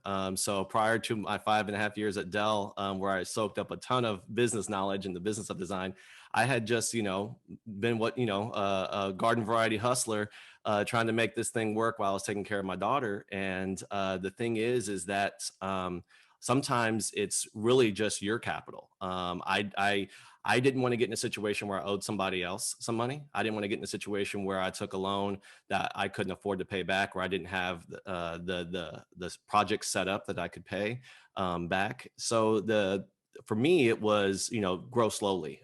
So we took on a couple of projects, and then, we also broker. So part of that is knowing that I have X in a project and I can pay someone else to produce a portion of that. And then I'm just going to mark up that. And so that allows me to consider, my time, but also my time for those relationships. So we were able to grow from project to project to project until, we were at where we're at today. John, Leslie, any insights you would like to provide from the financial aspects? Yeah, me and my partner actually started the business with zero capital down. Now, that doesn't mean that we had $0 in the bank in our personal side. Luckily for me, my wife just got a job at Amazon, which is why I moved to Seattle. And I was able to start over with my partner, who also lived in Seattle. So we both put $5 in the bank for legal purposes. And then we were off and running. And my first goal was actually to get my business partner to quit his job. So I hustled and I got a lot of connections, a lot of relationships, and got our first project without having a website, without having business cards, without having anything that we had to invest money into. All we had was who we were and how we did our work and the way that we were going to be able to add value to our clients. So 3 months later, I had about $100,000 in contracts, and was able to say, all right, Troy, you ready to do this? You got to quit your job, man. And I was able to have enough capital for him to comfortably be able to do that. And then we were off and running from there. So very similar to Russell, growing small. It was just me and him. We didn't have an office, right? We didn't invest any money in marketing. We did everything we could, bootstrapped, grassroots, growing. And next thing you know, we're now a multi-million-dollar company. That's awesome, John. Thanks for sharing. And Leslie, what about you? I know your company and organization has been around for a long time. Can you tell us a little bit about what it's like from a financial standpoint and having clients that help build your portfolio and help you earn money at the end of the day? I will say I was very fortunate to come into a business that was already in existence and had revenue and clients and things like that. But agency life is very much like being on a roller coaster. You have your highs and your lows. And I think the common theme that I'm hearing is the art of the hustle and paying attention to when things aren't going to be so good, right? And so definitely looking to build those relationships, always looking to hustle, but now we're talking about how do we reinvest in our business and possibly take on different aspects of money and debt, which we've never done before, to reinvest in ourselves to grow our business. And so this is all very new to me. It's my business coach would tell me to say, it's so exciting, but I'm absolutely terrified about what's going to happen next. But I think that's part of the gig of reinventing and being an entrepreneur is assessing the level of risk you're willing to take to get to the next step. So I'll keep y'all posted on what happens next. But yeah, it's definitely, taking small steps and having this amazing opportunity to believe in myself and my business. And so that's what we're doing. That's what we're up to. I love that. You guys have all talked about this transition, like whether it's transition in your career, transition in how your business has shifted. If you could go back in time and push a reset button, what are some things that you would change about your current trajectory or how you got to where you are now? I'm happy to jump. Oh, go ahead. Oh, no, go ahead, Leslie, ladies first. I think one thing, if I could go back and do it all again, I think I would have invested in Apple stock from the beginning, right from the jump. But I think I would have liked to have followed John's path, and if I could do it over again, get an MBA. Just the connections and the understanding of the aspect of how the world works and that language of being an MBA, that's definitely what I would want to do again. I'm not going to do it now, but if I had more time to do it, I absolutely would. I would, if I could go back, we've been around for only 4 years, almost 5. So going back's not that far, but if I could go back, I would have dropped the brick and mortar a lot sooner.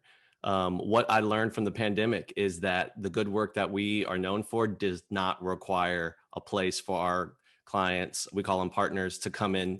And we thought that it was all part of the tools, the glitz and the glam and all that. And people walk in, they're like, oh, this is a cool space. But that cool space was a salary, that cool space could have been another talent. That cool space could have been another opportunity for us to do something bigger and better. Now that it's been 13 months without that brick and mortar, we've done more work and better work from our homes. And though I miss my team, I miss hanging out with them and hugging them and eating lunch and everything and all that, we didn't need that. And so now our goals are so much bigger. We were thinking Austin, we were thinking local, and now we're thinking global.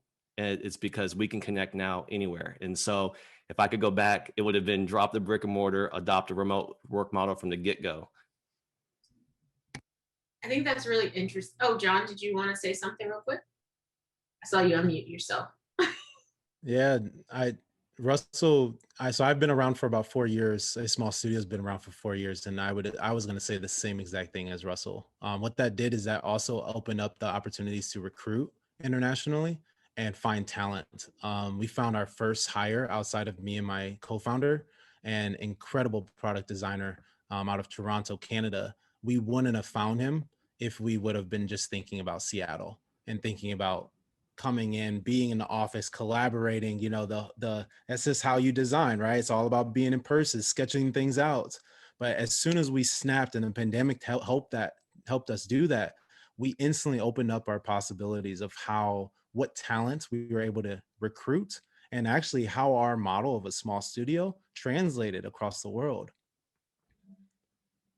I think COVID changed a lot for all of us. We were working in offices and buildings, and now we're all working from home. And I'm interested to know and understand, how do you guys balance it all? Family life, work life, and then owning your own, Russell's already laughing, and then owning your own business. What is balance, right?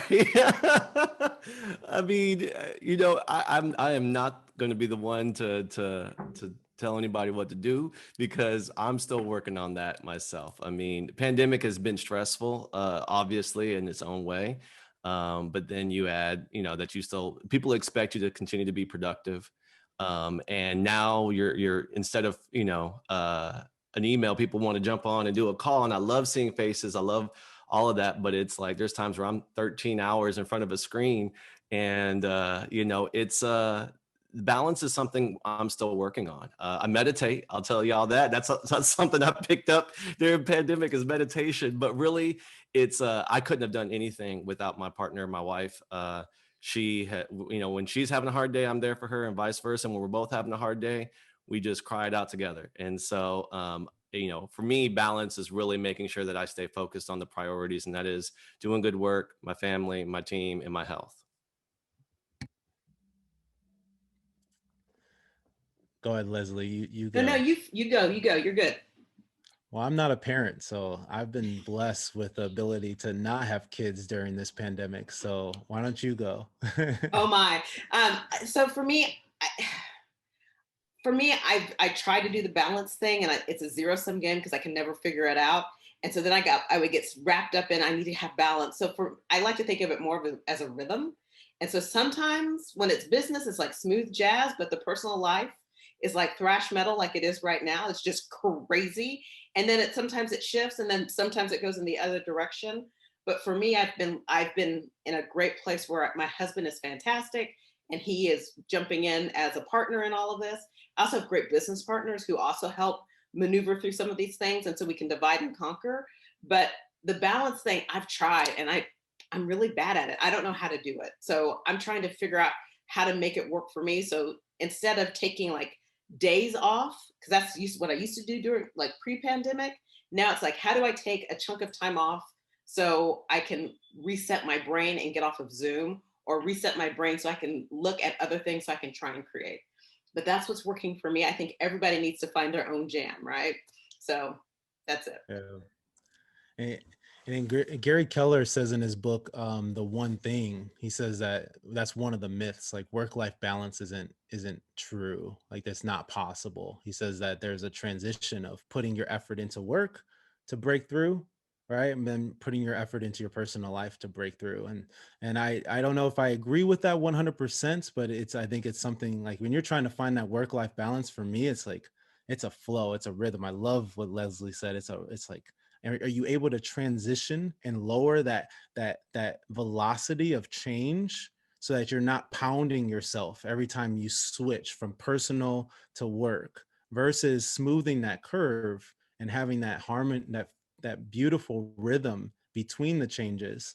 And that's something that takes time. It's taken a lot of time for me, and it's also been something that's been very hard to translate to my team, because the design is very emotional. And I found that my team is struggling with that balance. And it's like, okay, now I've figured it out, or tried to figure it out. How do I now translate to my team so that I'm not the one that's carrying that burden of balance all the time? Like they can carry it on their own. And that's the thing that I'm attempting to figure out now. John, you said it exactly. Design is emotional. And that's something that we had always celebrated in our studio. But then when the pandemic hit, it was like, how do we support, them emotionally throughout all of this? And, we have some team members, that are going through all sorts of things. And it's like, we do everything we can do to give them space, to give them support. And you're exactly right. I tell people design, creativity is a luxury. You have to have the mental free space in order to be creative, because if you're hungry, if you're worried about bills, if you're worried about your health, you can't make that time to wonder and to wander as a creative. So 100%, I can't, that's a gem right there. You guys have all mentioned this idea of time, and I'm wondering, how do you guys determine, or how did you determine when and where to invest your time when it came to starting your own business, and then also maintaining, right, and letting it flourish on its own?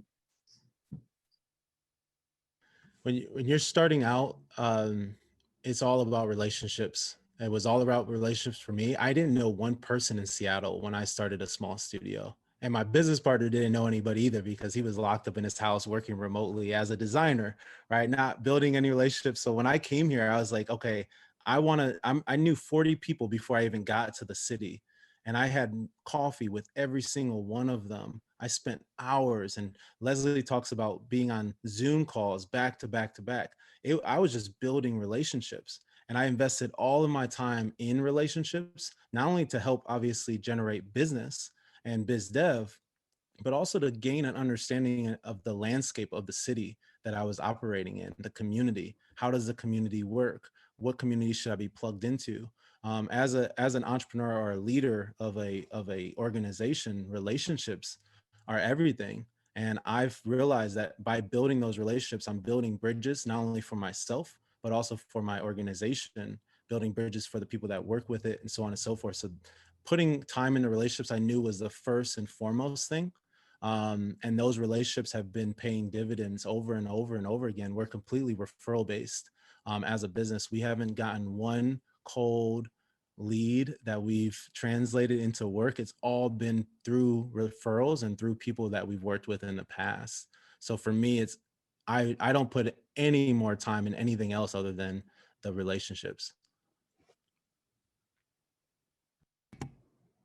100%. it's all relationships. I mean, everything that we do as creatives, it's service, right? We serve somebody. And so part of that is making connections with people. And those connections start with trust. In order for people to trust you, you have to, connect with them. And so, I mean, that is my job. And sometimes I will do anything to sit in front of an Illustrator file or an InDesign file and just work, but undisturbed, because I miss that. But part of, being a leader in a business, an entrepreneur, are making those connections. And whether that be, through LinkedIn or through a friend of a friend, or jumping on a call, or finding somebody who has like-minded values and interests and saying, hey, let's figure out how we can work together, not figure out how we can make money together. That'll come. Let's figure out how we can work together. And it's a lot easier when you approach people that way than, well, let's figure out how we can make money together, because that seems like, well, how you're winning off of me. But sometimes just, like I said, tell people good work leads to more good work. And so that's what we are committed to. And exactly like John and his team, we are 100% referral based. I mean, other than some of the dog and pony shows that we might do at architects and interior design studios, which really is just us bringing cookies and saying, hey, look at us. Other than that, we don't advertise, we don't do anything. Russell's the guy that was getting everybody fed at the architecture studios. That's right. That's all we would have is cookies and cakes coming in. You got to keep people happy. Was behind it. That's right. When they're hungry, I want them to think of me. Leslie, what about you? I'm curious to hear your perspective. Oh, I'm listening to my panelists, and I think they've answered this question beautifully. But the other thing, I think when I first got into advertising, I was just trying to be everywhere because I had this fear of missing out, which was crazy. And then where should I be? Where shouldn't I be? How do I want people to see me? How do I want to be perceived? And I think now what it's netted, the net of all of that as I've grown up, is that I just want to be with people I like and respect and I want to work with. And I want to do things that matter. And so if I can focus my energy on doing things that matter, then I'm all in. And I can tell exactly when I'm zoned in on the things that matter, because I'm able to write, I'm able to think through the clutter, I'm able to get from point A to point Z, usually with ease. When things feel off the rails to me, that's where I'm like, I don't know, what am I gonna do? Lordy Jesus, this is taking forever. So now it just, for me, I'm spending my energy on things that matter and people that matter. And people that matter personally to me in projects and things like that. Yeah, and Alicia, if I may, there's Leslie, you made me think of one other thing is, I started to realize what mattered, and that I think continues to evolve as I've been growing the company from 2 people to 6 people, where now, and I think Lafe Taylor said it in the chat. She's talked about, you got to take your hands off production to grow. Like I'm innately a designer, right? I wanna be a part of all the collaboration amongst my team, right? Like just like Leslie, I want to work with incredible people that I love and I care about, and I spend over 40 hours a week with. And then I realize like I can't be involved in all those projects. If I'm involved in every project, then I'm not working on the business, I'm working in the business. And that's been one of the hardest things for me to do. It's like pry my hand off of that. Like y'all can do it. I believe in you. You guys are great. And then I can't even be involved. Like check in with me when you need me. And I'm like thinking all the time, what's going on? Is it beautiful? Is it great? Is it going to represent us powerfully? But at the same time, I know I got to build the business, and it's like one of those humbling things that you have to go through. You have to stop designing in that sense in order to design your future and build your future. And it's a hard thing. I know that's something I'm going through right now. And it's a very hard thing for me. It sounds like you've been living in my head, John. Exactly. I think all entrepreneurs, definitely suffer from that, trying to, weigh these things out and say, how much can I be in the business versus working on the business? And yeah, it's something I continue to struggle with, and I think all entrepreneurs who give a damn struggle with it. Yeah, especially designers, right? When you talk about how emotional design is, you pour every part of yourself into this work.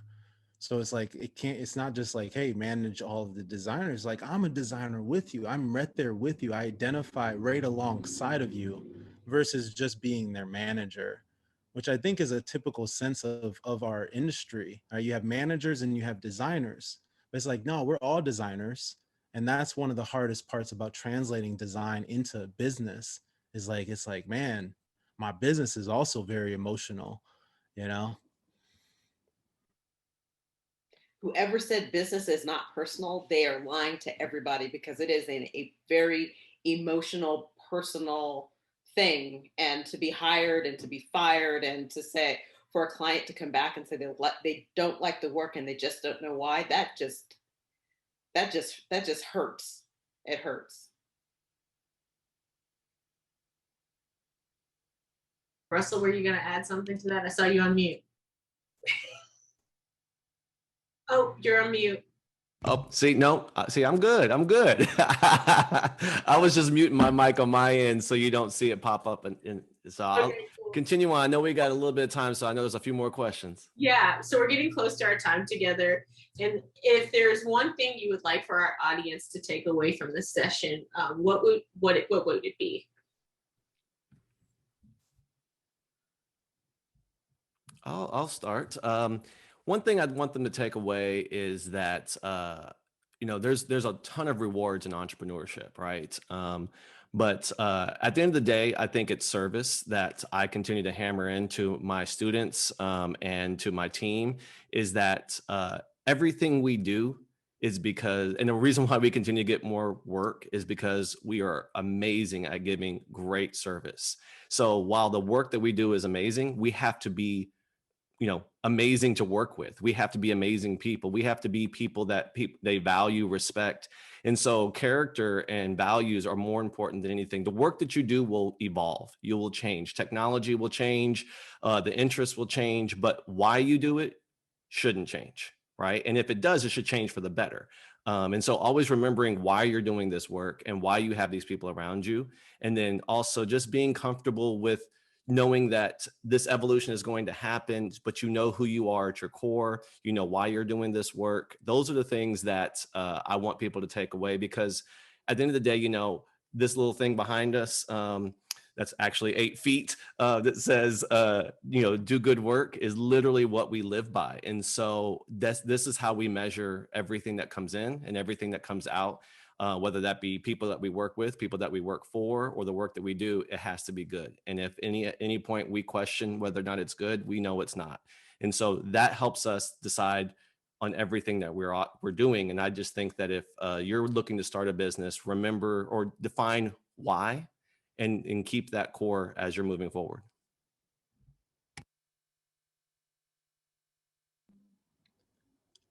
I'll go next. Everything Russell just said, at a small studio, we say everything starts with identity. And that requires a lot of reflection on not only who we are as individuals, but also who our clients are and the people that we work with. So we spent a lot of time on that. So I would say, if there's anything you got out of this talk, understand that if you are going to be an entrepreneur, you're going to be dedicating an immense amount of your time and your life into something, a big part of who you are, a big part of yourself. There's going to be sacrifices. There's going to be a lot of things that are uncomfortable. So if you're not doing it for the right reasons that are authentic to who you are, then you might as well not even be doing it, because you're not only going to hurt yourself, you're going to hurt others, right? Like, you don't just do this as a game, especially design. Reason why I got into design, because I hated going to other people and they took advantage of me as an entrepreneur. Oh yeah, I can help you. $10,000 later, they didn't help me with anything, and I trusted them. So I love what Russell says, do good work. Like, if you do good work, you're helping people, you're helping yourself, you're helping just make the world a better place. But that all starts with understanding that, are you serious about this or not? And that takes a lot of reflection, takes a lot of personal understanding. And I'll share, I learned this through a friend of mine. She always says, you are you. So make sure you stay true to who you are, and make sure you stay true to what you want to do and what you're committed to doing. And I sit on the business side of it. So I'm always know your value, know your worth, and don't do free work. That's what I would have y'all walk away with here. If at all possible, if you can manage everything that has been shared on this call, I'd be excited to compete with you. It'd be really fun for all of our designers to go against each other. It'd be great. Was that a challenge? Yes, let's do it. Ooh, let's go. Let's do it. Let's do it. It'll be fun. I love that. That's some friendly competition there. I think that'd be awesome. That's how you build community for sure. What do you think, Alicia? Are you going to be the judge on that or something? Oh yeah, judge, jury, all of that. Referee. Referee. That's what I'm going to do. I just want to be mindful of time. If someone can give me a time check. If there are any questions from the audience, I'll take one question at the moment, unless someone tells me I'm out of time.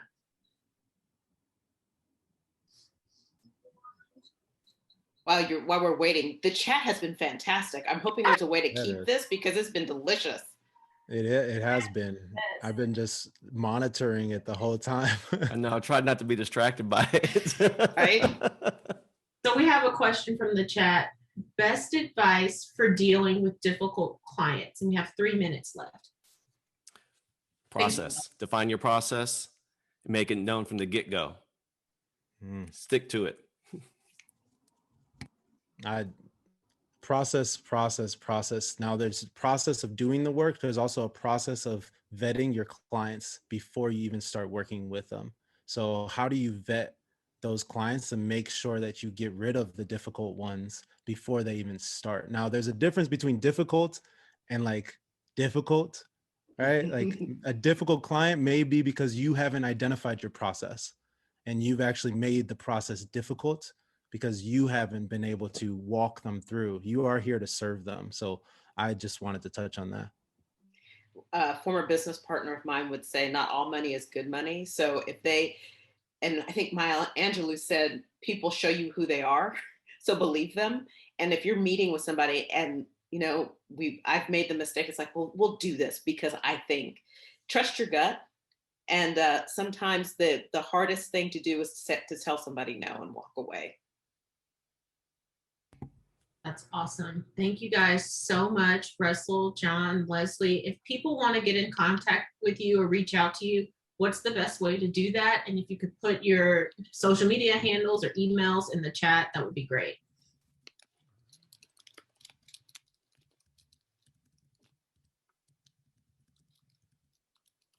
Yeah, thank you, Alicia, for having us. Thank you. This has been great. Y'all have been awesome. Yeah, thank you.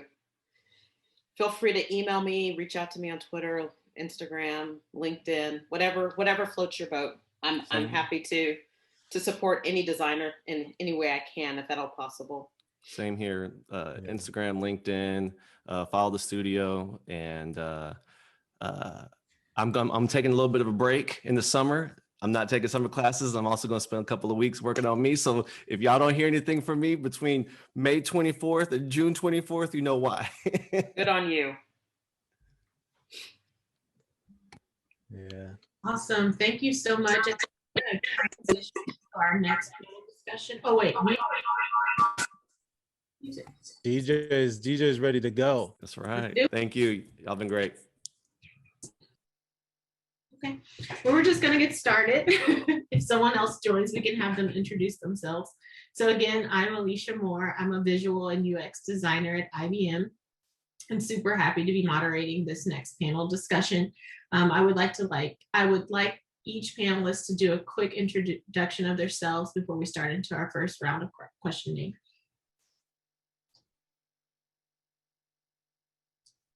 And whoever wants to start can start. Yeah, thanks, Alicia. Dwayne Pender. I'm an associate partner at McKinsey & Company, a global consulting firm.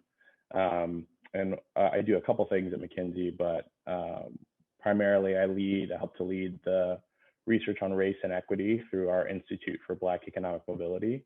And I help to lead a lot of the research specifically on workforce topics relative to the Black workforce. Christina. Hey y'all, nice to be back. I am Christina Ashley Williams. I'm the founder and CEO of Unpacking. We're an online learning platform for gamified diversity training.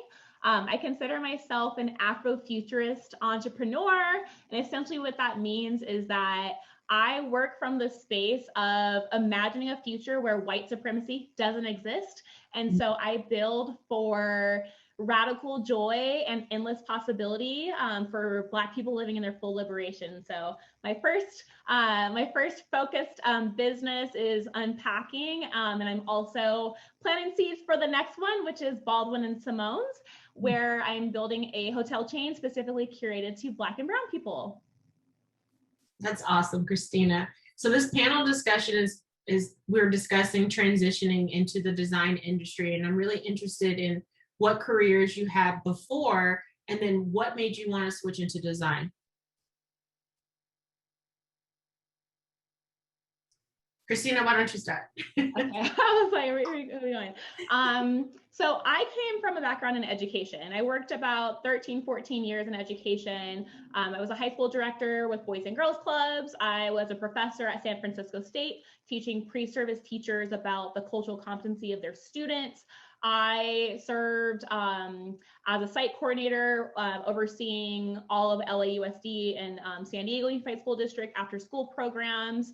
And I really loved the work, right? Like I did a lot of work. It's a lot of direct service, and I'm raising all these people's kids essentially. Like that's my job. I was getting paid to be a parent to like multiple people's children. But what that did for me too was expose me to lots of different cultures and also lots of inequities in different social structures. So I was seeing firsthand how different systems of oppression were impacting people's and my students access to healthcare and quality education, and just even thinking about possibilities for their future. Like I didn't even know design was a thing, for example, right? Like it took me my big old age of like 30, I feel like, before I realized like, oh, I could actually go into design as a career. And that was after I had already spent all this money getting a couple graduate degrees, you know?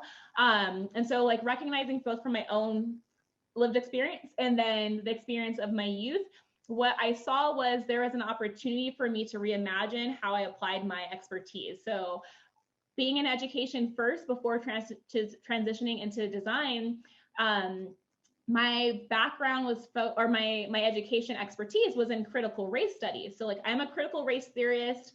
That's what informs my work and my practice.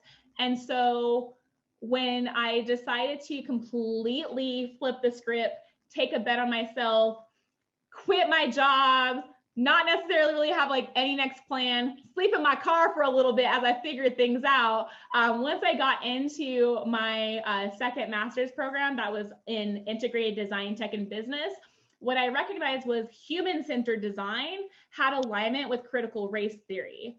And so I focused my studies and my practice in that space on how I could help build things around product inclusion and service inclusion, and just reimagining what the design of actual like system, like organizational structures look like how people commune with one another look like.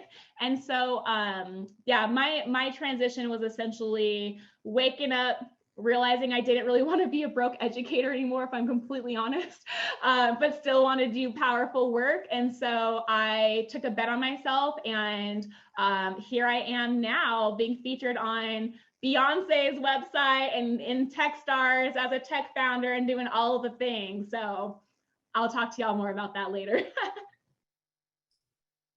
Thanks, Christina. That was great. What an interesting trajectory.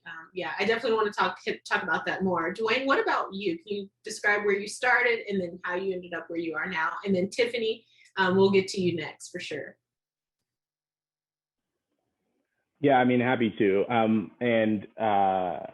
You know, I'm not technically in the design industry, but but in general, like my background's in education.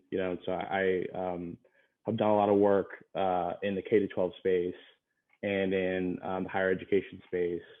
And transitioning to the work I do now, primarily is based on just a recognition that there's a lot of challenges that are systemic. A lot of the work that I do is speaking with CEOs, leaders of institutions, to try to highlight the challenges that are systemic for the Black worker in particular, and trying to be one of the voices that are highlighting the challenges and the opportunities, quite frankly, for Black workers in general. So, my reflection is that, especially when in this space now, people are talking about Black people, but they're not talking with Black people. And so I try to be at least one of the voices at the table to say, let's actually have somebody who knows a little bit about the Black experience, also from a data perspective, not just from an anecdotal perspective, and have that be at the table. And so that's primarily the perspective that I come from. That's awesome, Dwayne. I mean, we're definitely going to touch on that and come back around to that. I wanted to give Tiffany and Lauren the opportunity to introduce themselves and tell us a little bit about their backgrounds as well.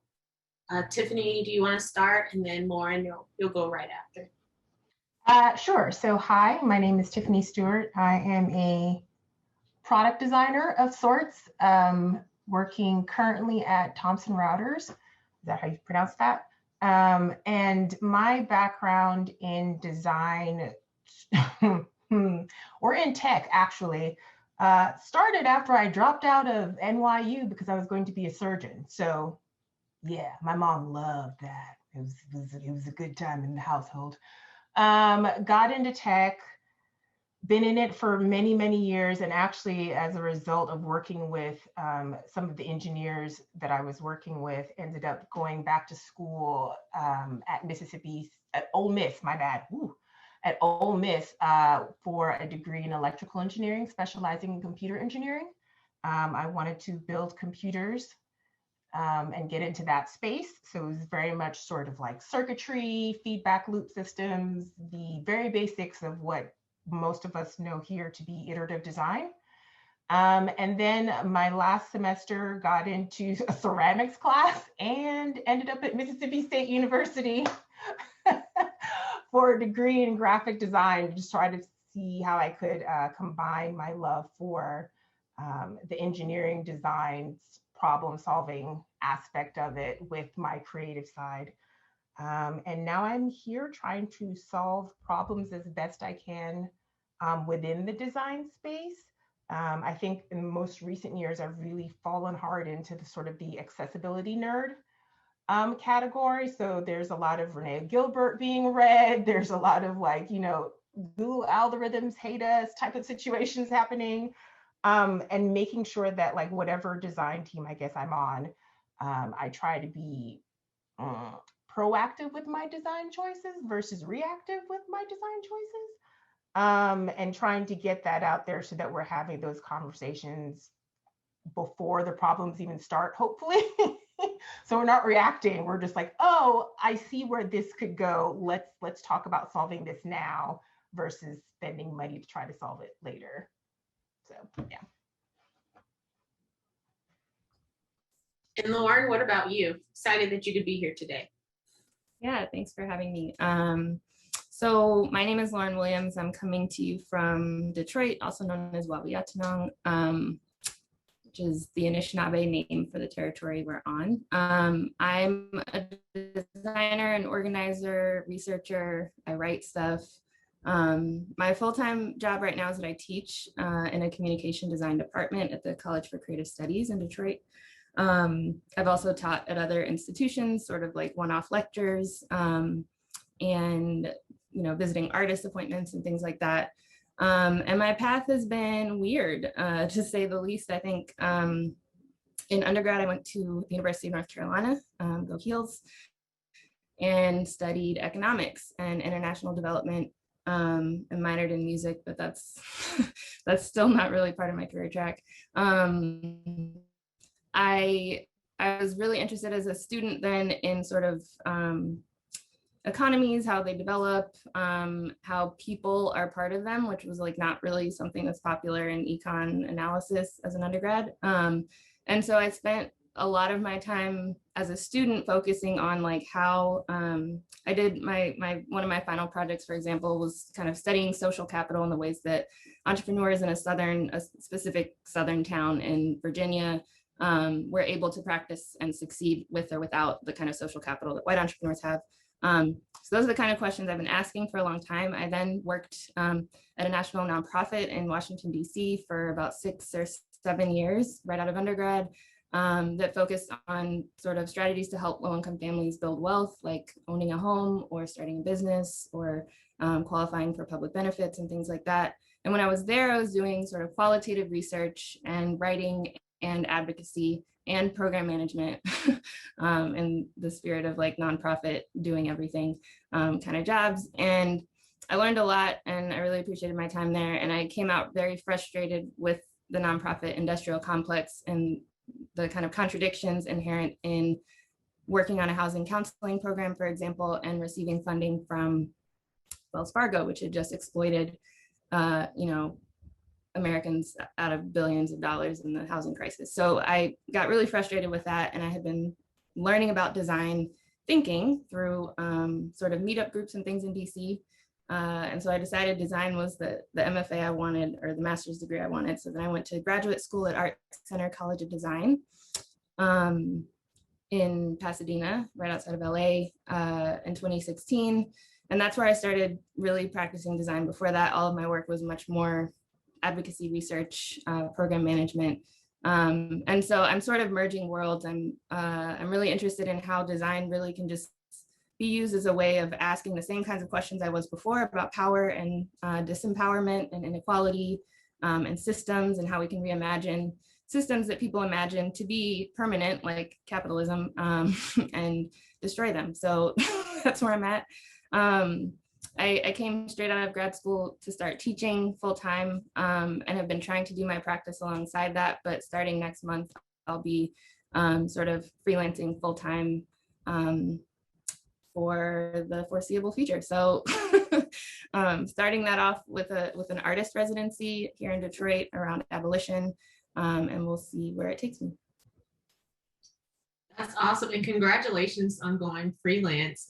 I really want to talk to you ladies about fear, right? So when you guys decided you wanted to make this transition into one career to another, tell me about some of the fears you had, how you overcame them, and like, do you still have some fears now that you've decided that this is the path you want to take? Whoever wants to go first, go first. I have plenty of fears. I don't know if anybody else wants to start. I mean, I think my biggest fear, listen, I'm an immigrant, right? Like when you come from that household of like, I said what I said, you gonna get this good education and your choices are doctor, engineer, graphic design is not one of them. That's not what we do in this house. So when you come from that, with stepping out on your own and trying to sort of explain why being creative is not, it can work, is definitely a moment that you sort of have to worry about. I was fortunate in that my mom was very, very much like, listen, as long as you just get the engineering degree, you can do whatever you want. That's it.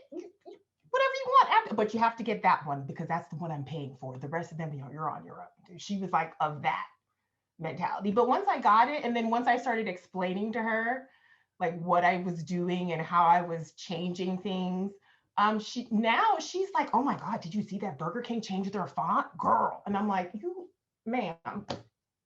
So it's a process, but we got there. We're good. I think now professionally, I think I more so worry about the imposter syndrome, like kicks in really hard a lot of times, because I'm never sure how creative I'm supposed to be in this. It's a weird thing. I don't know how creative I'm supposed to be in these spaces a lot of times, or if it's all just going to be sort of like tech jargon, and I have to know the right words, and I have to know the right business terms, and I have to know the right, acronyms that are out now. Because back in my day, before it was a UX UI person, it was called the webmaster. I think I just showed my age, but you know what I'm saying? It was the webmaster and they were responsible from everything from the rooter to the tutor, whether it be like who were the people we were designing the website for. And all of that was encompassed in one thing. And then now it's like, no, they're like 5 separate job things now. And you have to specialize in one of them. And I'm just like, maybe I just don't know enough. I don't know. So that's where my fears sort of land. Christina, Lauren, what about you? Yeah, I'll take a stab at that. Just share, I guess, like some personal background. Like my mother passed away when I was 17 years old, and she was a single mom. And so when she passed, like I still had to get through the end of my junior year of high school and get through senior year and graduate. And so luckily, since kindergarten, I always knew I was going to be a professor, right? So like I had my life plan mapped out. But then once I got into my doctoral program and I finished 1 year, and the spirit came over me living in the Bay that was like, I want to do what they're doing over there. What language are they speaking? Like that shit was scary as hell, because it wasn't just about like transitioning into a new career. It was like, this is my survival. Like I legit had to like make a decision, like, how bad do you really want to do this? Because you're gonna have to sleep in your car for a minute. I had to sleep in my car. That's how much I believed in like where I was being pulled to transition in my life. And like, I'm glad that I did it. And what I learned, using the quote that my good friend Mandela S.H. Dixon says, founder of Founder Gem, is do it afraid. Like, do it afraid. Because once you get through it, like once you like take that step and you get through it, there's something on the other side of that. And like now I'm seeing the rewards, and I'm thankful for those risks that I took, and I believed in myself enough to take, because if I didn't, like I wouldn't be in the position to be impacting the lives that I'm impacting now. And I think like we all impact lives in different ways, whether it is that font changing, right? Like font influences a person's like emotion and like well-being. Like, are we talking about sans serif? Are we talking about serifs? Like those lines and those curves and like, right, them points can like impact someone's energy for the day. Like the psychology of the colors, like all of this stuff like matters in life. And I also think about how the like my transition in kind of like leaning into that fear played out once I actually entered my new world. I went to USC for both of my grad degrees, for teaching and for design technology. And if you all are familiar, Dr. Dre and Jimmy, I'm about to put some people on blast real quick, I don't care. If y'all remember, Dr. Dre and Jimmy Iovine, or if you heard about this, they started a school for innovators at USC, and it's in this intersection of like art, design, and business, art, technology, and business, excuse me. And I got into that program and I was so excited. Like I got into the school Dr. Dre started, like it's lit, let's go. Y'all, every single one of my professors was a white dude. And like I get in this space, and not only is it a completely new career and completely new like language that I was like unfamiliar with, and all these different tools and things, like Tiffany was saying, the acronyms, I don't know what this shit means, having to adapt. But I'm also having to adapt with the pressure of like people not understanding the pitches that I'm giving, or like the businesses that are interesting to me, or like the problems that I'm trying to solve, because they're unfamiliar with the cultural needs of like the community that I come from. And so like being able to keep reminding myself that each step that like I'm taking, even when I'm scared to do it, like there is something on the other side of that. And all things that like are worth doing are worth having that like extra bit of pressure on to be able to do, I feel like, in the long run. Thank you so much, Christina. I think we've all felt like that. Lauren, you said you had a lot of fears. So I'm just curious what you have to say. I will not share all of them. I think that I should acknowledge that I've always been in a like incredibly lucky position to be like very well supported by my family, both in, you know, in terms of emotional support and like financial support. Like I've never, that to me, I've never had to deal with sort of fears of, you know, my family not being able to support me or not supporting the ideas that I want to explore or whatever. So I just want to acknowledge that, because I think most of my fears have to do with insecurities, or like a much more personal insecurities than like fears that are put on me outwardly. So I would, I think a lot of like the imposter thing is real. I've spent a lot of time in white spaces, I think. And so some of that just like, it just is the environment, it kind of seeps in. And so whether it's academia or design or just like when I was working in the nonprofit that I mentioned, I spent a lot of time in rooms with mostly men who were like much older than me, talking about, and I knew the things, but it was just like a weird dynamic to be in a room as a 25-year-old with a bunch of 7-year-old white men.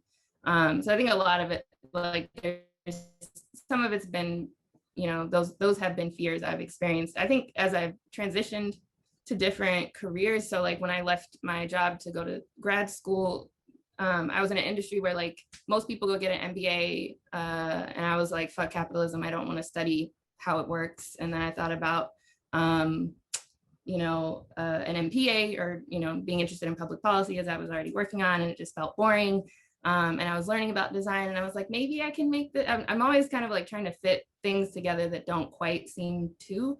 And so I think that's where some fear has come around, like whether or not that will really work. But I think for what it's worth, it's sort of bearing out in a way that it's now 5 years, I think, since I left that job. And in the last 2 months, I've been talking with 2 different organizations that I used to work with in that context, who now want to partner on completely different work because of what I can do now, and the fact that they know me from that sphere. So I think fears get resolved over a long time. And then I think another fear, like right now, so I'm within a month of leaving an incredibly secure, or not relatively secure, contract job as an, you know, a full-time professor. And I actually turned down an offer to continue. And so I think my fear right now is, was that a dumb decision? Because I'm, you know, but it's, I know it's fundamentally, I know it's not, but sort of emotionally, I'm like, okay, I have this many days till my, you know, benefits run out. And I think the point I got to was that I just could not really bear to like bullshit my way through this white space any more than I already was. And I was like already pushing a lot of stuff in classrooms that just like doesn't get discussed in this context, and have zero interest in being responsible for transforming this institution. I do not care about it. It does not care about me. And I've just decided that there are places where I'd rather invest my time and labor and energy and talent, you know, whatever talent I have, because to build the spaces that I do want to be part of, because I'm just tired of pouring so much of myself into white institutions that can't possibly care for me. So I think I'm afraid, but I'm also like, I have the words to say why I'm doing this, and I feel pretty confident in it. But at the same time, you know, anytime a minor reminder points out something that will be different when I'm freelancing, or some, you know, insecurity I have about my own capacity, that's what sort of like triggers the fears rolling in. So I will say that having a community that understands what you're trying to do and understands the things that you're going through is so helpful, albeit sometimes hard to find your tribe, if you will. But once you find them and you get that community who will, like, you know, big you up in the background, that is where it's like, oh, okay, I feel like I can do this thing. I have that backing behind me. Like if it weren't for like where are the Black designers and Omari and Russell and Alicia and like, you know, just, you know, being like, you got this, you can do this, you're a good designer, despite what your mind is telling you, you can do this. And to have that community and to have those friends and to find those friends in that community to like help build you up in the background, especially for people that look like us, it is a game changer. Find the community where you can, like build your chosen family of design people who big you up, share resources, don't be afraid to share resources, and just be out there and be everybody's cheerleader. If y'all know nothing about me, I'm gonna cheerlead you to all of the, listen, I'd be like, Alicia, do you need a taco? Because I can help you with that. Do you I need a taco. Let's be friends, Tiffany. Yes, I will listen, Uber Eats will deliver to other states. I will send you a taco if you need one, if you're having a bad day, because that is the type of community that we need to help each other sustain, right? Because nobody else is going to do it for us. And especially now in this particular era where we're all sort of isolated, being able to Slack somebody and be like, hey girl, this white man at work is stressing me out. Let's vent about it for like 15 minutes. Then let's do that. But build your community where you can, by all means. Can I add something to that, Alicia? I'm sorry, say that again. Oh, I think, can I add something to that? Yeah, absolutely. That's what I was. Yes, all of it. I recently got this tattoo. You probably can't see it, but it says "Diseña tu vida," which means design your life.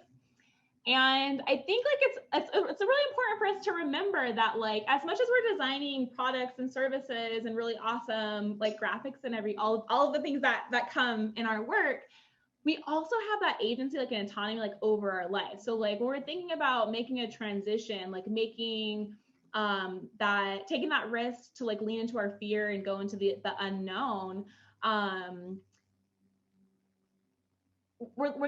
we have to think about like what is our end goal, like, right? Like what is it that we're taking that risk for? Like on the other end of it, if we've designed something, that means like we've got a strategy, we've got a plan of action to end up somewhere. And so like whether it's developing and it's strategically designing that community that you want, or strategically designing like what your next 3 years are going to look like, where you're going to be living, what sort of work you're going to be doing, whatever that is, that's all intentionality for the steps that will eventually get you to where your end goal is. But if we don't know what that end goal is going to be, it's okay, but we also owe it to ourselves to have ideation sessions about our lives just as much as we do about like the things that we're building.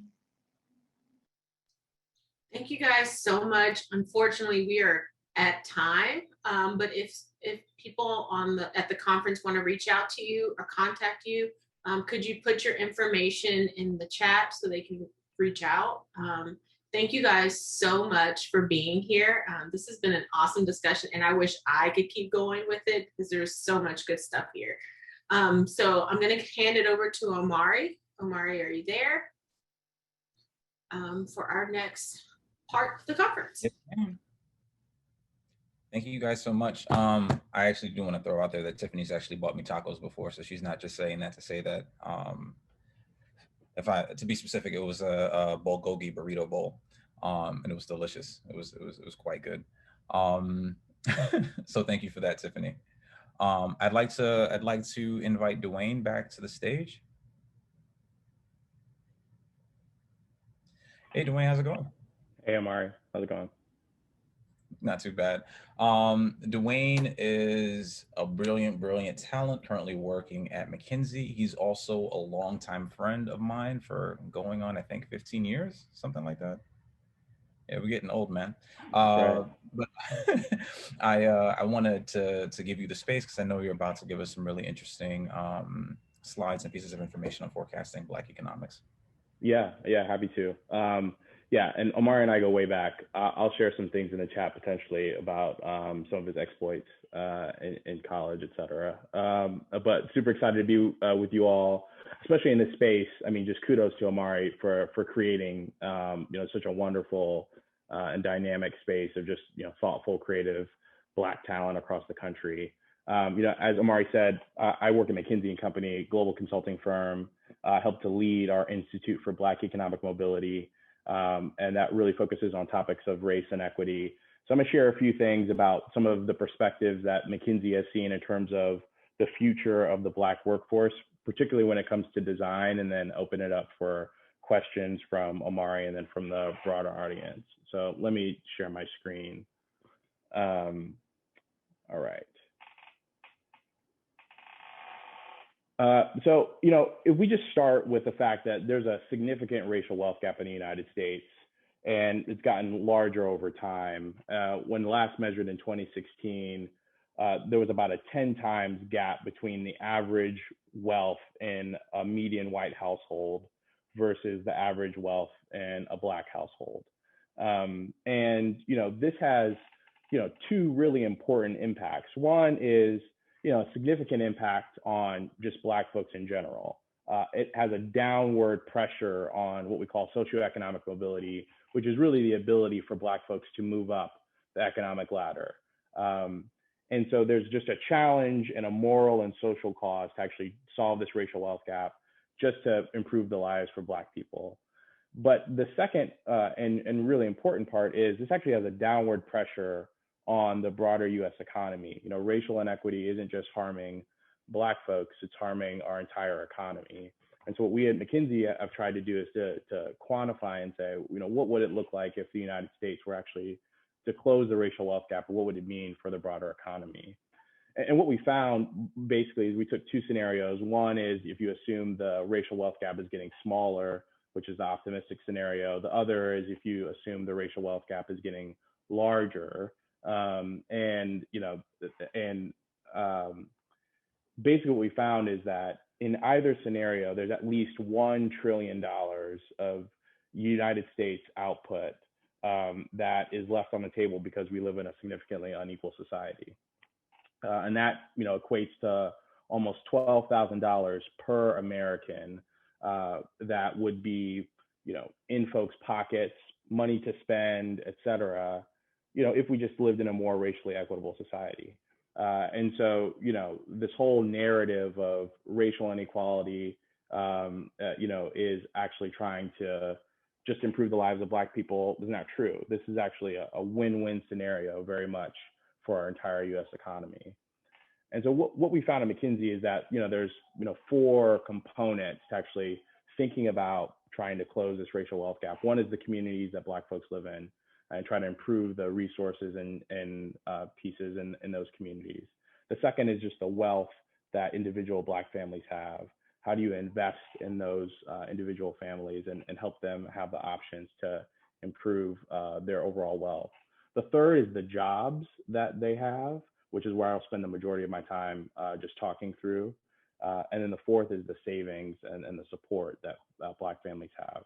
You take all these things together and you have cross-sector solutions, you know, you're actually able to improve not only the lives of Black people, but the lives of everyone. And so, you know, one of the things I want to focus on is the jobs that Black folks have. One of the things that we've done at McKinsey is to say, you know, the jobs of the US economy are actually going to change. You know, what we know is that, you know, jobs are changing, they're becoming more automated, there's increasing digitization.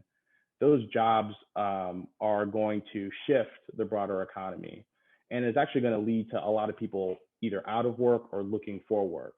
And what we know is because of the disproportionate impact of the labor market, Black folks are actually going to be more likely to be harmed by automation. And so that's what you see on the left-hand side is, you know, white folks, about 22% of white folks are going to be affected, but 23% of Black folks are going to be affected. And this is actually disproportionately impacted. 25% of Black men and 22% of Black women are going to be affected by automation. And particularly Black folks without a college degree, and particularly younger workers. And so the question is for the 5 million or so Black folks who are going to have their jobs disrupted, you know, what is going to be the plan to actually improve the outcomes for Black workers, and how can institutions and individuals actually prepare for this upcoming shift? And so just to give you an example of what this looks like, what we found is if you almost take jobs in two categories, there are jobs that are directive jobs, where jobs you're able to kind of make your own schedule, determine the things that you're going to do. Design is very much one of these directive jobs. And then there are jobs that are support roles. These are jobs that are more likely to be service jobs. Think your fast food worker, your truck driver, et cetera. These are jobs where Black folks actually are much more likely to be represented, but the jobs that Black folks are much likely to be represented in actually have a much higher risk of being automated. And so the question is, how do you transition Black folks who are in these service and support roles to jobs that are much more likely to be directive, like design? You just give an example. Black men are much less likely to be a software developer. They're much more likely to be a truck driver. Software developers pay $100,000 a year. Truck drivers pay almost $40,000 a year. If you look in the future, software developers are projected to grow. There's actually going to be more software developers. And there's actually going to be a lot less truck drivers relative to software developers. And then if you look at the automation potential, which is the ability for that job to be automated using technology, only 15% of a software developer's jobs are more likely to be automated, whereas 80% of truck drivers' jobs are likely to be automated with currently available technology. And so, there's a big risk, of this transition for Black workers. And just quickly, I'll just highlight that it is different for Black women versus Black men. On the left-hand side, you see jobs for men. The dark circles are the ones where Black workers are more likely to be represented. So you see Black men that are more likely to be laborers, industrial truck drivers, and then the light gray circles are the ones where Black people are much less likely to be in there. Design would be one of those. Software developers, construction managers, et cetera. And these jobs are the jobs where Black folks are much more likely to be in have a lot less growth.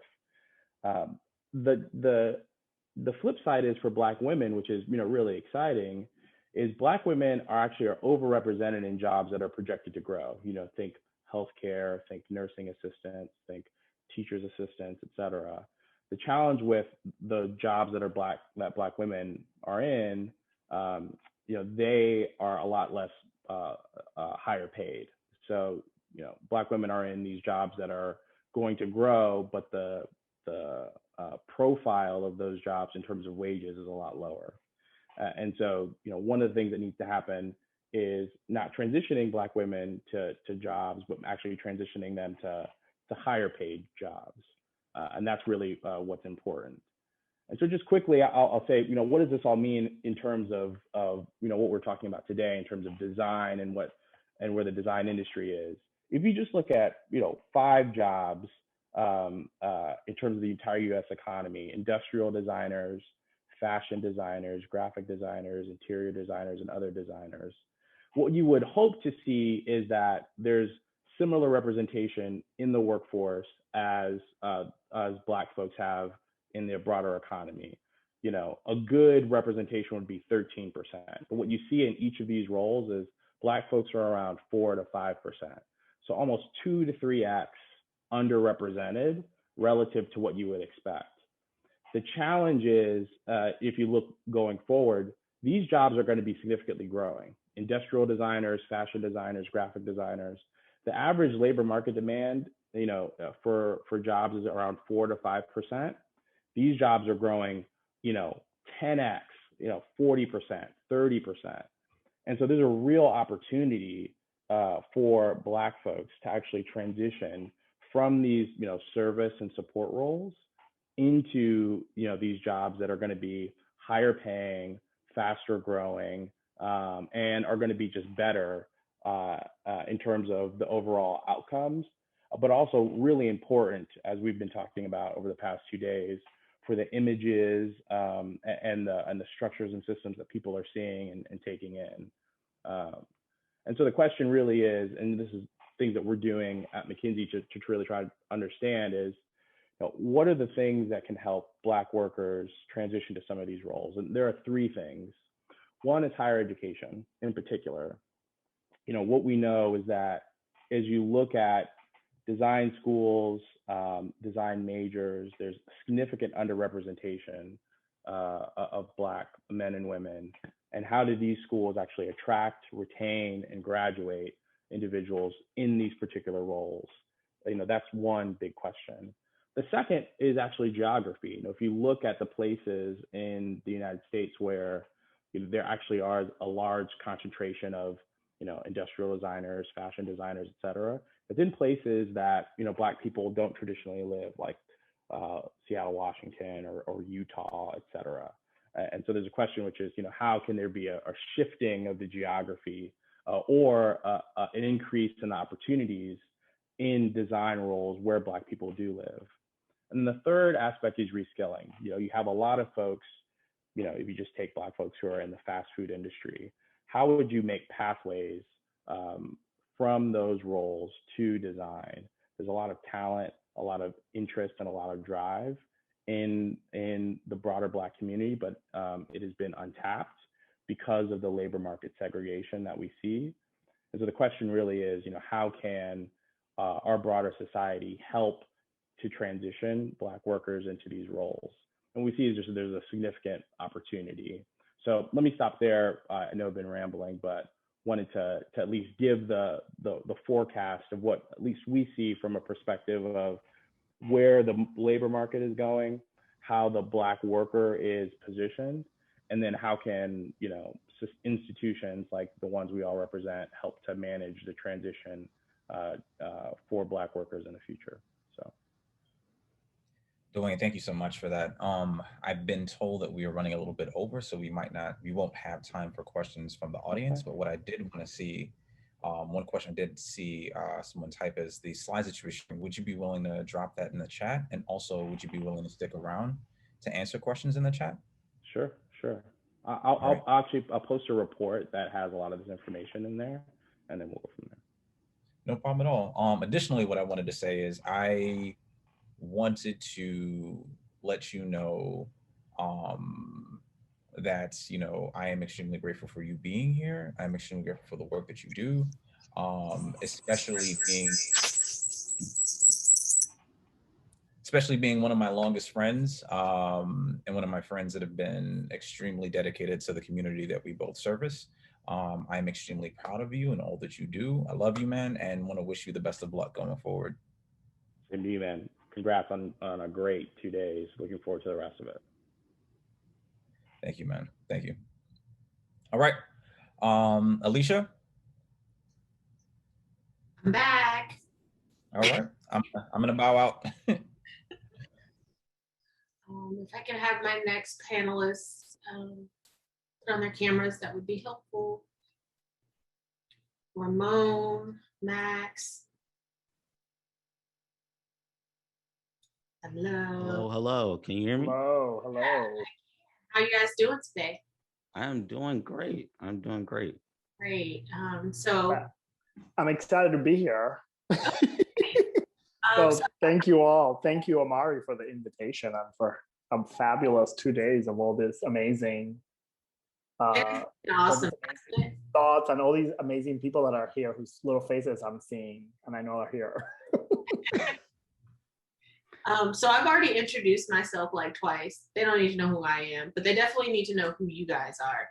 So if you could do like quick introduction about yourselves, we can kind of go into building your community and mentorship. So whoever wants to go first, take it away. Maxwell, you want to go for it? I can go first. Hello, everyone out there in the chat and everyone who's watching this. I am Maxwell Van Hook. I'm originally from Baltimore, Maryland, born and raised on the East Coaster. Currently, I am in Seattle, where we have the wonderful occurrence of sun. So right now, I am able to go outside, get charged up, and receive sort of energy towards my melanin.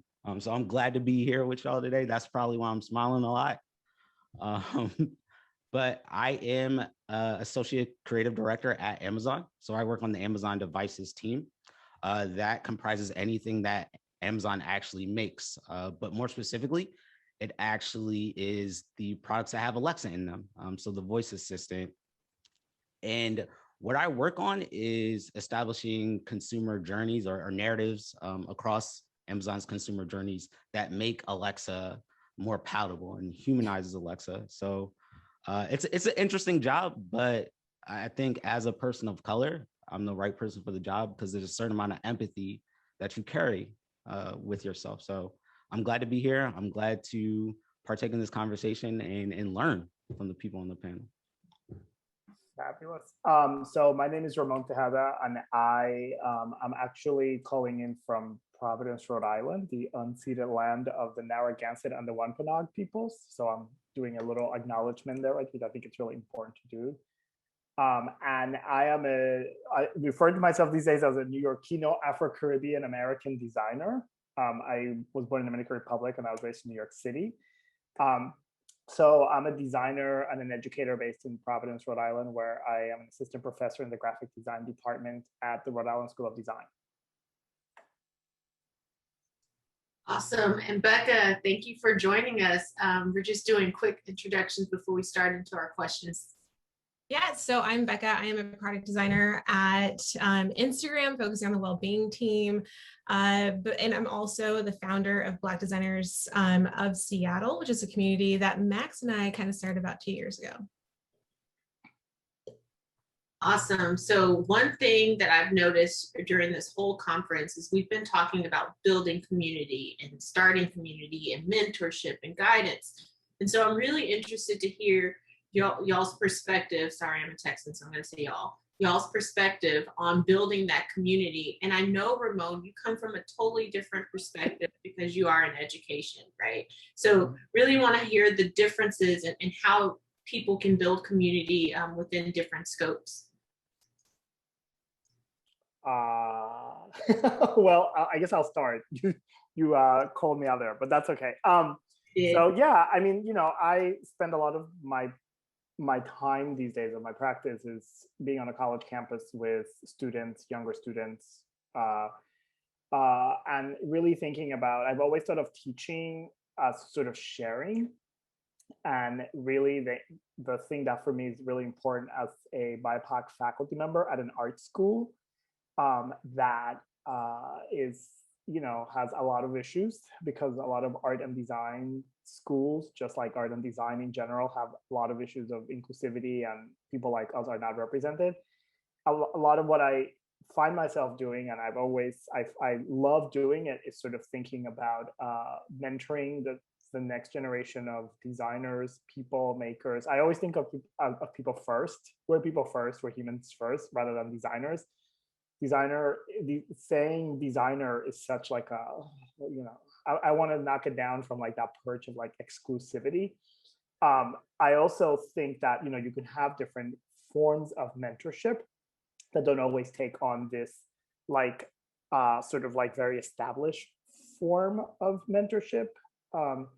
Mentorship can happen, like formally, informally. It can happen while you're in school. It can happen afterwards. I think a lot of us who teach end up being mentors to some of those students who afterwards are no longer students, or your colleagues, right? Like you transition into the relationship, but really thinking about being there for those students to encourage them, to make sure that they can see that they can do this, or they can do what they want to do. They can make the design that they want to make for the community that they want to make, not necessarily for design capital D, at least the way that I teach these days, because capital D design can be incredibly problematic for people, a lot of people that look like us.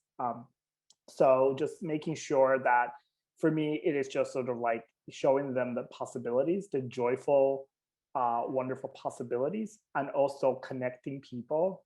If they need to speak to somebody, if I know somebody that they should chat with to find out what it is to be, if they want to get a job, or they want to be an internship, or they just are thinking about like, I'm thinking of other things. Like I'm thinking of going into medical school, which we've had students do that as well from art schools who go into medical school. So yeah, I guess that I'll leave it at that, and then wonder, Maxwell and Becca, you all have to say.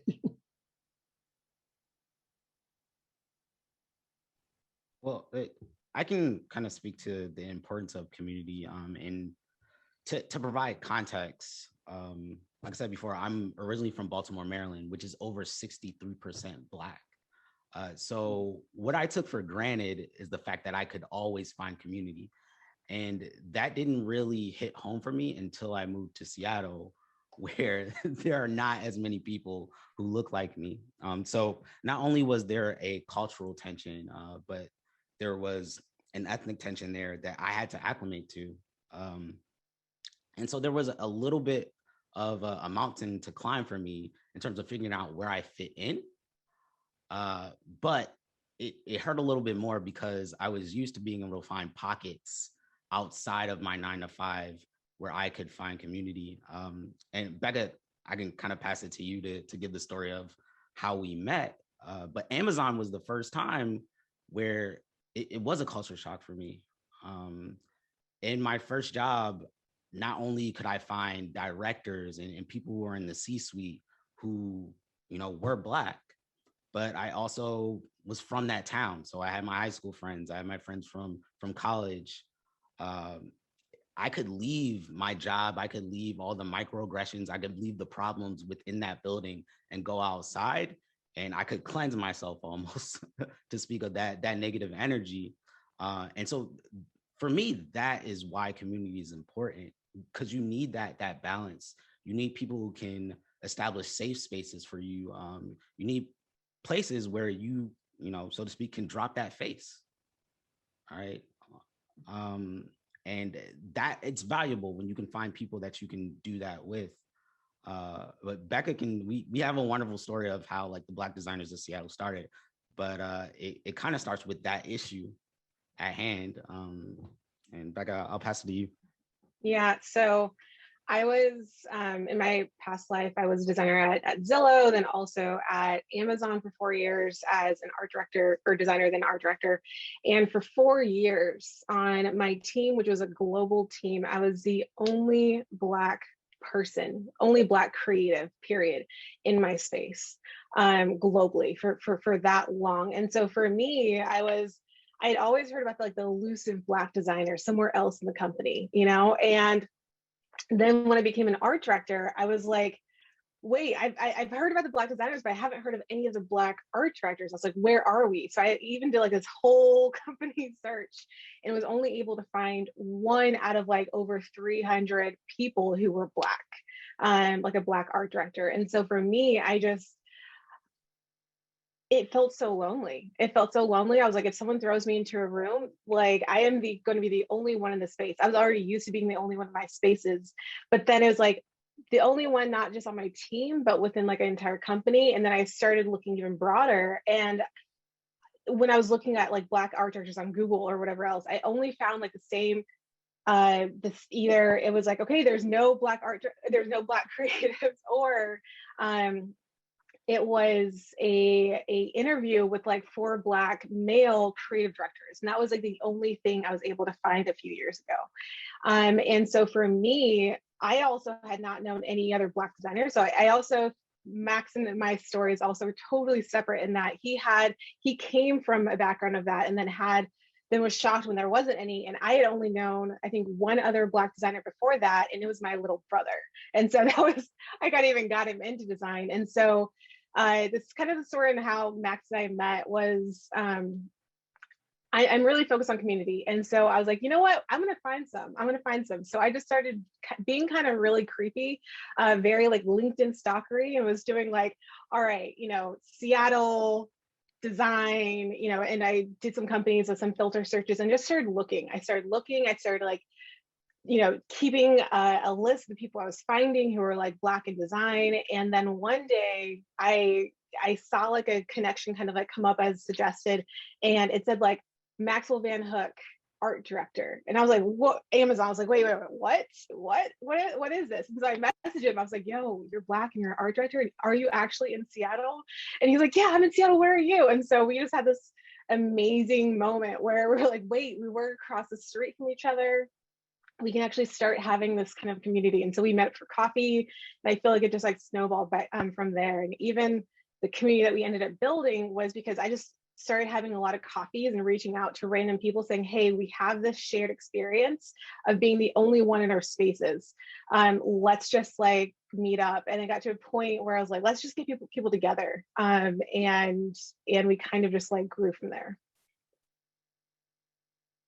I think you guys have really touched on this idea of being like the only one, right? Like the only Black person, woman, color, all those things. And I'm curious, what sort of advice would you give others who are kind of navigating their spaces? Like, how do you even start to build a community?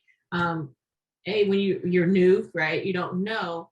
Or B, that it's an intimidation factor, right? You're surrounded by all these white people. Like, how do I even get started? I think it's also really important to think about like how we're seeing community, like how community can be different sizes, right? It can also be a community that's not about just designers, but again, people, right? Like we don't all just need to be, oh, we're designers of color, Black designers, and we're just gonna get together and talk about design, which can honestly, to be honest with you, can be really boring, right? So let's just be honest about it. And I think it's also important to think about it, like, what is it that we're actually craving? Like, are we craving talking about grids, or are we craving talking about like, oh, you know, that stuff that really gives us life when we're not talking about grids? Or that thing that we've all spent our careers pretending that we're Swiss designers, because we literally have forgotten that we actually come from different places and we see things differently. And our 40-hour-a-week job or 80-hour-a-week job forces us to go back in some little closet, pretend that like, you know, where it's like Sven blah blah from, you know, Swedish or Sweden or Switzerland. So I think that like thinking about what is it that we're craving for in the community. And also I think it's important for us to really think about like this narrative that we're the only ones. Can we put that to bed, please? Like we need to get over it and like really realize like it's 2021. Our job now is to kick it out, like knock the door down, let everybody else. So like we literally are the last group to ever have to utter that word that like we're the only ones. Because I think it's very easy for us to like get stuck on that just because we've had to live it. But I think it's really important for a lot of the ways the students are now, and you have a lot of students of color coming in, Black students, and we want to make sure that they understand you're not the only one here. Like, and we're knocking the door down. Like I always talk, I was telling Alicia, it's like, I don't talk about holding the door open. I don't need you to hold my door for me. And you don't, and I don't need to hold the door for you. I need to take that door off the hinge, throw it out, and we'll recycle it and use it for something else. So people can just come on right in, right? So we're not creating necessarily a safe space. We're creating just like a space that's equitable, like that there's other people in there. So just some thoughts about like the idea of what the community can be. I love my community just so that we can go have tacos. One of the panels earlier said burritos. Yay, that's what I want to do. I want to talk about grids. Yeah, if I can actually hop on that, like that is actually exactly like, even I think we have meetups every, like after the George Floyd incident, the group was like, we need just to meet more often. So we ended up meeting twice a month and just to like get together. And sometimes I think last week we went from talking about like the Zack Snyder Justice League, like new edit to, and then sometimes we're doing a portfolio critique. And I think that's the biggest part of it. It's actually building the community. And that doesn't have to be on the basis of like, okay, we're all designers. It's like, no, we are people. We are just going to come here, have actual relationships and not network. I like hate that term because that's so superficial. And I think another thing that I've loved about it is that like as you're finding your community, I'd say just reach out to people. Like that was like all I did was like send so many hundreds of different LinkedIn things saying, hey, let's get together and let's just like let's come on the basis of like authentic conversation. Because I'm going to be like myself, my like Black camping ass self like in those spaces. But I think the most powerful thing about that I found with the community is that means that exactly right. Like our goal is not to ever be the only one in our spaces ever again. And so I've seen people, and like I feel like our group has also gone like way beyond Seattle at this point. We got our Singapore Black designer, we got our Canadian Black designer. And what I love is that the moment someone comes on and says, oh, I'm currently looking for a job at Amazon, or I'm interviewing for this place. they're just swarmed. And I think that is exactly what we need. They're swarmed, like, okay, how can we do portfolio prep? How can we do run you through like presentation prep? Like, what can we do to support you to get you into these spaces? And then so I think that is like the superpower of some of these communities, is just like the willingness to get them in, because like once you have a group, I feel like you can mobilize and we can actually start attacking the spaces and have more opportunities to essentially get other folks in the doors. Yeah, I agree in the sense that what Becca's saying, it takes sweat equity, right? You have to have the willingness to want to connect with other people. And so that means putting yourself out there. But I think the larger point that everyone is making is that there needs to be a balance to the community, right? Not everybody's trying to listen to your TED Talk, bro. And that's like very, very, very important, that these communities aren't always instructional. All right. And with that in mind, constantly when we get together, that's one of the things that we try to keep in mind. We probably spend 20 to 30% of the time that we gather actually talking about like what the new programs are, you know, how you should interview, what you should ask for when you get your offer. But it's really making sure that you are seen, right? And so that's what I mean by safe space, right? You are seen, and then also you feel comfortable enough to be heard, because that's not always what happens in the different spaces that you travel. So really our main goal is to make sure that when you come to the Black Designers of Seattle, or wherever you're at, you're willing to drop that face and show your true authentic self. And thus we can have a real dialogue, we can have a real exchange. And Becca and I like to say, we can get into the intersections of the intersections, because that's what it's really all about, right? Like showing your true authentic identity and being able to learn from one another based on that. Because I don't know everything about what it means to be Black, right? And I carry different limitations, I carry different bias. And that's one of the beautiful things about being a part of this group, is that I'm meeting people who are different from me, and I'm able to learn in a way that's constructive and not necessarily me like being triggered or trying to block. So that's I'm all for that. Black people are not a monolith. We are all different and unique and interesting in our own ways. You guys were talking about like the social aspects of meeting other Black people, like or people of color for that matter. I'm curious of how you go about that for mentorship. Are all your mentors people of color? Are they a mixture of people? And does mentorship even have to be formal? So I can hop on this one. Oh, you got it. Oh no. I'd say that no, some of the people who have fought for me have been like crazy white dudes. Like crazy white dudes who are like, all right, we're gonna fight for this promotion, we're gonna fight for this. And because the thing is that in all the spaces I've gone into, they're the ones in power, you know? And so like I can have a mentor who is Black, but like whether, you know, and I can learn from them, but whether that I'm going to find someone who can advocate for me in my own workplace, that is different. And I don't think that you're only going to learn stuff from folks who are Black in design. Like, no, like the beauty of it, like we're talking about diversity, the beauty of it is that like you should be learning from like, yes, an old white dude, but then also like find someone who is like a Latina, find someone who is like in all different spaces, like find the people who are going to support you and learn from them. And I think that, you know, I would say there's very few people you can't learn anything from. And it also goes like both ways, people who are above and then also people who are beneath you.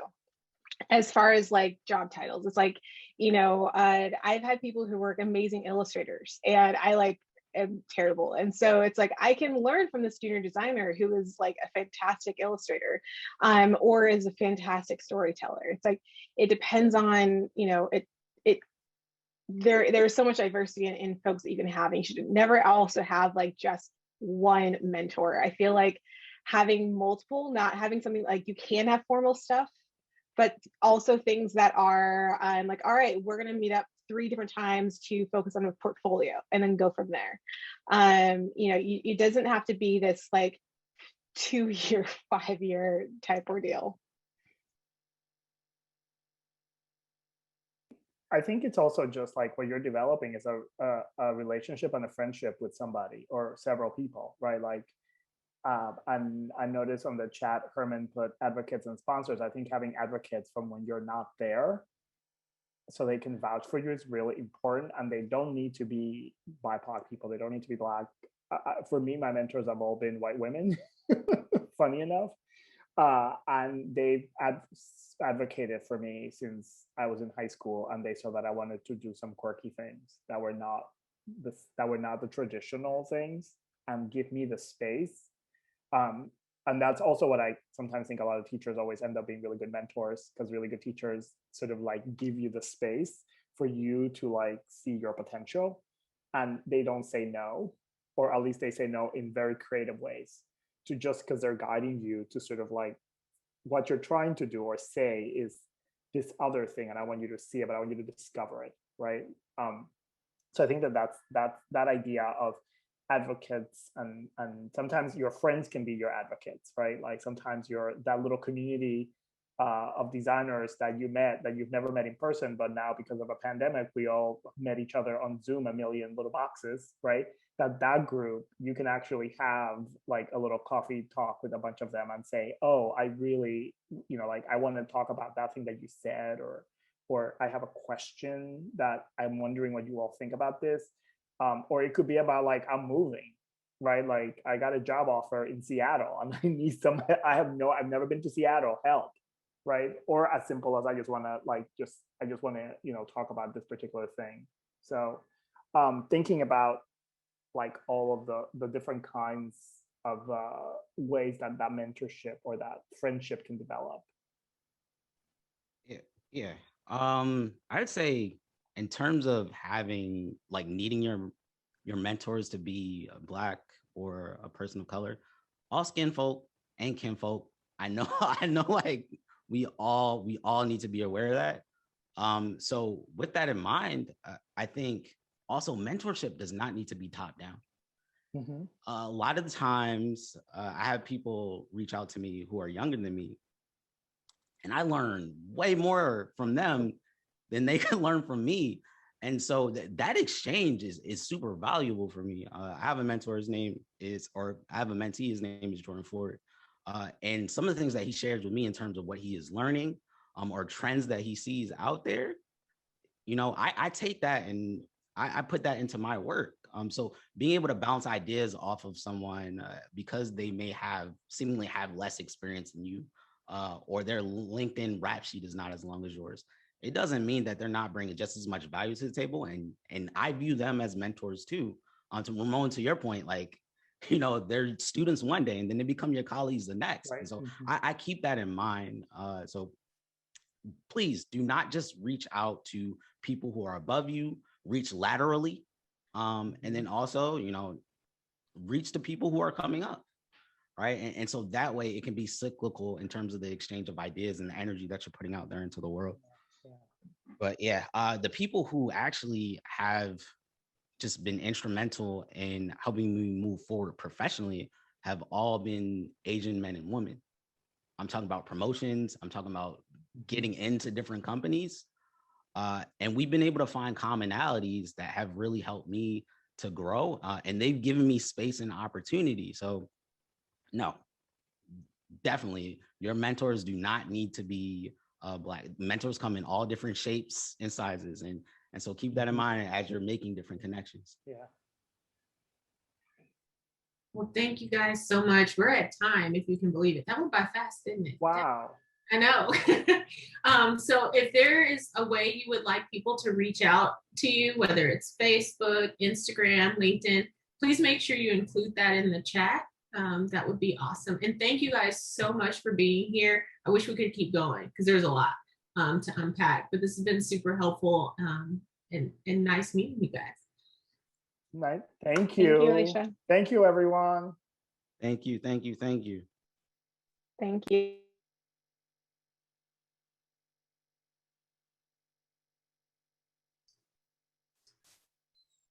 I don't know what's next, Amari. Okay, there you are. Hey, everybody. So we're going to take a quick 10-minute break before our keynote presentation by Cheryl Miller. So everybody go get a drink of water, stretch your legs, and be back for the keynote. I'll talk to you guys soon.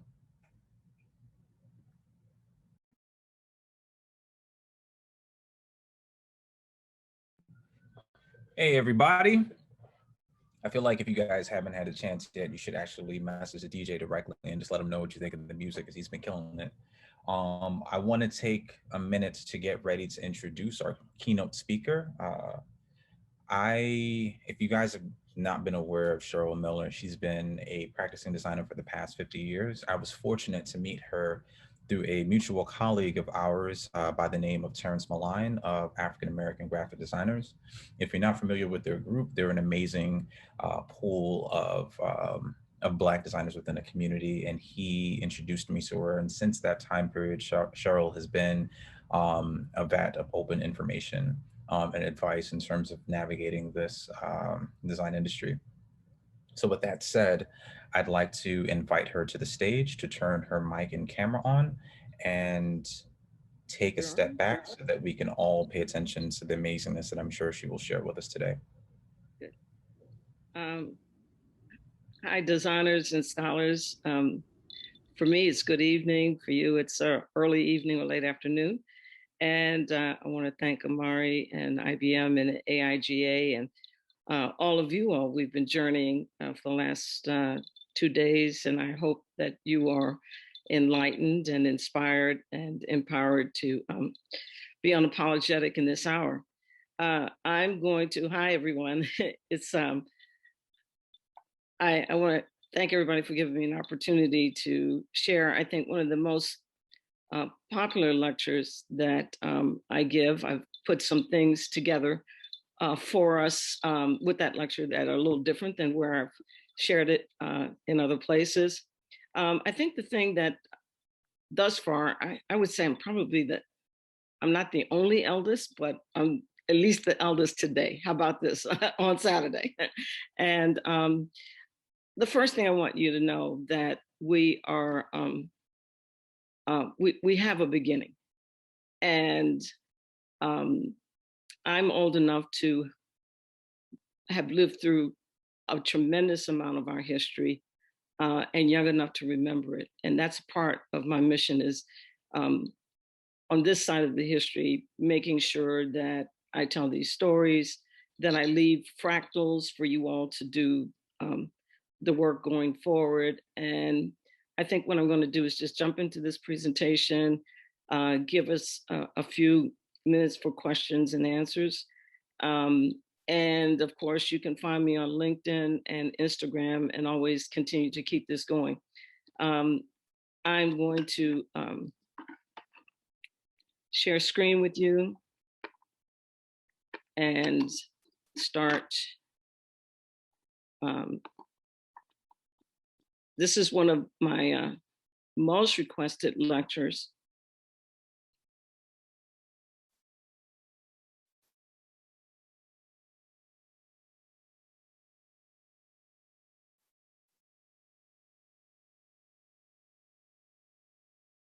Okay, I give it a minute to resolve up. And let's get full screen with it.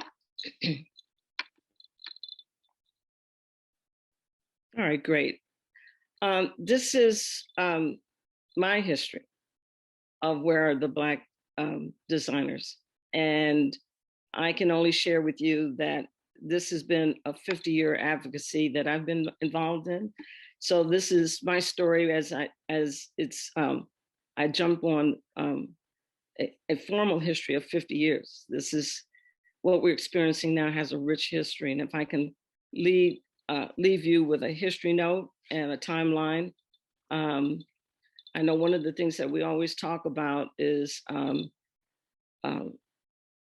we don't know our history. So let me help a little bit today and inspire you to continue this work in your community and moving forward. So this is my take on where are the Black designers.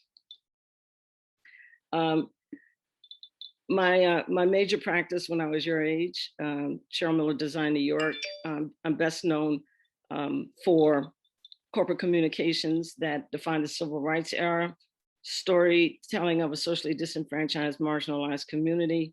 And you guys, when I go from place to place and Zoom to Zoom, you guys give me the title of social impact graphic design. I went to school. I'm not going to spend time on all of that. You can find it on Wikipedia, but I've been to a variety of ACAD, NASAD schools and theological seminary as well. What's really, really unique to my story, I am genuinely, and in a minute I'm going to show you, I am genuinely one of the most authentic eldest of us BIPOCs that I know. I didn't say I was the only one, and I'm the only one that I know with this rare, most unique BIPOC background. I have 4 grandparents from 4 different places and 4 different races. And I have a very well, uniquely documented story. And I think the part that's most interesting is my maternal lineage, and that's what comes to the table on my decolonizing history and a lot of my scholarship. Right in the middle, on the right, is my mom and my grandmother. And uniquely right above the 2 of them is my great-grandmother.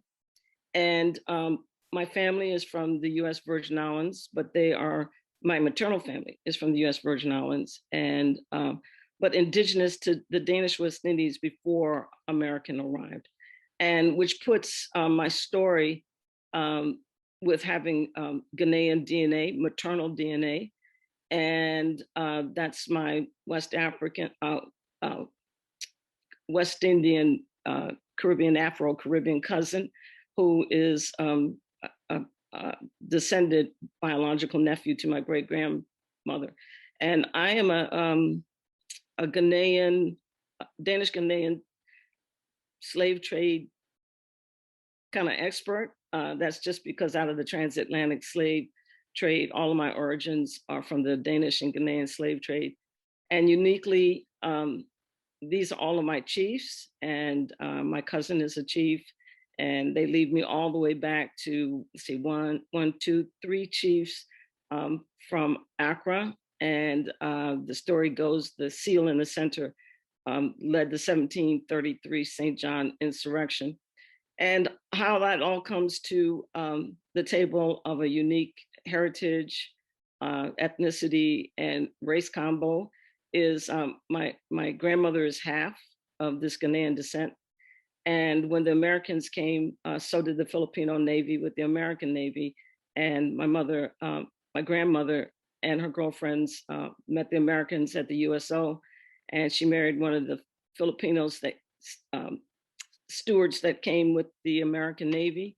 And my mom is Filipino Creole. And so all of this is really, really crazy, authentic, very well documented, and brings me to this, genuinely I'm BIPOC, and this is just my mother's side of things. This is, I always like to put a marker on my life and where I started with this story. I've been at this since I was literally 3 years old. My parents were Howard alum and graduates, and I had an influence of a lot of art people. I am a civil rights kid. I was born before the civil rights era, through it, and practiced after it. My father is most unique in his mix as well. My grandfather is the white-looking gentleman in the center. He's white and Native American. I have one African-American grandmother who is my father's mother. And so four grandparents, 4 different places, 4 different races, and everybody collided on Howard's campus. Technology-wise, I grew up with the beginning of television and Mickey Mouse, and started winning my first award when I was a Girl Scout, 1962. Grew up on Howard's campus with my parents, and all of the I was there when Alma Thomas and Gilliam were, and Jeff Donaldson, they were all a part of the gallery there. And across town, the Washington Colorfield School was there. These are all of my influences. So that you all will know, we couldn't go to school. That wasn't something that Black folks could do. We couldn't go to art school. So all of us that have all of these wonderful, fancy art degrees, listen, back in the day, that just wasn't something that we could do. We weren't allowed to do. This is Art Institute sued by a Negro. This is one of the cases with Micah, Maryland Institute College of Art. And I just put this here to show you, we could not go to school. It was closed. What I didn't know, that there was a situation going on in New York, 1968. There's a cadre of designers in front of me, 10, 15 years in front of me, and print magazine. And this is Dorothy Hayes. And let's go back one. Print magazine in 1968 published her regard, Dorothy Jackson is the author with this, and Dorothy Hayes is presenting her 5 colleagues. And these guys were in New York 10, 15 years in front of me. Here's Dorothy, and she's telling you, I was employed by a well-known broadcasting company and led to believe that I would hold a design position, yet I was never allowed to do anything but non-creative work. I was frankly told that my employment was simply a form of tokenism. So the documentation of this overall kind of missing in action, where are we kind of thing started. Print is the first one to start publishing the drama of it all, if you will, 1968. CA Magazine started looking for us in 1968. How many Black Americans will graduate from art school? They're trying to find us, look for us, document it. And so these are your 2 basic industry magazines of the mid-century, Print and CA. This is what I call our white default publications. We find Dorothy Hayes picked up again in 1968. She's a part of a single theme kind of a call of entry, and Colors of State of Mind. She's published again. And she's pretty much the advocate of the hour in New York City. What I didn't know was that I'm trying to go to college, and I didn't know that this drama was happening in an industry toward an area where I want to go study. This is the first place where I experienced blatant racism. This is my art teacher. 1969, I'm trying to apply to art school, and she tells me that I'm not going to ever be, I'm never ever going to be an artist. And my school holds up my transcript to Rhode Island School of Design. Rhode Island School of Design in 1970 had a student demand. This is the March 1970 student demand letter, wanting a change at the school, wanting more diversity. And Rhode Island came up with a plan 50 years ago. It's called the Minority Recruitment Program. And I entered September 1970 at Rhode Island School of Design as a part, about 40 kids, mostly from New York City. And my girlfriend came in from Long Island. I came in from DC. And we landed on Risley Beach, 40 of us. And at that point, it was pretty monochromatic. We were Black. I'm BIPOC with all this crazy background, but I'm a Black girl, okay? And I'm African-American. And the Hispanic community then was mostly just Puerto Rican, okay? So we had a few Puerto Ricans and mostly the kids of color coming in from New York City, my girlfriend from Long Island, and we were addressing the student demand. So the freshman class, 1970, we were recruited in to try to break up the diversity, to offer diversity at Rhode Island School of Design. A part of that which is an interesting story here. Dorothy Hayes, and you'll see these fractals online. So let me tell you what they are. Dorothy Hayes put together a show of about 49 Black designers, New York City, the same crew that's in front of me. I'm starting school and they're already in New York. And she puts together a show and it is sponsored. She is working with Herb Lubalin and George Olden. And the show, let's go back and look at it. The show is shown in New York and RISD brings it, trying to address the diversity. The show is at Woods Gary Mansion in April 1970. So March takedown letter, demand letter, March 70, they bring the show in, they start the minority recruitment program. And the show it originates from the Composing House in New York City in 1970, and then it travels to Providence. In this trajectory, you've heard I had to transfer. My father died 2 weeks before my sophomore year, and Micah took me in. I had to get back to DC. I'm from DC and never got back to Providence in that manner. Micah took me in and I graduated, had a full broadcast design career.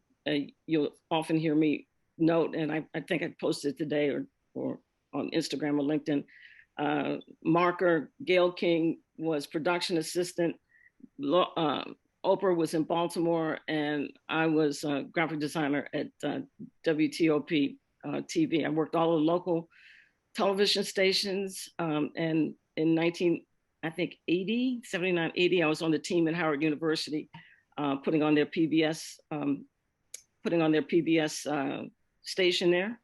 And in 1982, my husband finished business school and said, "You want to move to New York?" So with that, my New York story, journeys, and I graduated from Pratt. Very interesting story. Pratt let me have half of the graduate degree. I had to, based on my experience, and told me in order to graduate, I took business and other things. No, not really a design program for me. They accepted my professional experience and the portfolio that I brought into New York City. I focused on business, and when I got to the end, they wouldn't let me do a design project. And they said, you have to make a contribution to your industry. Well, I knew what that meant, and I called the acclaimed Dr. Leslie King Hammond to be my thesis coach and reader, and she pushed me to some form of excellence, and that's pretty much why I'm here today. The thesis, Transcending the Problems of the Graphic Designer to Success in the Marketplace, is the thesis and document that just keeps giving in my life since 1995. It got published on YouTube. I have all of my lectures. I have a full lecture here that explains really the background to how I wrote this trade article. Just most recently, I discovered Joel Peter Johnson, and Joel, always have my props. Joel was the student, he won the student award for the year for the cover. I just interviewed him. One of his college mates saw me with a lecture and said, "Hey man, this lady is preaching from your magazine." And I just met Joel. And so back then he won the student award contest and gave me the full, story about Rembrandt with the pencil. You know, I'll write. I got him. I wanted the story, and I'll write about it soon. With that, I just I'm so blessed that this is the thesis and article that just keeps giving. And so this is AIGA's acknowledgement of this work. 1987 just popped up last month on their Instagram for Black History Month. It just keeps speaking into our lives. But back then, I want to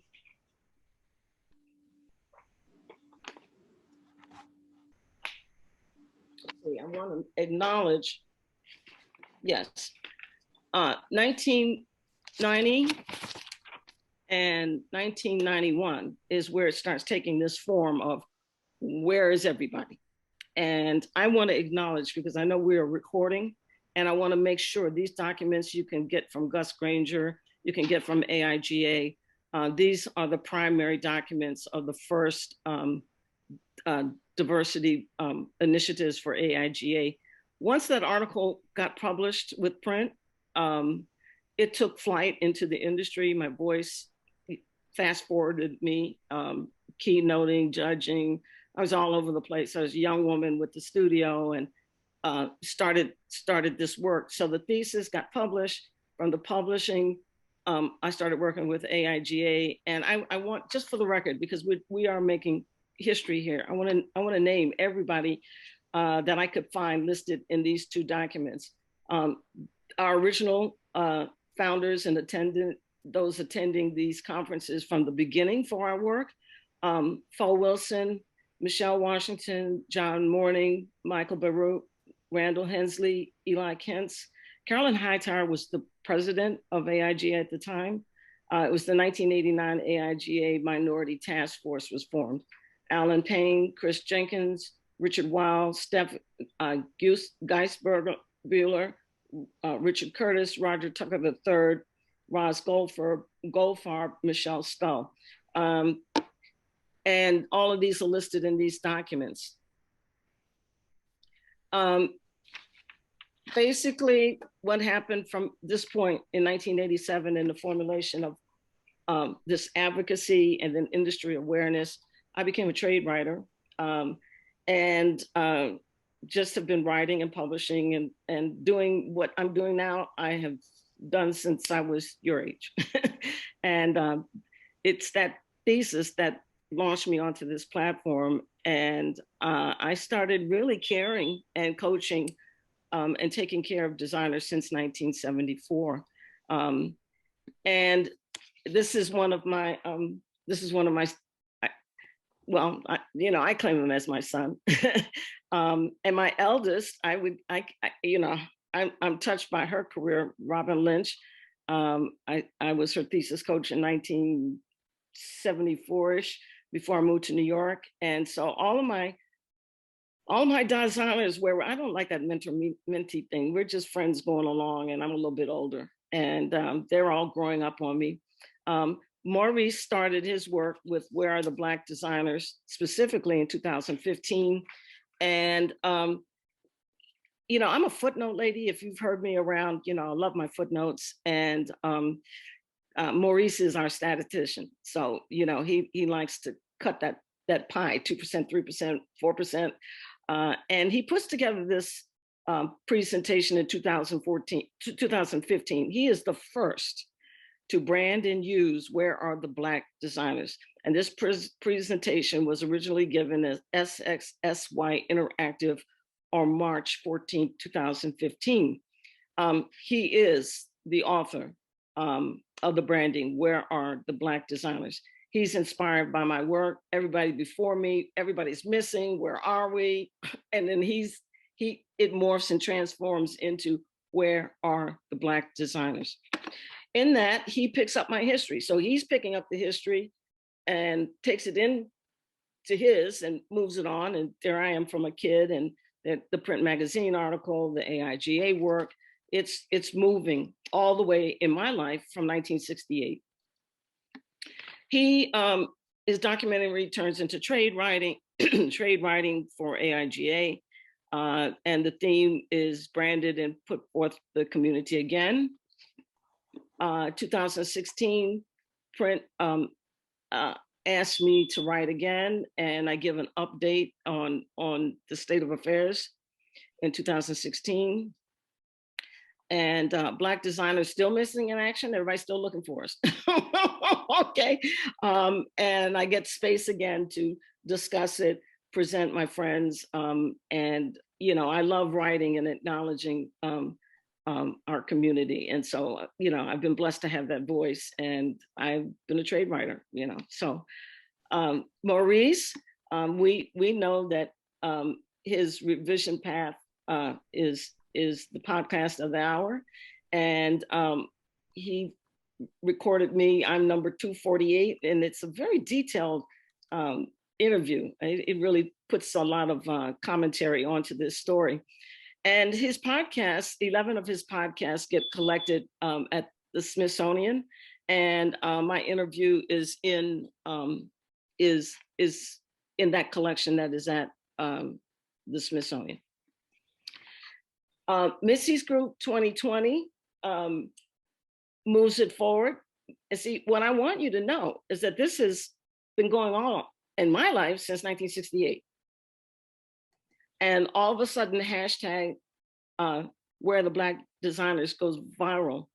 And mostly you all know what has happened from the summer. And here we are. Let's look at this timeline. 1968 to 1970, Dorothy Hayes. 85, I graduate from Pratt with the document. 87, the thesis gets published. 1991, AIGA responds to the publishing of the article and starts the diversity platform. Cherry starts asking the question, 2015-16. I write again, 2016. All of my professional archives, all of my work, all of my portfolio, all of my writings, interviews, notes, you name it, the entire 50 years, I say 50 boxes, 50 years. Stanford comes across country. I live in Connecticut, outside of New York City, 45 minutes from Yale, on the Northeast corridor, 95. And they come all this way to pick up Cheryl Miller's work, to which I have the Cheryl Miller collection at Stanford. Cherry gets collected, hashtag WATBD goes viral, and 2020 begins an aggressive, engaging ally pledge to advocacy. I have an opportunity to write again. I was just published. I wanted to take this time to make my last entry on the topic. Print allowed me an opportunity again.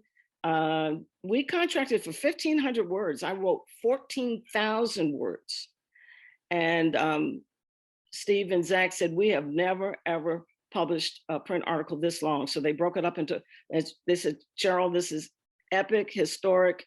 We're gonna leave it alone and we're gonna put it in 4 parts. And so all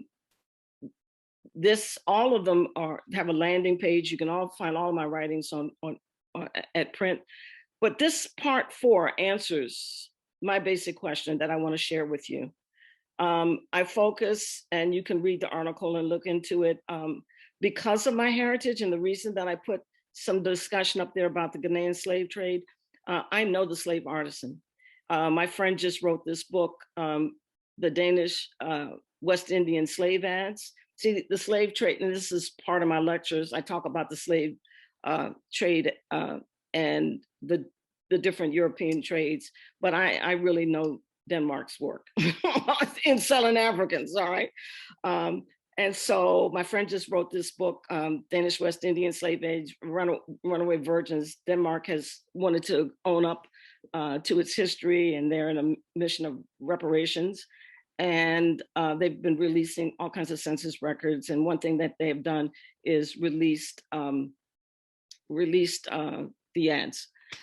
With that said, I wrote the article. You can find it. I'm a footnote lady. If you follow me with any of my lectures and my writings, Maurice is our statistician, and I love footnotes. And these are some of my my zingers. I put them on LinkedIn, and it comes down to I publish my findings that the slave artisan, right from Africa, is the original Black graphic designer. And that right at the point of emancipation, the fear of Negro competition, the slaves now become, this is your white supremacy and your systemic racist practice. They really tried to annihilate the slave artisan right at the point of emancipation. And I have all of these incredible footnotes that identify the enslaved pressmen. And the one that I found most curious, and I have to chuckle after I've done all this all of this research is right there on the Williamsburg. It's right there on the Williamsburg website. Come visit the press room. And this gentleman right on YouTube and right on the website gives you the whole history of the slave and working the press. All right. And so I love talking about the slave artisan, his journey from Africa, the imagery. And this part 4 gives you all of my footnotes, all of the proof, inclusive of, I discovered Anthony in a vintage document about the history of advertising, and my friend there at Williamsburg in a YouTube. You can find all of my YouTubes at my channel. I collect them for lectures, and then the ones that are recorded like this, where I'm all around Zoom land. My lectures are online, and this one is my favorite. He just tells me straight from the Williamsburg website, come visit, come visit, you know. So let me show you who did visit. This is Amos Kennedy. And I just recently talked to him. And I said, Amos, you know, all of us elders, the few of us that are left, we know each other. So I said, Amos, did you realize that your story is I can't even say inspired. You're living out, you know, the legacy of the slave artisan. And he said, you know, if you know his story and his documentary, he had a fancy computer, you know, coding job and went to Williamsburg and saw this enactment. And he quit his job and he had a family and everything. And he says, I'm going to be a pressman. And he did not realize that it was a legacy of the slave artisan. He said that particular detail and the storytelling at the time of the tour wasn't exhibited. He said, but when I saw the presses, I knew that was me. And he rearranged and pivoted his whole life. He's got a documentary, he talks about it. And I recently talked to him. He's just as happy as he can be. And I'm like, you're living and breathing the essence and the DNA of the slave artisan. And so we chat, and he's a great guy. He's got a great documentary. And all he did was go to Williamsburg and see the presses. And I came by and said, look, the slave artisan, the first Black graphic designer, lives in you. And so I love Amos, and you can find him, and he's just got a unique practice of letterform. Right now I'm into documenting history and decolonizing and what we call in theological studies, revisionist history. This is one of my favorites that just sit with me, and I gotta live with it. We, by hearsay, oral tradition, we give Aaron Douglas the title of the father of Afro Deco. I would say he's not. It's a crazy story, but Wynald Rice is a German modernist who migrates in 1913 from Germany, right during the Bauhaus and Futurism and Dada and all of that. He's a part of that movement in Germany. He migrates into New York in 1913. He drops down into Harlem. He meets Elaine Locke. Elaine Locke gives him work, and the survey graphic, they work together. He pays Reinhold Rice is a German, and Elaine Locke pays for him, pays for lessons for Aaron Douglas. This is one of the reasons why, you know, I'm always asked, do I have a mentor? And I'm like, nah, I don't. And just look at this. We can unpack this. There's the original Harvard documentary on it. It's on my YouTube.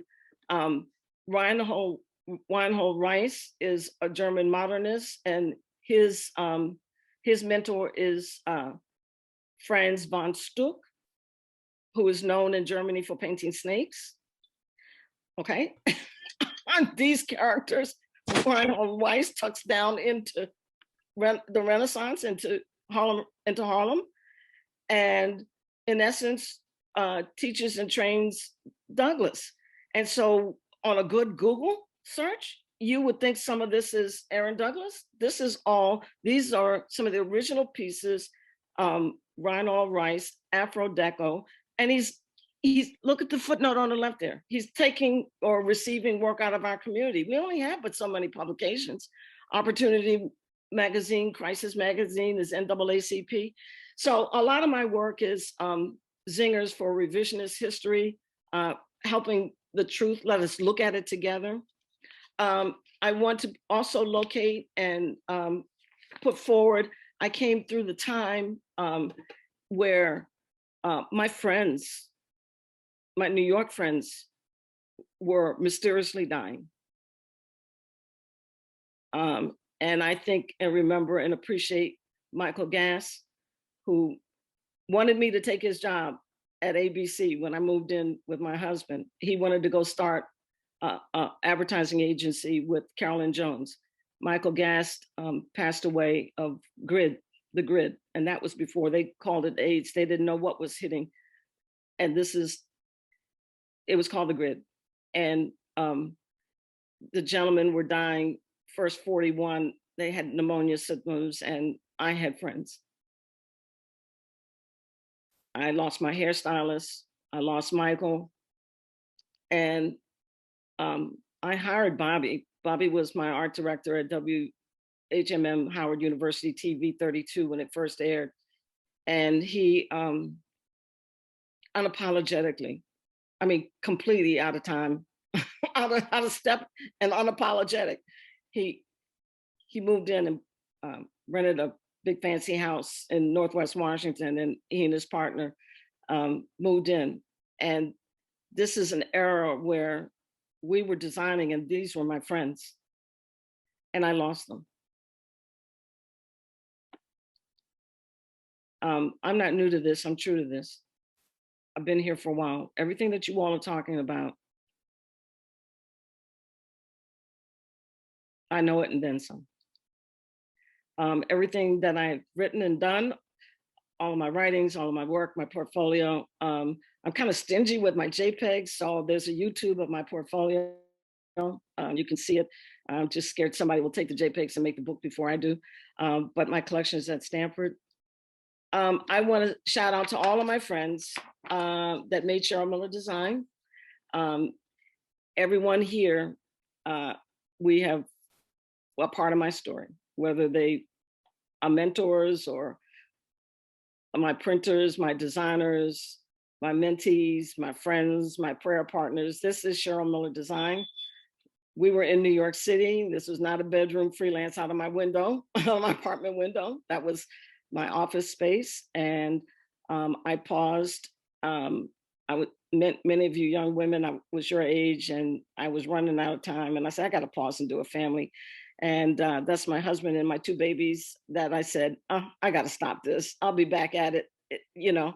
And soon as they got to college, that's them graduating my daughter, as soon as she got to college, all of this work came tumbling right back in my hands, and I'm here before you. So we've got a minute, and I've done this right on my time. And I thank you for this opportunity. This is your history, and this is your story. And I'm hoping that you all will, I'm grateful, I'm overwhelmed. There were only a few of us, even in New York. There were, you know, I only had like 6 or 7 friends. In DC, I had an even few.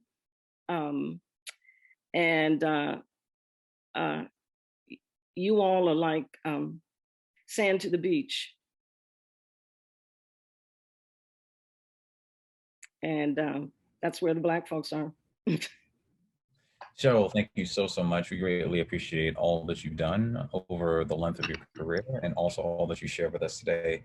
One question I definitely want to ask before we take our break is, how can we as a community support you in the work that you've done and continue to do today? Well, I think just supporting is doing something with it for yourself.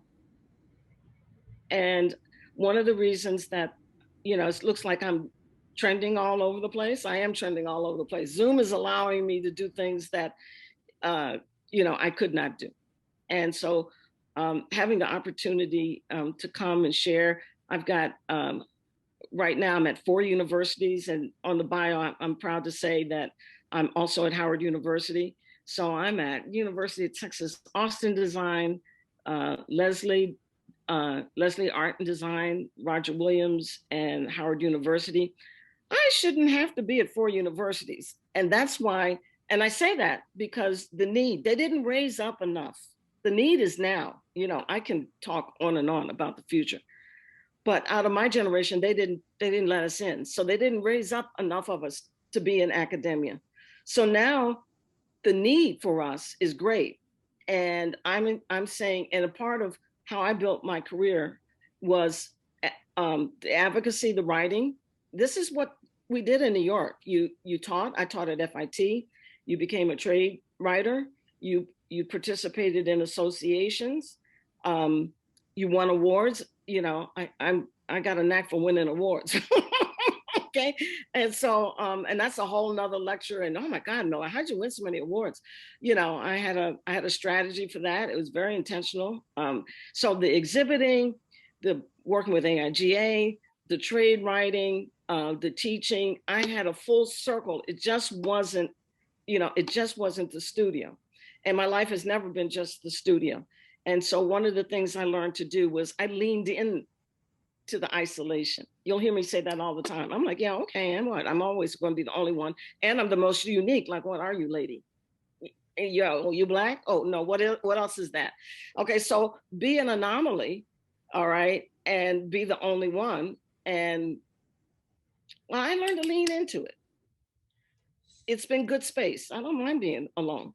Okay, I got all this work done. But I cross-reference when we talk about space and community. I created other kinds of involvement, and I would always be the only one, which was the network for my business. So I just didn't, I was never with the designers in the art community. Okay, my husband was a businessman, and so I was always hanging on his arm at the Business Association, the Black MBA. And I mean, we were all over the place and I was the only one. So every time I went out, I came back with business. I was the only one and I leaned into it.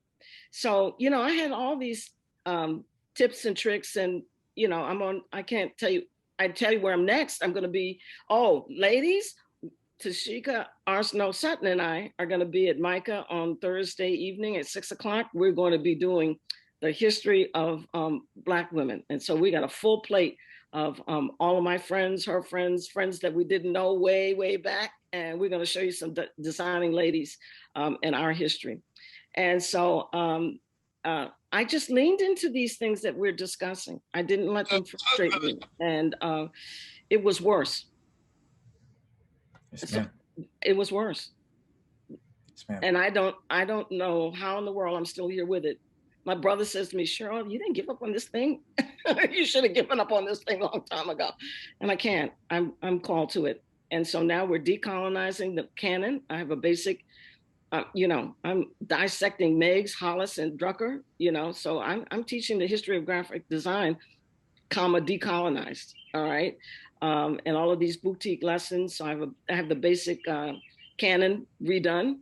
And so your 13, 15 week, the Cheryl Miller history of graphic design, which is, it's synoptic. I always talk about my synoptic views, which are not parallel. There's like, this is going on too, guys, so when we talk about, one of my favorites is, I just gave a lecture on Renaissance technology, the lithograph and the woodcut. And I'm like, oh, by the way, the slave trade is going on. And these colonizers who are making this technology, they're selling Africans. Let's look at their branding. So I just thank you. I'm always around for more. And, I show up now that we've got Zoom, there's no telling where I'll be. So I thank you for this audience. And I thank you, I don't know, we got a break. Anybody want to ask another question? I'm good. I'm good till the next time somebody comes up. Anybody have another question? Or just find me on LinkedIn. I talk to everybody. Amari, that's one of the things that I think has helped with, seem to be trending. All you gotta do is stop me, I'll talk. I can't stop talking about it. So I thank you for this opportunity to share, and just find me on Instagram. If you see a green light on, that's what, yeah, sure, you can make an appointment. But if I see your green light on, okay, whether it be iMessenger on Facebook or Instagram or LinkedIn, catch me right there, okay? And I got a little, little link, and I can talk to you and encourage you, and if need be, pray for you, and listen, guys, you all are really blessed. It wasn't this way. So like the last title, we're not missing Black Designers Forward in Action. Thank you so much. If you can, hang out with us. And I know there are a ton of people that would love to connect with you in the chat currently. Sure. And we are grateful that you honored us today with your insights, your expertise, and your presence. We're all going to take a quick 5-minute break. So if you guys would like to as well, stretch your legs, and then we're going to run and jump into one of our final panels. We will see you guys shortly.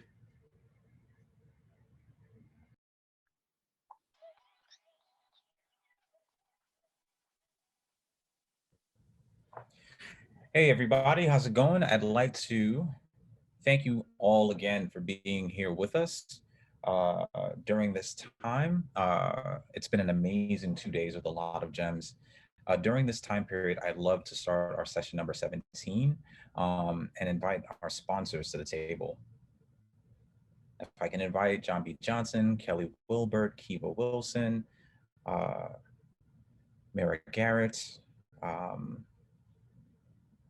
Alden Burke, if you guys can turn your cameras on.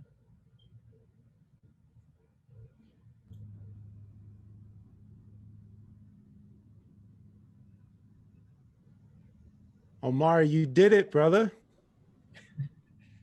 I did it with all of the help that you guys have offered during this time period. I'm extremely and eternally grateful for all that you guys have done. What did you guys think of the 2 days? It's been amazing. Just so inspired. The content has been dope. I mean, and just a reminder of all the brilliance that is Blackness. It has been it's been energizing is what I would say for these last 2 days. So I'm grateful to y'all. It's giving me life, my man. This is what we're here for. When we first talked about this months ago, none of us knew. I don't even think you knew what this was gonna feel like. We knew some names. We knew what we were gonna try to do. Ultimately, I can't wait to share a few thoughts here in just a second. No worries. Well, before we jump into any heavy questions, I'd love to give you guys an opportunity to introduce yourselves, the companies that you guys are with. Yeah, we'll just start there.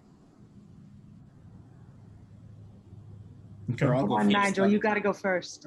I'll go. Yeah, I'll go first. Okay. All right. Thanks, everyone.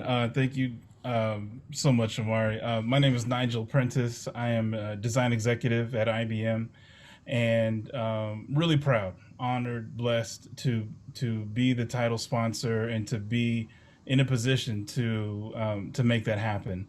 Amara and I go way back to the early days of 2021. So we're just getting to know each other. And so when I heard it, I didn't honestly know that the event in the fall was your event. And so I was there in and out. And then when I got introduced to you again, I was like, okay, that's what's up. And so what we've been doing at IBM is a culmination. And I'm sorry to do this, but I want to give a 60-second piece here. I was asked online a few hours ago, why do a Black conference for design? Why can't it just be a design conference, of which we all go to anyway and host and all that good stuff?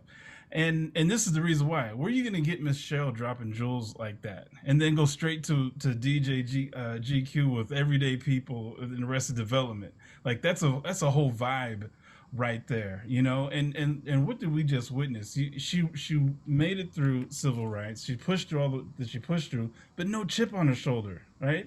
And just the energy around holding up that mirror in her early writings, and now it's about forward in action. That's about taking action, about making things happen. It reminds me of my dad a little bit, to be honest. He was a child of the South. He had to endure separate but horrible schools, not separate but equal. Books that were 20, 30 years old, but he was still valedictorian of his high school. Ended up going to Stillman College anyway, ended up being valedictorian there as well, and was denied the scholarship by this white counselor to that education.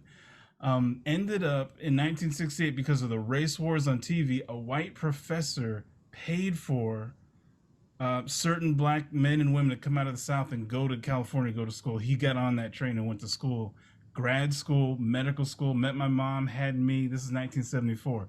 He shielded me from all of that. And then when he graduated, and I was alive now, when he in his residence, he was blackballed from the entire anesthesiology profession. He had to go to Podunk, Washington State, up there near Seattle. And he still sent me to space camp every summer, still sent me to the summer school programs. And it's that legacy that animates me right now, Omari. And when I had the opportunity last summer to become the chairperson of this work, I still have my day job of building digital experiences for IBM. But the chairmanship of the racial equity and design team, and we brought to the table some amazing people that many of y'all heard from today, conference organizers, conference MCs and hosts that you were able to bring into the fold, Omari. And we've been working hard. We've been working, and shout out to that whole team, because what they've done is connected with you, connected with Michelle, connected with a number of folks. And the legacy that brought me to the place where I'm able to be in this position, to be able to be a hiring manager who can make decisions to increase representation at a 300,000 employee company. I'm one of 3 Black design executives at the company, 3 out of 300,000. It's better than 10 years ago, I guess, but it's not where we need to be. And there is a definition of inequity. So where's the investment where our mouth is? I want to pass the mic to my brother Herman, because he's going to talk about it in a little bit and show where the energy that started, at least at IBM last summer, it's been living with us all year and even before. Up until now, and including this conference, I hope that Herman can bring a little bit of insight into the outcomes we're starting to see. Well, before we do that, I still want to give the other sponsors an opportunity to introduce. Okay. Yes, I apologize. Can I just want to give you guys that space to do so. Kiva, would you like to go next? Yeah, definitely. Thanks, Omari, and Nigel, thank you so much for sharing your story. And Herman, I look forward to hearing from you too. My name is Kiva Wilson. My pronouns are she, her, hers, and I'm the Senior Vice President for Diversity, Equity, Inclusion at Material. And we are based predominantly in Los Angeles, but we are part of a much broader team. Our friends at T3 in Austin, we got folks in Atlanta, we got folks in New York, also in Seattle, and I'm here in Oakland, California, so calling in from the Bay, but originally from the South. And not just so much of what you share resonates with me growing up in the South, and honestly hearing from Dr. Cheryl Holmes Miller, your words and your history, reminding us of our own story was incredibly powerful, and I'm grateful for it. And it reminds me of how much my parents have reminded me that we have an obligation to push things forward meaningfully and purposefully in our work, which is why I'm focused on diversity, equity, inclusion. But when it comes down to it, thinking about what do we do in service to the collective, to helping the rest of this world experience the brilliance that is our Blackness in the fullest manner possible. Obviously, we work with a lot of different brands, be it Disney or Google and Amazon and a lot of folks out there, but it's about making them be mindful and honest about the fact that they're not just trying to serve someone that doesn't look like me, they're trying to reach me. And I've got a multifaceted experience, and being mindful of that is actually an asset and brings value to how we show up when we think about consumers, but more importantly, when we just think about people. And so one of the things I'm really excited about is being a part of this conference. I'm grateful to my colleagues, Ruth and Wooster out of Austin in particular, who attended the conference last year, told me it was dope as hell. And I was so glad to be a part of it here. Before I joined Material, I used to lead diversity, equity, and inclusion initiatives over at Paradigm, and then previously at Facebook for about 6 years. And all that to simply say, wherever you go, the struggle is real and there's a lot of work to do. But the reality is we have to do the work honestly and with the real intention and the integrity that it deserves. And so this conference and a lot of the narrative that I've heard from everyone on this call has reminded me of why we do this work. And Omari, I'm so grateful to you for having the vision to make this real. And I'm glad that we as Material can be a part of that conversation. Thank you, Kiva, so much. Most definitely. Mira, would you like to go next? Sure, yeah. My name is Mariah Garrett, and I'm the Chief Design Officer for a company called USAA. Like Nigel, I'm here in Austin, Texas. And I'm just so honored to be able to join and support in any way this as an ally and an advocate, as a woman who's had my own challenges within design, as a partially Indigenous woman, knowing what it is. And I grew up with my non-biological brother and closest thing I have to a brother, seeing white supremacy and the way it has affected his life and his trajectory so intimately, but also acknowledging that I'll never fully have his same experience. And so I am inspired by the Black excellence that I saw on the screen over the last 2 days, and just really thankful to be able to participate and support.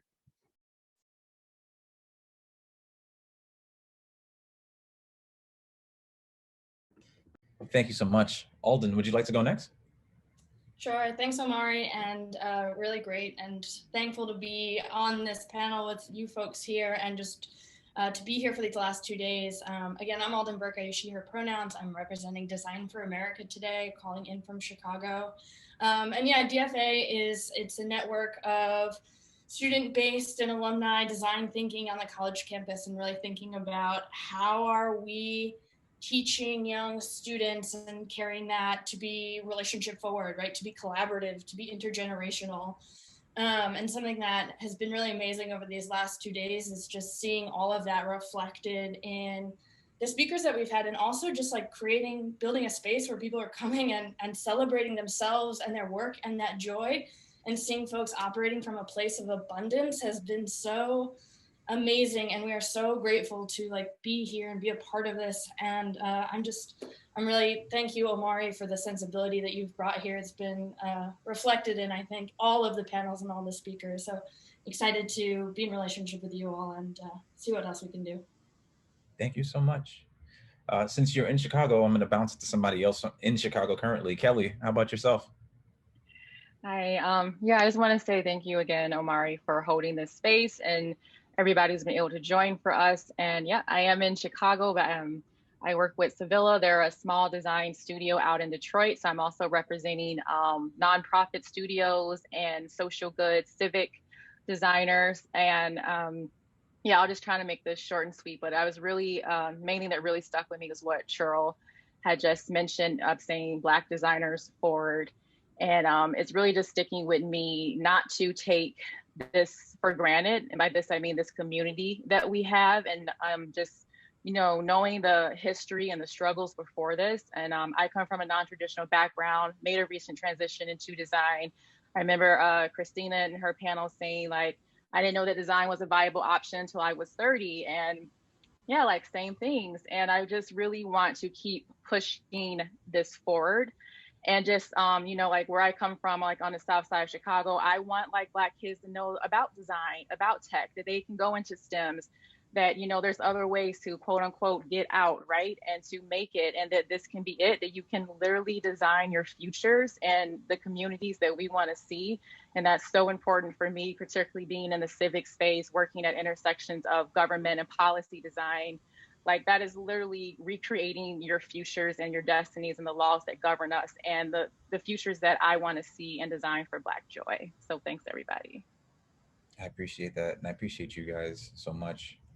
John, would you like to go next? Yeah, I'll follow up all of you. It's just a pleasure to be here. I met Omari and heard what he was doing and just said I needed to be a part of it. You know, I'm born and raised in Cleveland, Ohio. I got my master's of architecture, and me and Omari were able to connect being in a design field where you are the only. And there's been so much talk about onlyness, and to be able to find a community like this, honestly, I'm having all of the feels. I've had a visceral reaction to Cheryl's presentation, Ms. Miller's presentation, knowing that my father was from Ghana, and that's my lineage, but that's about all I know because I never met him, right? And the ability to be in design, I know it's a privilege for me. I know that there's so many people that have never gotten to even study design. and the ability to think this way that we all have on this call. So to bring us all together and realize that we all have this privileged perspective of design, I couldn't pass up the opportunity to be a part of it. And I'm just so grateful to be here. So I'm the principal of a small studio, a very small studio of 6 people. And I just knew that we needed to be a part of this. And thank you, Omari. Thank you, all of you, for allowing us to be a part of it. And it's just a pleasure to be here with all of you. No, thank you. And I'm greatly, greatly appreciative of you being here. Herman? I'm trying to find a way to like kick it to you and acknowledge that we come from similar islands, but you know, I'm gonna bypass that and just, you know, invite you to the table. So you want to call out Jamaica? Yeah, so we have a similar heritage, similar background. We both hail from Jamaica, from our parental roots, and yeah. So so I'm actually in Toronto. We've got a bit of feedback here. All right. I actually hail from Toronto, Canada. I'm part of Nigel's team, Racial Equity and Design. I'm one of the design leads with IBM. And as I said, being in Toronto, I also represent the group that's doing the same thing in Canada. We call it IBM Canada Black Experience. That's one thing I want to point out about this unique opportunity we have here, being that we're in the pandemic. We're seeing a lot of changes happen because we're in this pandemic and forced to meet online. And therefore, I'm having this opportunity to meet with you. I'm meeting people from Cape Town.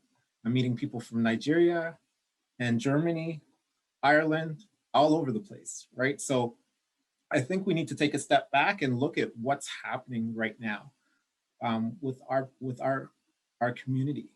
Our community is global, and therefore we all need to recognize that these issues don't only reside in the US. We're seeing them here in Canada. We see them north of the border. We see them across the ocean. So we need to recognize that, and we need to recognize that we need to work together to make things come to fruition here. And I'm so happy to be part of this effort and to be involved in what we're doing here. And as Dwayne brought up, he said there's geographical disparities, right? Based on who we are and where our opportunities lie. And I think we're somewhat blessed to have the tools to be able to overcome that.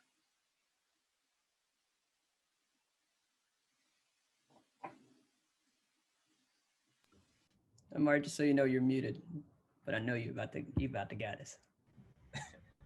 All right. So the question I'd like to ask, because you guys are all in your own ways creating culture within your individual spaces, what can you guys tell us about your in terms of your company? What would you guys say that your company happens to be doing to establish safe environments for employees of color? And these questions are open. Anybody can answer first. I'll jump in. Okay, please go, John. Okay, I was going to start as a small little honcho in the room. You know, we had a small studio. You know, I was a founding member, Black man. My co-founder is white. I had to learn really quickly how to enter into spaces like, you know, being at a table with executives at IBM or executives at Amazon or executives at large corporations. It's not easy, not only starting a business, but let alone going into those rooms with your clients and people of power in those spaces that are looking to hire you and looking to hear from you. So what I've done at a small studio as I continue to not only build pathways for internships, employment, so on and so forth for people of color, including myself, right, is creating safe space for people to bring their whole self. I call myself an identity architect, and one of the prerequisites that I like to say for my employees is actually to reflect on who you are. So when you come to me and say, I am a designer, or I am from Cleveland, or I am from Jamaica, but I don't know like how you see the world and how you have experienced the world, the fact that maybe your brother has been in prison since he was 17, you never knew your father, right? Those are the things that need to come to the surface, especially for people of color. that I found in my history is that when I share those moments with others, they see a whole new part of me that's not just the surface level.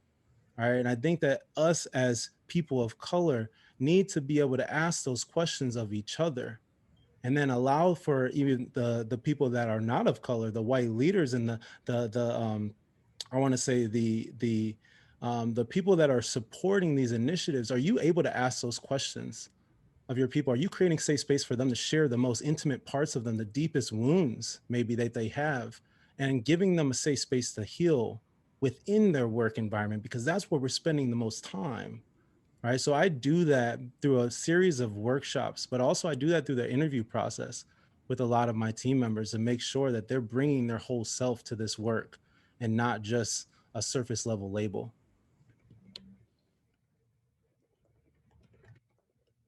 I think that's awesome. I'd like to invite Fritz to turn his camera on as well. Fritz, are you there? Yeah, I'm here. Hello. Hey, Fritz. Yeah. Yeah, my lighting is wonky, but I'm here. Yeah. No problem at all. Is it okay if I kick the next question to you? Yeah, feel free. I've been tracking for about the last 15 minutes or so. Really great to be on with everyone. Yeah, I'm Fritz Desir from New York, represent BCG and BCG Platinian in particular. So, yeah, happy to be on with you all. Great. Fritz, I'm really happy to have you here as well. I know in some conversations that we've had, you've talked about some initiatives that you'd like to push as well in order to build equitable spaces for designers of color. Would you like to speak to any of those?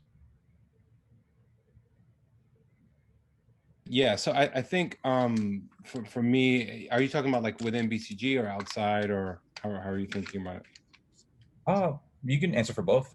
Okay, yeah, so I mean, I think within BCG, the thought is like, how do we rethink, how we look at how we hire and where we hire, and what are we looking for in people, and how we essentially create new pipelines, because I think they're just traditional pipelines that have been in place and essentially systems that have been in place forever. And so we're just thinking about, okay, how do we flip those and think about those in new ways? And that's something that I'm driving. I think it's part of, how you and I connected, because we, through the DFA and Alden and Rebecca and team, really thinking intentionally about how do we create career pathways. And I think there was a sister that said it a minute ago, but this whole idea of, how do we open up design as a career pathway? A lot of people don't know that design is a pathway, especially in tech and the role it plays. And, it's just a lot of ignorance kind of going around. So really thinking through that. And so that means me actually working with recruiting, actually standing up a, what we call an ambassador program where, if you want to, like I've raised my hand, I'm like, trot me out to, HBCUs, trot me out anywhere you need me to be an ambassador, just answer like candid questions about what it's like to work in consulting at a management consulting firm and do design and what are those pathways and all that. So that to me is, and I said this a bit yesterday, but this idea of designing the environment that you want to actually do design in, like you can't just, not enough to just do the actual artifacts, but it's actually, you have to think about the system and the environment and how do you design that too, right? So that you have a sense of belonging and inclusion and equity. So that's that. I mean, outside of the firm, I run a not-for-profit that we're just getting off the ground, focused on, how do we put the, design at the forefront of technology and tech startups, and how do we look at, who gets to start startups and how do we ideate and validate and do all the things that we sort of learn from a design context and apply that to actually building companies that have long-term value in this like new economy. So part of that is adding a design lens to that. So it's not just open to designers. The name of the organization is called Awesome, AWSM, and feel free to look me up on LinkedIn or anything like that. Happy to connect you. But we're certainly looking for how do we make founders and how do we actually help people clear out the roadblocks so that they can actually be a part of creating, next generation of valuable technology companies. And to me, that is a design challenge as well, every bit as much as, designing a product is. So yeah, man, so that's what I'm up to. And again, happy to be a part of this, and echoing what everyone said earlier, Amari, thank you for the brilliance and just, all of what you had to deal with to probably put this together, and just doing it anyway. So yeah, I really appreciate it. Mark, can I just add on what Fritz just said, because it really resonated with me. I think, like Fritz, you talked about just kind of the thinking about the environment you want to design in and actually do the work in. And I think there's something that's underneath the surface, which is just the realness. Like, can you actually be real, 100% who you are? And then can you bring all of that to the table? And can we be in a work environment where that is real? And I'll say, we're 1,200 people, so we're not huge, but we're also not super duper small and tiny. And I think they're two different things that wherever we work and whatever spaces we create, folks need to find that space where they can be real. Because I think it's one thing to create like a safe space, but I'm not trying to live my life to be safe. I'm trying to be brave. I'm trying to like make some actual change. And so from that perspective, it's nice. I know we talk about employee resource groups, but actually having employee resource groups where you can have a real conversation around what are we not talking about at this company? What should we be talking about? So that you can think through as a collective, how do we take this to the leadership team so that we start changing the narrative as opposed to trying to shrink, because that's not what any of us is on this planet to do. So I think Fritz, one of the things you talk about is just that ability to be real, having that space so that we can have that braveness is a critical piece of creating an environment where we all thrive and really change the way that our businesses run and how we design. And so you can have employee resource groups, but the other piece is also being real with the entire community of the organization, because it's nice to be around my Black and brown folks and be able to be honest with each other. But if I can't do that with the rest of the company, then what is all this for? And so I think there's also a realness of being real straight up with the leadership team. And I sit on our executive leadership team saying, we can do a whole lot of work to find great talent, but what's the point in doing that if we aren't going to grow the talent that we've already got? And what are we going to do to keep the talent that we already have here? Because if we don't ready our environments so that really people know this is the best place for me to invest my time and energy, then we're just creating a leaky bucket scenario. And so I will just say the realness of the conversation, be it within our communities or within the broader company, is a non-negotiable. And I think that's at the core what we're all trying to spur. And the more we do it across the entirety of the organization, the more we are able to kind of sustain ourselves in a way that the goodness we feel in the last 2 days doesn't have to feel so rare over the course of our careers, which I don't think any of us actually wants to be the case. So Fritz, thanks for just putting that out there and allow me just to kind of build on a little bit. Omari, do you mind if I jump in on that just real quick? Well, first of all, I gotta say, lean forward. My son just came in and said, "Did you know, Dad, it's always bring your child to work day?" Because we're all quarantined at home, right? And so you gotta lean forward. So this is my son, Kenai. Hey, son, say hey. Hello. How's it going, sir? Good. How's your day going? Can't complain. It's been going amazing. I appreciate you. He makes an appearance in one of my other presentations. I'd love to give to y'all one day. The point that here, you stay here, son. The point that I wanted to jump on with the Kiva was just saying, because listen, Kiva's got the juice, right, y'all? I see it in chat. She really dropped some nuggets right there. A leaky bucket scenario. I'm taking that one and using it, if you don't mind, because that's right on point. One of the things I'd love to invite folks to do in Kiva, if you could take a look and give us your thoughts. On our website in public, we've got a field guide for managers and leaders to prevent that leaky bucket, hopefully. RacialEquityInDesign.com. It goes just to ibm.com/design//whatever, but just RacialEquityInDesign.com. The whole idea is we did some user research. We went and talked to folks in various stages of their careers. Then we went and talked to various types of hiring managers. And of course, we're so big of a company, we've got dozens and dozens and hundreds. So we did the research. In other words, we have lived experiences. And we put together this guide to help give folks the language, right? The language that invites conversation and avoids a retreat. So much of this work is either political or personal or taboo. We don't really grow up knowing how to talk about race, right? And especially where it intersects at work. And so what do we end up doing? Code switching all the time and not really being authentic. you know, our second pillar folks, our majority, our white folks, or whomever that's not Black, they need to be authentic too. We need to be authentic with them and them with us. That's what the field guide is about. And so we're exploring, we prototyped it. We'd love to continue to do it in the open. So in the lean approach, you know, make, make, build, test, iterate, help us iterate, because this is what we're doing. We're doing it for the people. So anyway, that's, and then we explore this in the podcast. So that's also at the same website. But that Omari, hope is what we're doing to tangibly create the environment that is a culture shift. It's not just about bringing folks in the door, which I hope Herman could talk about in a few minutes, but it's also about bringing them into a place that has a comfortable landing zone for them, where it's a considered approach to saying, we've only had certain numbers of this type of designer in the past, but we know that culture is turning the page, and here's the new culture that we're moving into. So I'm hoping that this isn't just an IBM story or an attempt, and I'm hearing from all these 2 days that it's not.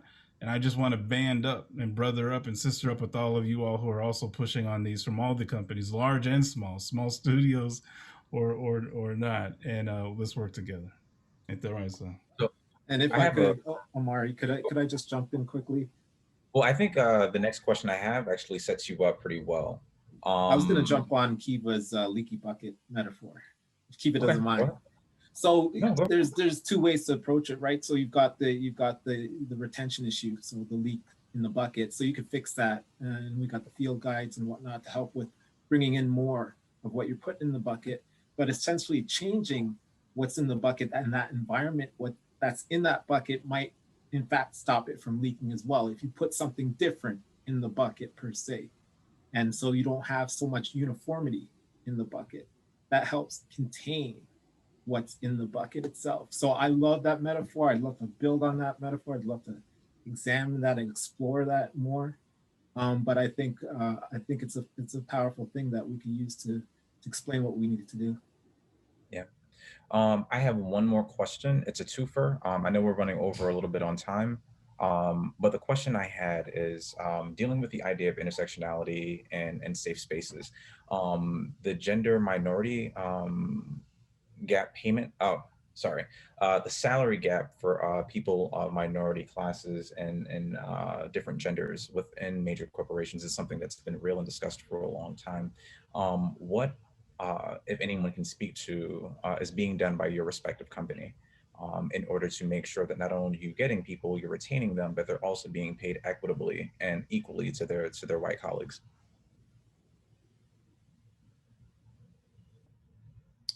I'll jump in. So, I mean, we have some really clear policies around this. Diversity and inclusion is one of our kind of strategic imperatives.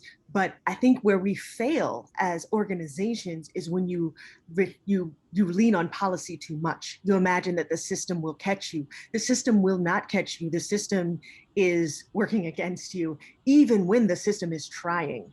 And so I come down to this sense of personal accountability. And I put that to all of my leaders within my organization as well. And so, you know, for the 275 some odd people that are underneath me, I take the time to literally review the spreadsheet of everyone's merit increase every single year, their base salary, and walk through that one by one by one. And no, the HR system does not give me gender and racial data, but I put it in there manually because I know my people, and then I overcompensate, right? So any budget that's left, that's where I put it. And so the theme of we're all going to have our diversity business groups. We're all going to have these systems that are really working more than ever before to support us. And I am so thankful for those, but it does come down to personal accountability, both for those in the community and allies like myself. And that's what I'm trying to spread, is that message of personal accountability, because I think that we all see it, right? The design system doesn't save you from a crappy page. Same way the HR system won't save you from a crappy employee experience. You have to work for it. I love that metaphor. So I'm actually being told that we're running over on time, but what I would like to ask all of our sponsors, after our final keynote by Malens, we're actually going to have breakout rooms, and I know there'll be a ton of people that will love to continue this conversation with you guys during the breakout rooms. Could you guys hang out with us so that we can continue this discussion? Yeah. Thank you guys so much. I greatly appreciate it. I'd like to invite Malens to the virtual stage.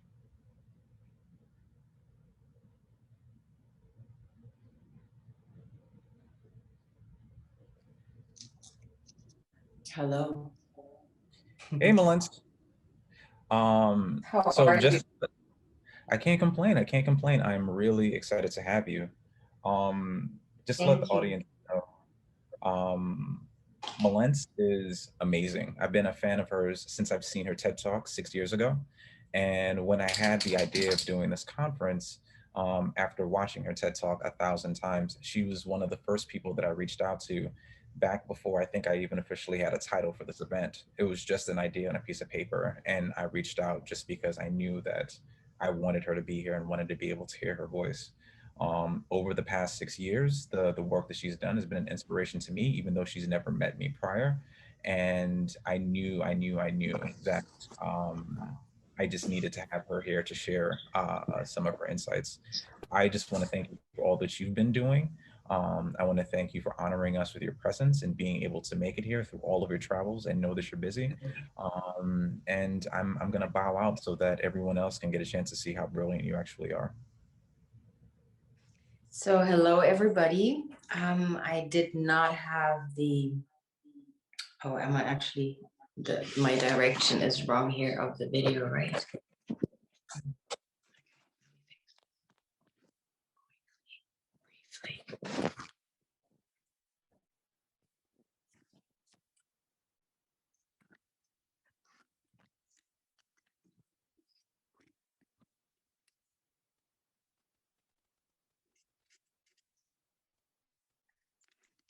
How is this?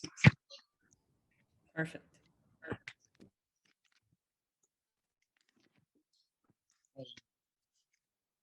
So I'm joining you guys all the way from Kemet,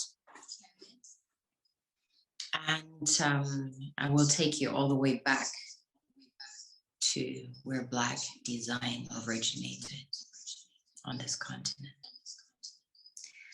So I will share my screen with you in order to share my presentation.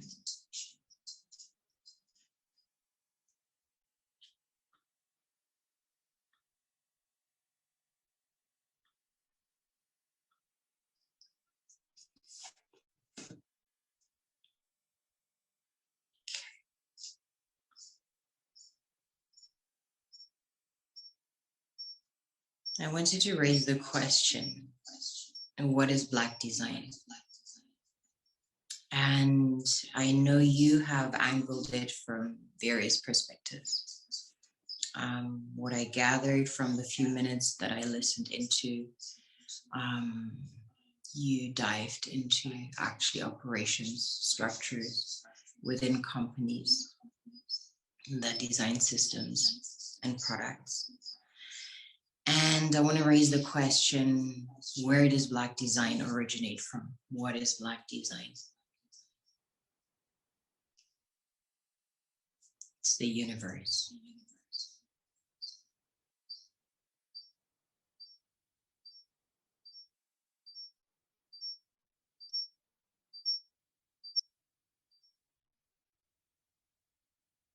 And what informs the universe?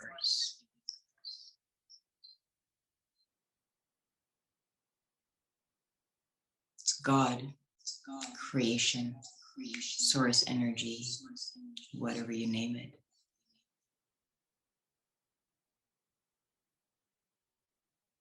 And how did Black design trickle down to Earth?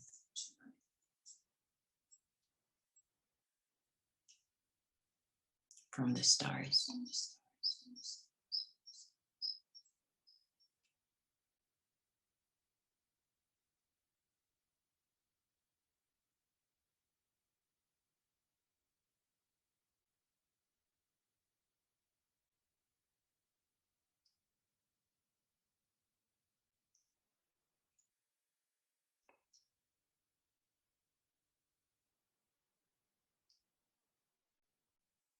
And what informs Black design on Earth,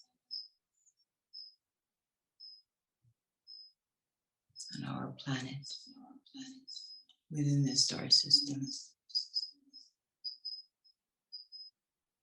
God, source, creation, initially inspired every element of creative expression on the African continent. Every African mask, every monument, every temple, every sculpture, every throne, every home, every ounce of gold, jewelry, paintings, crowns, and coffins paid homage to God, honored God, and was part of their worship and divination.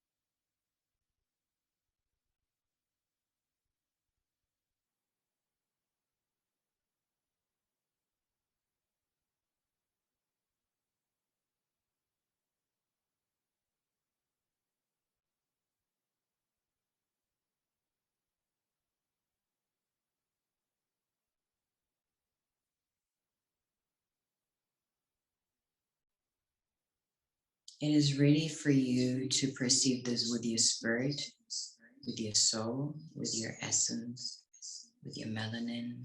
It's not about description.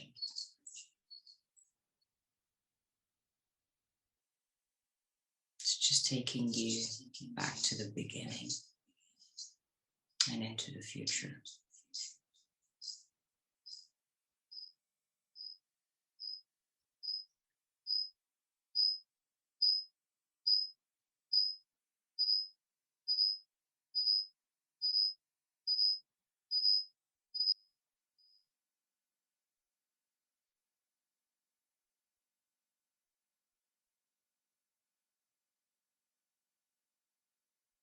Time travel journey within the spiral columns of your DNA, your memory lane.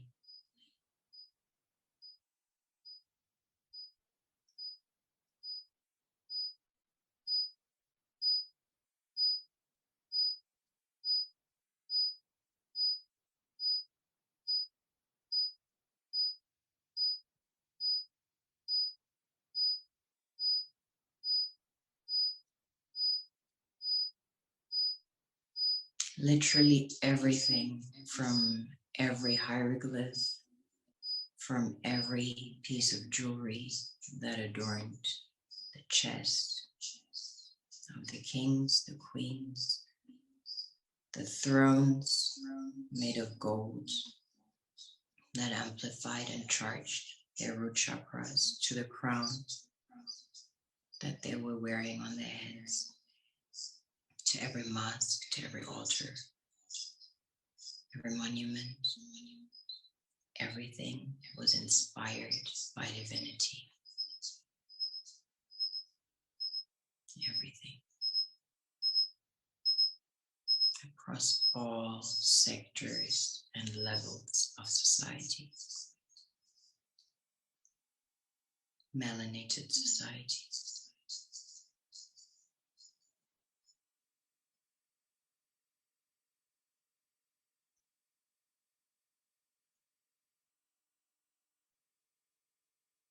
Art or design aimed to imitate God. There was no such thing to design for sheer decor.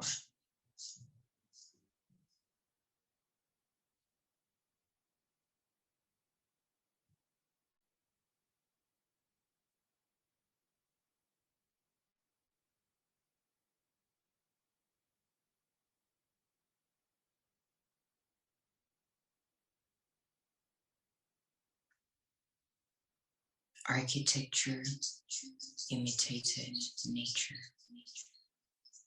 Nature equaled God.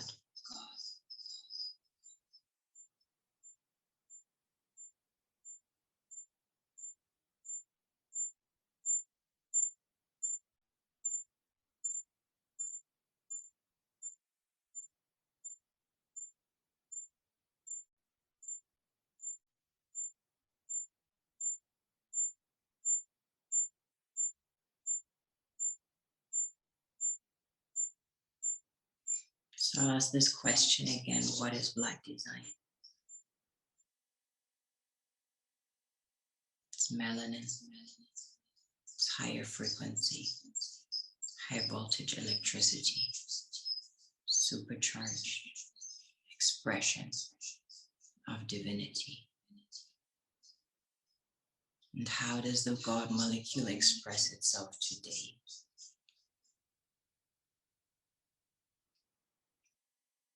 In every fiber of global culture, from music to art, through fashion, hair, makeup, beauty, film, dance, jewelry, and about every trend.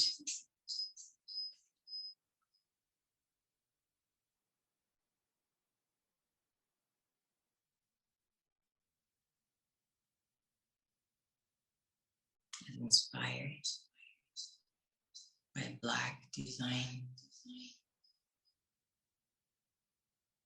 It's a mood,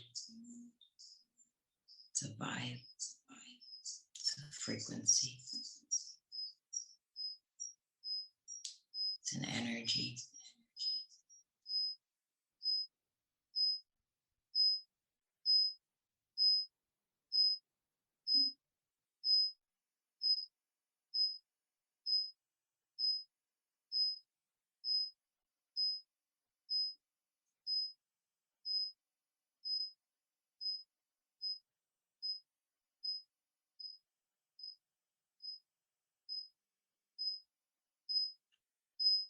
We find the concept of the halo across cultures and continents.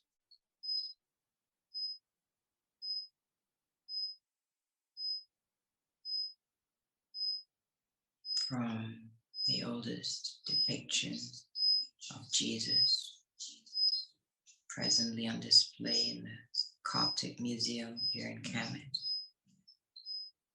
to the Jeezy collection by Kanye West, inspired by the same African man.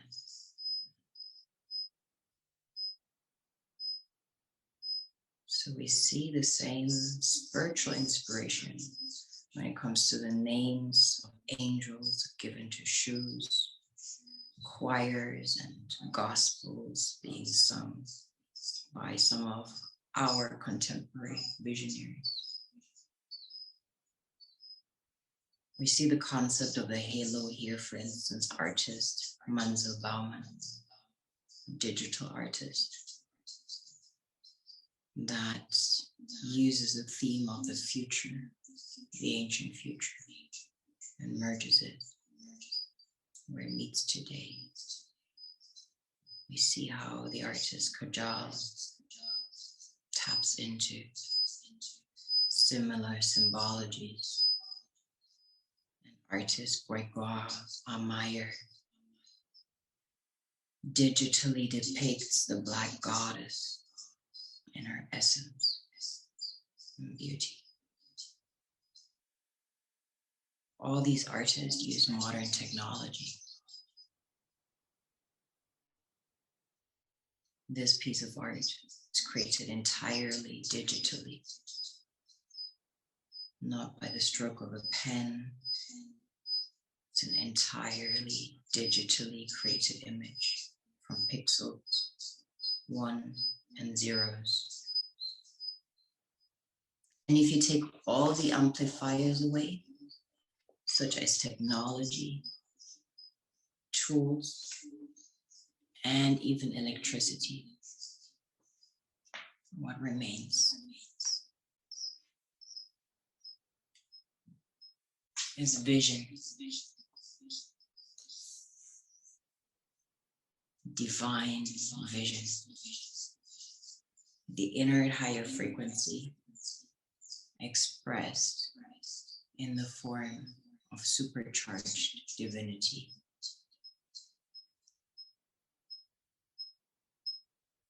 And how do I know this? Because I experienced it when I worked in Africa with a creative collective I formed with street kids, and we created from pure creative essence and vision without electricity or running water. We made art, we designed, and hence I know for a fact that the essence of design is supreme frequency. It's vision, it's non-tangible, and is expressed in various forms and ways.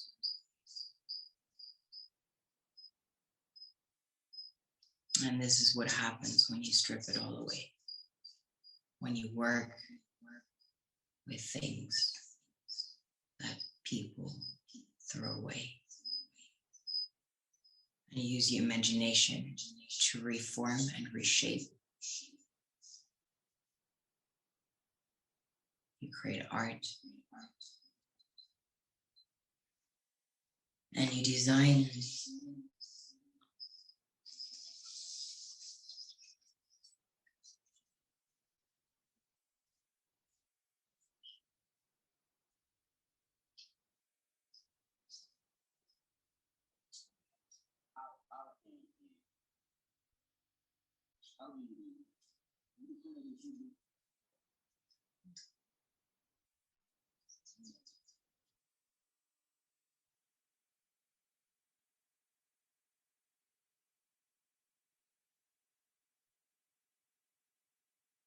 When you don't have electricity, you don't have technology, you become creative.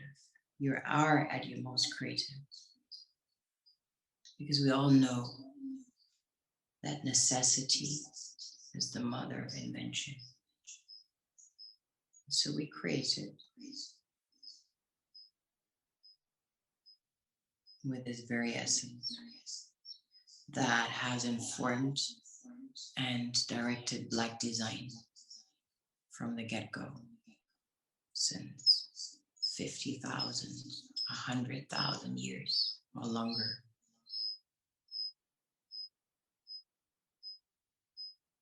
It's that God molecule I'm referring to.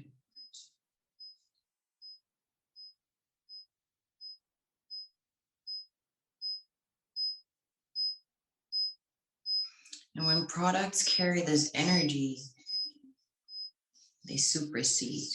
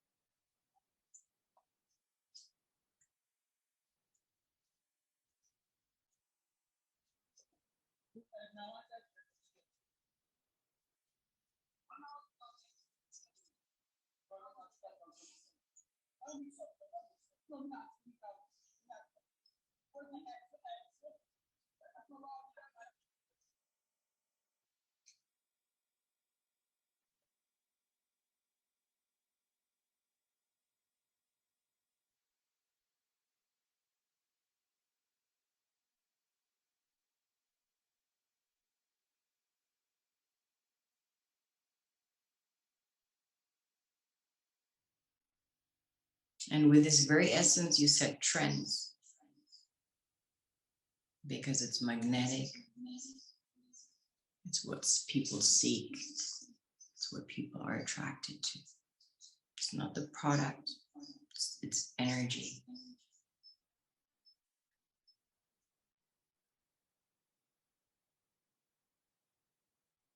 Especially when the energy translates into beauty.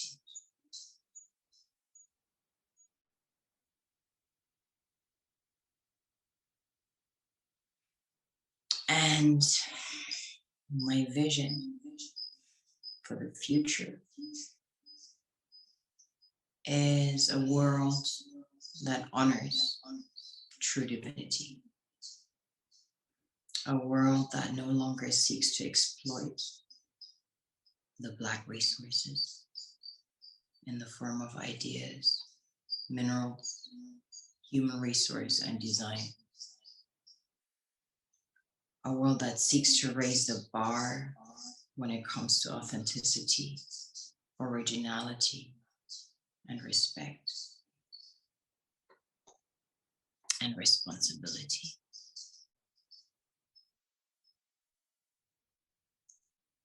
A world that seeks to raise the bar when it comes to equality. A world that believes in the concept of regenesis. And in my case,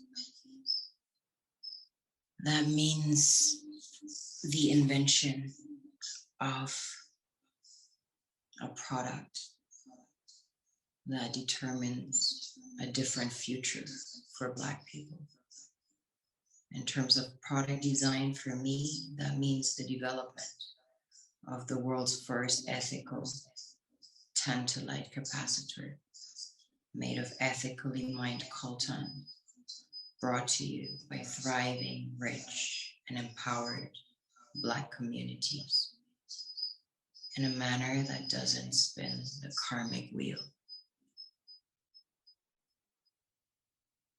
And why do I consider this product important? It's because we all use it in our day-to-day lives. Hence, I consider this a very, very, very important product to be designed. So to me, Black design is divine. I believe when we strip it all away, we recognize its essence, its divine essence. Black design stands the test of time. Black design is golden. Black design is the product of necessity. It's the mother of invention.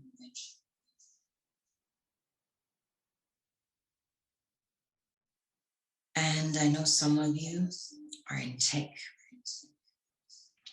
and you're listening to this today, and possibly you care to share and join me in this vision.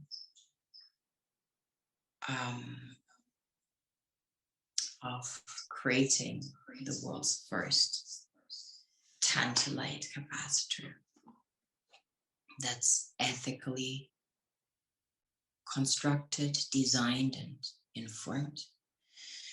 And in case somebody's listening who feels that their vision is aligned, please reach out to me, because I believe this is a product that all of us truly need, so we can minimize our karmic imprint.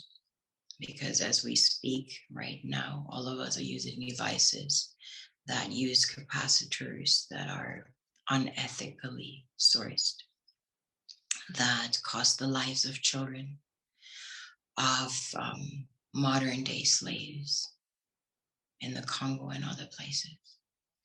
So that's why this is very, very dear to my heart, a product that I want to bring to life in this lifetime. And on that note, I just divine. Thank you very much.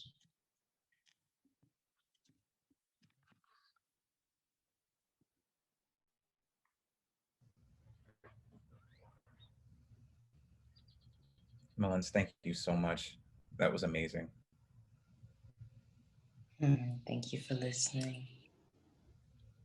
For everyone that's watching currently, how can we get in contact and support you and all the work that you do? You can follow me on Instagram. You can reach out to me via my website, malens.com, has my contact information. You can, this is pretty much the two vehicles via which you can contact me. I am putting both in the chat for all.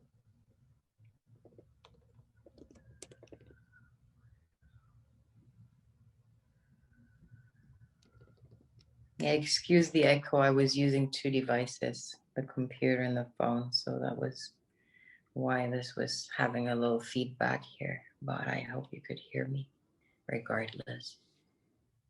I think it worked out amazing. I want to thank you again. I think this was an amazing way to end today's conference. I think it gave a lot of really amazing perspective. And looking at the chat while you were discussing it, there were a lot of people moved by the thoughtfulness of your presentation and the delivery of your voice at the same time. I'm extremely grateful that you were able to honor us with your presence and with your insights. And I find a whole lot of motivation in the work that you do. Yeah, I hope some of you may feel inspired or possibly even aligned. I know there are some technology people working for technology companies here present. and this ethical tantalum capacitor is a product that should concern everybody because we use it day to day and it has so much blood that we automatically come in contact with, you know, by using these devices that we can't live without. So I believe we can create something that's of supreme quality through and through, that doesn't just look good and function, that actually also honors those who toiled and the soil and harvested this. And yeah. One thing I would like to ask, because I know we're running over on time, we are going to have some breakout rooms for people to have open forum discussions. Would you be willing to partake in one of the breakout rooms? That way, folks that are aligned and are interested in collaborating with you can talk with you further. Yeah, I'd love to. I don't know how it works. I've never been in a breakout room. No worries. For everyone that's watching, I am dropping the link to the breakout room here in the chat. All you have to do is click the Zoom link and then choose the breakout room of your choice. It will force you to leave this room in order to join one of those breakout rooms. And then we will play music while you guys transition. But I want to thank you all again for making this an amazing weekend. As much as I've voiced my gratitude to all who participated, the reality of the situation is I couldn't do this without you guys, and it was all done for a great cause. So I look forward to listening to some of the discussions that you guys have in the breakout room. Please find the link in the chat, and yeah, we'll pick up there.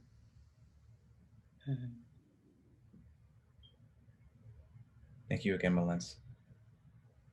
Thank you for having me. Bye-bye.